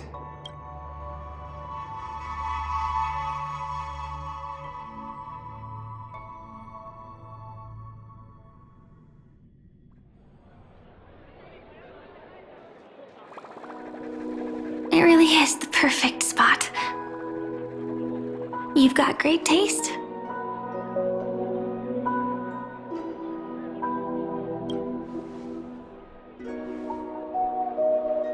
Either way, thank you. Looks like it hasn't started yet. Let's sit for a while.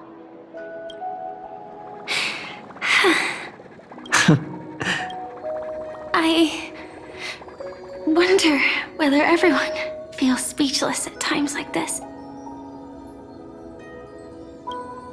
Maybe it's neither. There's a saying that I always liked.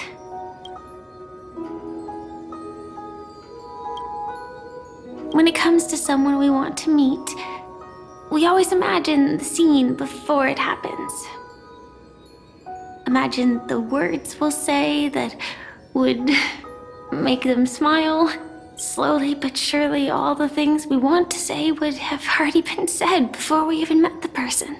And when we finally meet again, we realize they're even more beautiful than anything we could have imagined. Yet, at that moment, we find ourselves at a loss for words to express just how amazing they really are.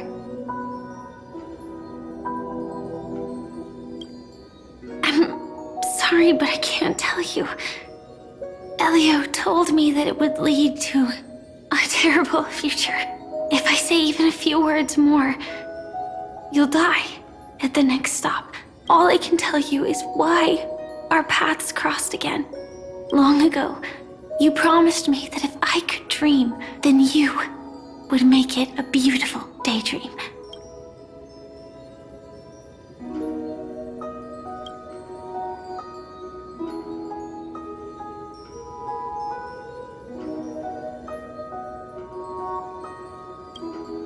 What matters isn't how they've changed, but that you still hold those same genuine feelings for them.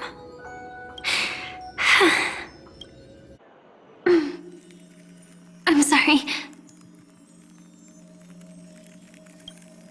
Yeah, actually, I still haven't experienced one of the 3 deaths written in the script.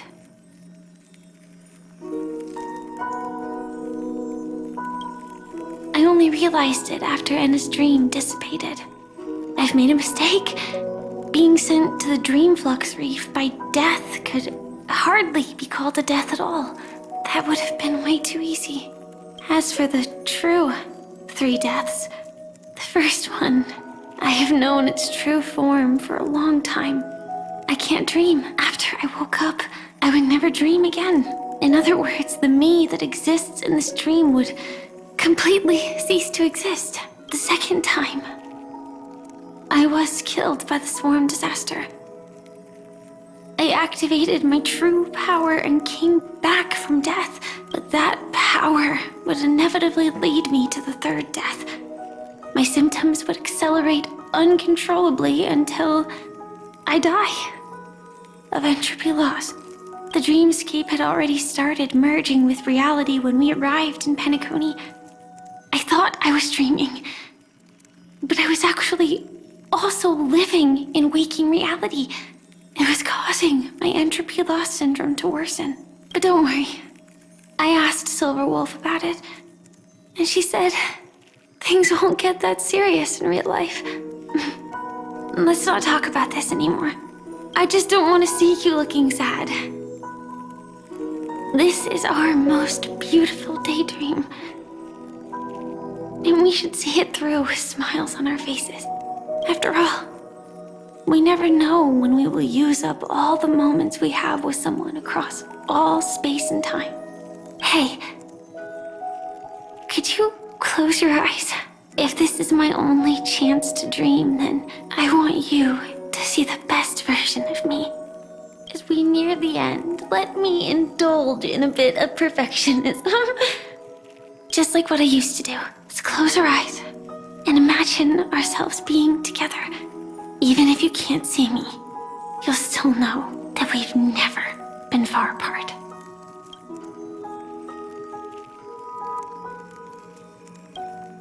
I won't. I promise to stay as long as I can. Let me think. Where should we start? Right. We should start where everything began, of course. Right at that golden hour. When you came to save me. That being said, we could also pretend we're strangers who just happened to meet there. Me, I'm a student traveling to the golden hour. And it'd be nice if I had a bit more pocket money. Oh, and when I show up there, I should dress up a little fancier. And you're a student too. But you came here from a really, really distant planet. Completely unfamiliar with your surroundings. Then, a bunch of mean-looking thugs jumped out, trying to pick on you. When that happens, I'll step up to the plate. Yeah. Let me be the one to save you this time.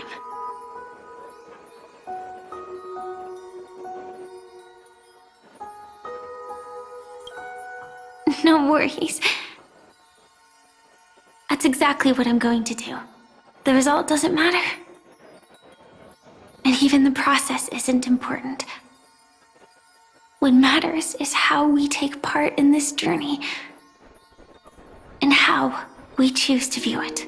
So, grant me one more wish.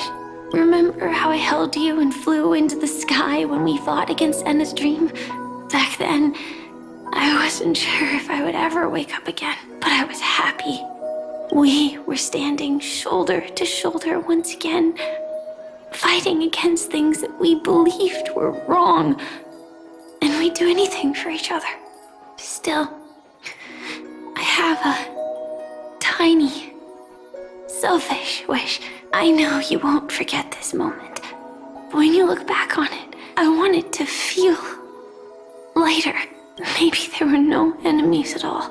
It was all just a prank. And when I carried you up into the heavens, what we saw there wasn't the terrifying swarm, but rather the fireworks that I never got to see.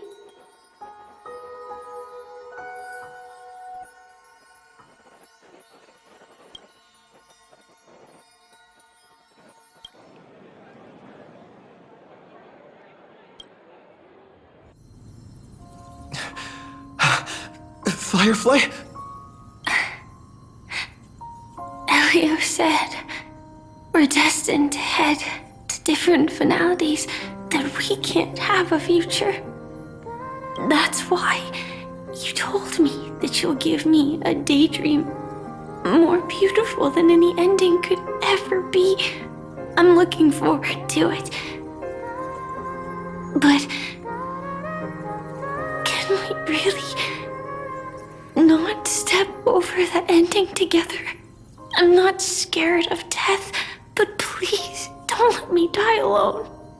They say you're destined to bring about the finality, but I believe you'll be there. You definitely will. Only you can know it, and only you can decide. This cosmos certainly doesn't exist solely for you, nor does it flow only under your gaze, but it's forever waiting for you to save it.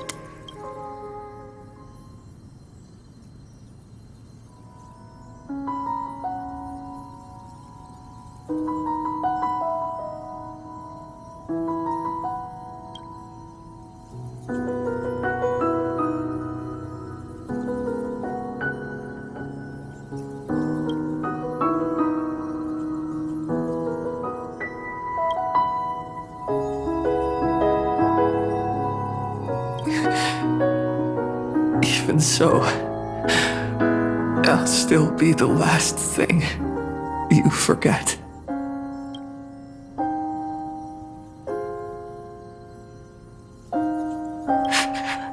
Fireworks.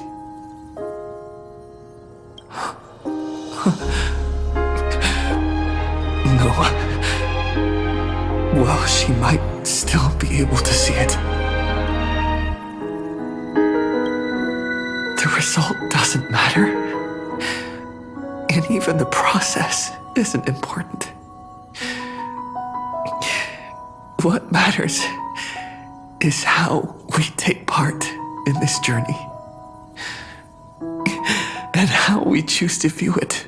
I'll do everything I promised you.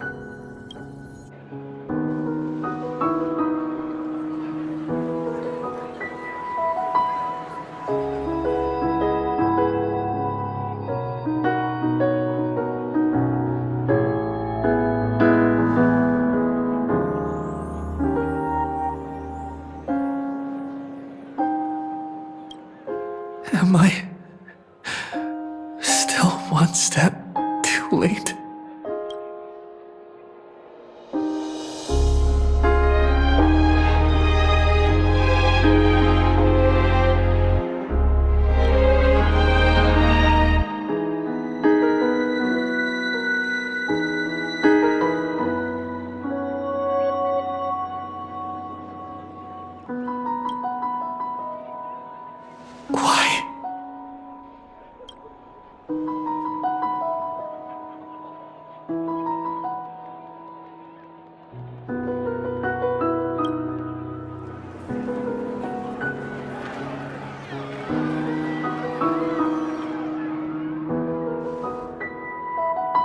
But Firefly can't see it anymore.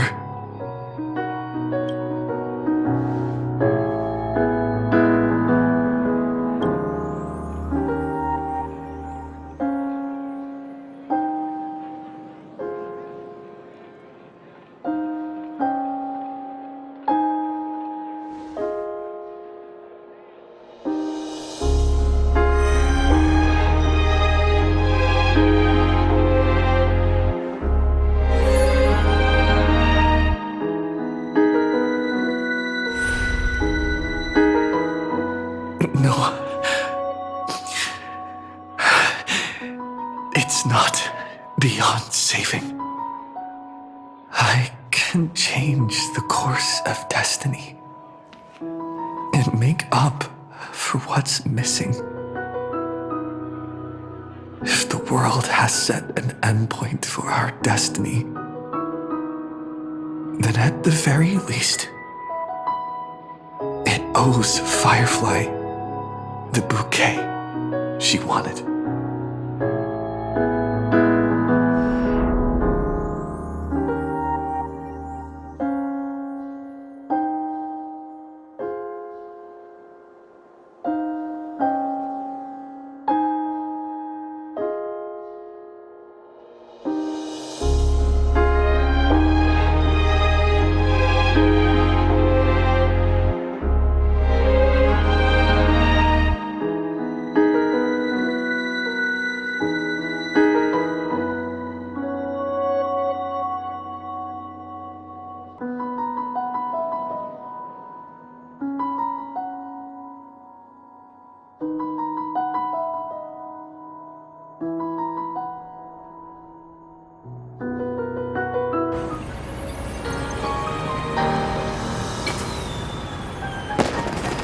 You see, everything is possible in this land of the dreams.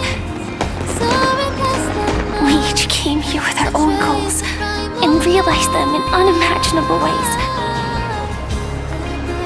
Whether the outcome was sweet and dreamlike or bitter and real, it is still the answer we longed for. So, why do people choose to sleep? I think it's as you said.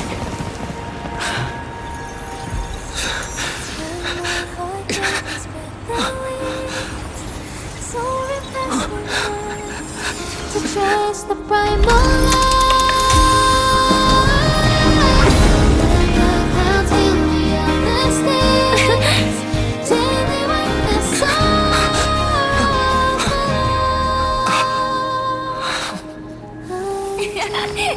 So when tomorrow comes, we'll wake from our dreams, smiling.